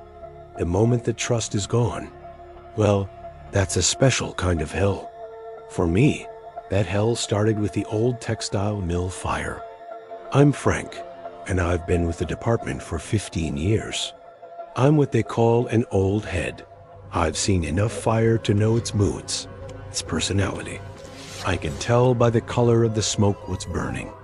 I can hear the way a building groans when it's about to give up. And for the last few months, something had felt wrong. We were getting hit with a string of arsons, all in abandoned buildings, all in the middle of the night. The fires were different. They were smarter, meaner. The textile mill was the third one. It went up like a Roman candle. We went in, and it was a maze of machinery and flames. Captain Miller was on the radio, calm as ever, directing teams. Miller was a legend, cool under pressure, textbook perfect on his calls. The kind of guy you'd follow into hell with a bucket of water. That night, he sent my partner and me to search the north wall. 10 minutes later, the whole section of roof came down right where we had been standing. We got out, but just barely. Miller called it a good read on his part, pulling us out just in time. To everyone else, he was a hero. To me, it felt lucky, too lucky. I started paying attention. I pulled the incident reports from the other two fires, a warehouse and an old schoolhouse. I found a pattern. In every fire, an accelerant was used that created an incredibly hot, fast burn. In every fire, a key structural element failed way sooner than it should have. And in every fire, Captain Miller made a last-second call that saved a crew from a near-certain disaster he had sent them into moments before. He was always one step ahead. It was like he knew what the fire was going to do before it did it. A chilling thought started to creep into my mind, a thought so ugly I tried to push it away. What if he knew because he was the one starting them? What if our hero captain was a firebug? It didn't make sense. Miller had a family, a perfect record. He was the face of the department, but I couldn't shake it. I started watching him. At the station, he was the same old Miller, making coffee, telling jokes, running drills. But I saw little things. The way his eyes would light up when the bells went off for a big fire. A little smirk he'd try to hide when we'd get back from one of his fires, exhausted and shaken, and he'd clap us on the back and say, "That's what we live for, always." The next one was a cannery down by the docks. This time, there was a fatality. A homeless man had been sleeping inside. We found him. Miller stood over the body, his face a mask of grim duty, and said, "This son of a bitch just crossed a line." But later, back at the station, I saw him alone in the locker room. He was looking at his reflection in the mirror, and for just a second, I saw it. A look of pure, ecstatic pride. He wasn't sad. He was thrilled. He had graduated. I knew I had to do something, but I had no proof. It was my word against a department hero. Who would believe me? So I waited and I watched. I started carrying a small voice recorder in my pocket. The paranoia was eating me alive. Every call we went on, I was terrified. Not of the fire, but of the man leading us into it. Was this the one? The one he designed for us? The call for the St. Ambrose Abandoned Hospital came at 3 a.m. I knew, the second I heard the address, that this was it. This was his masterpiece. The place was a death trap, a maze of asbestos-lined corridors, rotten floors, and collapsed ceilings. It was the perfect place to make sure no one walked out. As we geared up, Miller pulled me aside. "Frank," he said, his eyes glinting behind his mask. "You and I are taking the lead on this one. We're going straight to the heart of it." My blood ran cold. This was it. He was going to take me out. Maybe he suspected I knew. Inside, it was worse than I imagined. The heat was immense, the smoke so thick you couldn't see your own hands. Miller was on the radio, barking orders, sending the other teams on wild goose chases to the far wings of the hospital. He was isolating us. It was just him and me, pushing deeper and deeper into the building. "We have to check the old surgical wing," he yelled over the roar. Heard this place was a squatter haven. We reached a long corridor, and he pointed to the end. "You check those rooms. I'll hold here." I started moving down the hall, my heart hammering. I knew it was a trap. I glanced back, and I saw him. He wasn't watching me. He was looking at his watch, and he was smiling. A wide, joyful smile. He was counting down. I didn't go into the rooms. I ducked into an old janitor's closet and pulled out my recorder. "Captain," I said, my voice shaking, "why are you doing this?" His voice came back over the radio, suddenly cold and calm. "Because this is living, Frank. This is what it feels like to be a god. To build something so terrible and so beautiful, and then to walk out of it like a hero. It's the greatest feeling in the world. You killed that man at the cannery," I said. "He was a nobody," he spat back. "A sacrifice for the art. And now, so are you. You have about 90 seconds before the entire roof of that corridor comes down." I timed the charges myself. I looked out of the closet. He was gone. He had already started making his way out, ready to tell the story of how his brave firefighter, Frank, had been lost in a tragic collapse while searching for victims. But he made one mistake. He taught me too well. I knew this building. I knew there was a laundry chute in that closet. I squeezed myself in, praying it would hold, and tumbled down 3 stories into a pile of rubble and filth in the basement. I made my way out through a sub-level window, just as the entire central wing of the hospital collapsed in on itself with a deafening roar. I saw Miller standing outside, his back to me, watching the destruction. He was telling the other chiefs that I was still inside. He was playing the part of the devastated captain perfectly. I walked up behind him, covered in soot and grime. "You timed it wrong," I said. The look on his face when he turned and saw me, it wasn't fear, it wasn't shock, it was disappointment. Like I had ruined his favorite painting. He didn't say a word. He just lunged at me. We fought right there, in the flickering orange light of the fire he had created. He was a monster. I had the recording. It was all there. His confession, his motives, his madness. Miller died that night. They say he ran back into the collapsing building to try and save me. He got a hero's funeral. The whole department mourned him. Only I know the truth. I have to see his picture on the wall of heroes every day when I go to work. I have to live with the secret. I survived the fire, but sometimes I think a part of me is still buried in that rubble with him.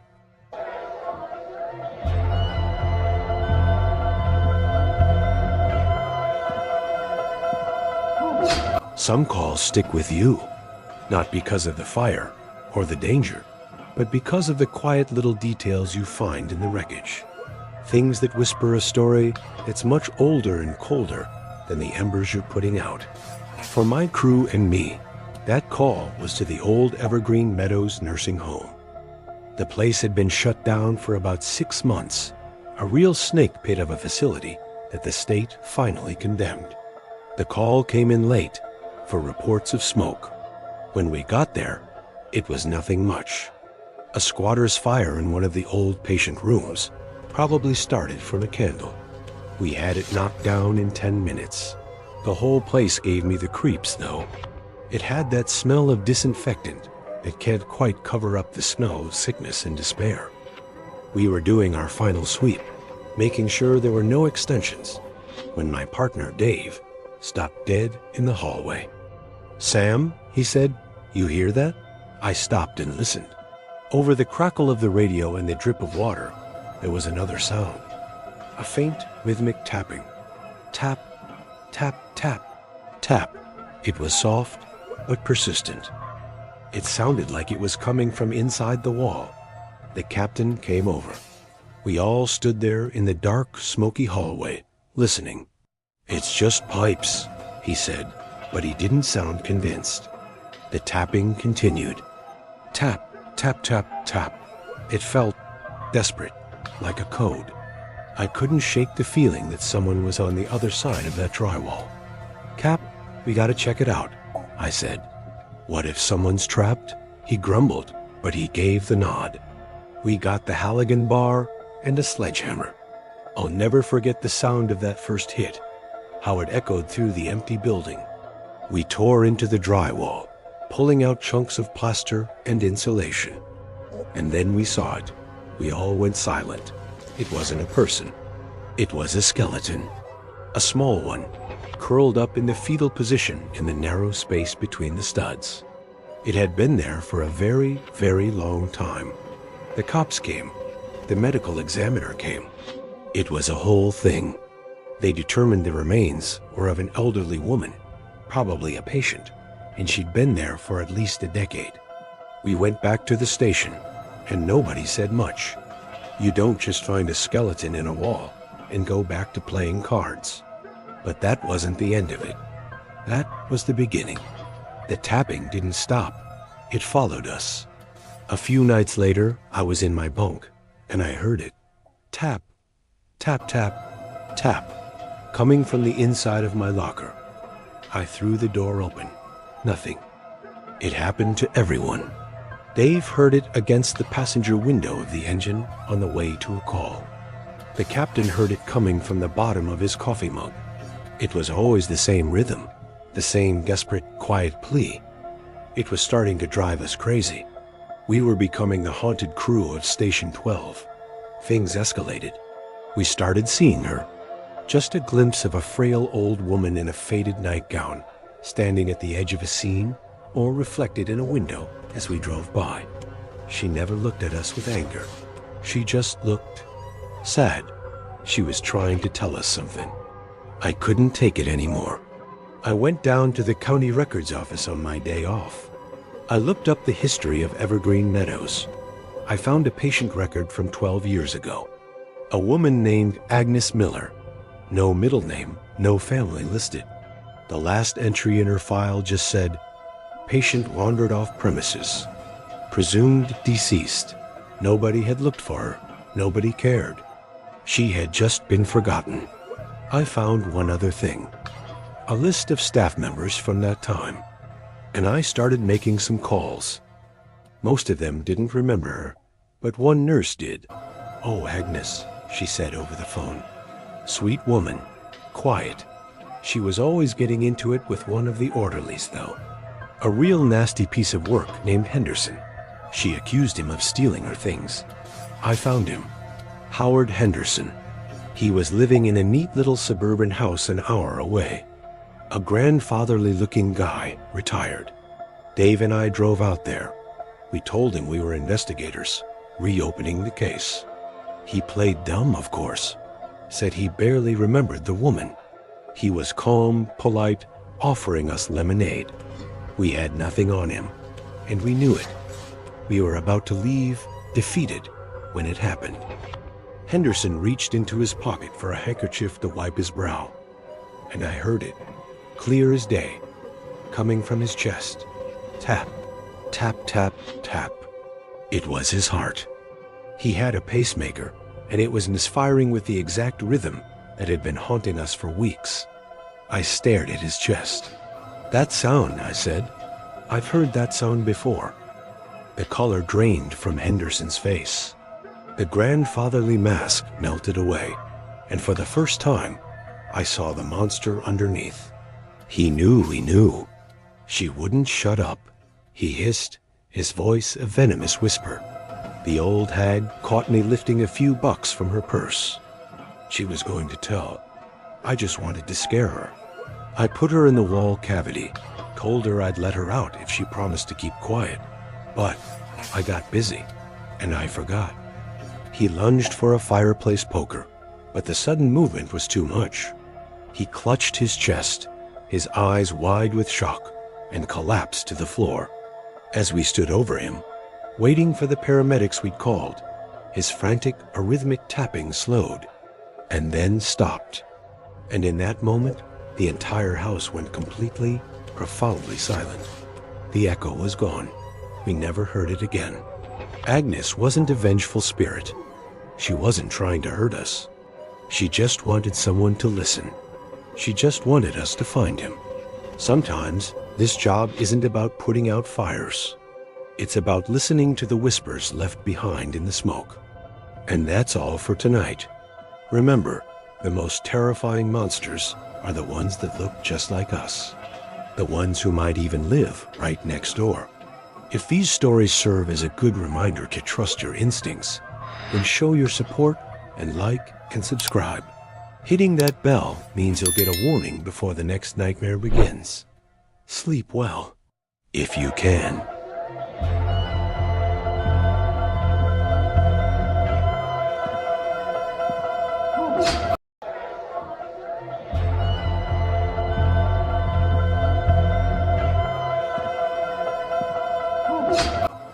You know, it's funny what you'll do for money when you're in college. You'll convince yourself that your body doesn't need sleep, that a diet of instant noodles and cheap coffee is sustainable, and that taking the graveyard shift at the most isolated fast food joint in the county is a brilliant idea. That was me, 20 years old, drowning in student loans, and I saw a flyer for a night shift manager at a place called the Burger Beacon. The pay was surprisingly good, almost too good, which should have been my first red flag. The Burger Beacon wasn't on a main strip. It was one of those lonely little outposts of civilization on a long, dark stretch of highway that connected our town too. Well, basically nowhere. It was a place for truckers, insomniacs, and people making bad decisions at 2 in the morning. For the first few weeks, it was exactly what I expected. Soul-crushingly boring. I'd spend 8 hours under the hum of fluorescent lights, wiping down counters that were already clean, restocking napkin dispensers, and staring out the big plate glass windows into a sea of absolute darkness. Maybe I'd get 1 or 2 cars an hour. It was the perfect job for studying, or so I told myself. My boss, the owner, was a guy named Dave. He was probably in his late 40s, with a permanent sheen of sweat on his forehead and eyes that always seemed to be calculating odds. He seemed nice enough, if a little stressed. Always talking about money, about suppliers, about making ends meet. He gave me a quick tour, showed me how to work the fryers, the grill, and most importantly, the security system. "This is your best friend, Alex," he told me, tapping the monitor that showed the 4 camera feeds. "Doors stay locked at all times after midnight. Only unlock them for the drive-through window. No one comes inside. Ever? Got it?" It seemed like standard procedure for a place this isolated, so I just nodded. The routine was set. I'd get in at 10 p.m., relieve the evening crew, and then settle in for the long, quiet night. And for the first month, it was just that. Quiet. Then, the truck started coming. It was an old Ford, maybe from the 80s, rusted out in all the classic places. The color was once probably red, but now it was just a dull, angry maroon. It would pull into the drive-through lane every single night at the exact same time. 3:33 a.m., I mean. Not 3:30, not 3:35. 3:33. On the dot. The first time, I didn't think anything of it. A grainy voice crackled over the speaker. "Just need a black coffee. And a bag for the road." "Okay, 1 black coffee," I said back. "What do you want in the bag?" Silence. Then, a little annoyed, the voice said, "Just the bag. For the road." Weird. But hey, the customer's always right. He pulled up to the window. I could never get a good look at him. He wore a greasy baseball cap pulled down low, and the cab of his truck was always dark. He just extended a hand with the exact change, took the coffee and the empty paper bag, and drove off into the night without another word. And that was it? The next night? Same thing. 3:33 a.m. rusted Ford. Black coffee and a bag for the road. Exact change. Gone. After a week of this, my curiosity was getting the better of me. It was the only interesting thing that happened on my shift. When Dave came in the next morning to open up, I mentioned it to him, kind of laughing about it. "So I've got this ghost customer," I started. "Comes every night at 3:33. Dave's friendly demeanor vanished. He stopped what he was doing and looked at me, his face suddenly serious. "Old Ford? Asks for a bag?" "Yeah? You know him?" I asked, surprised.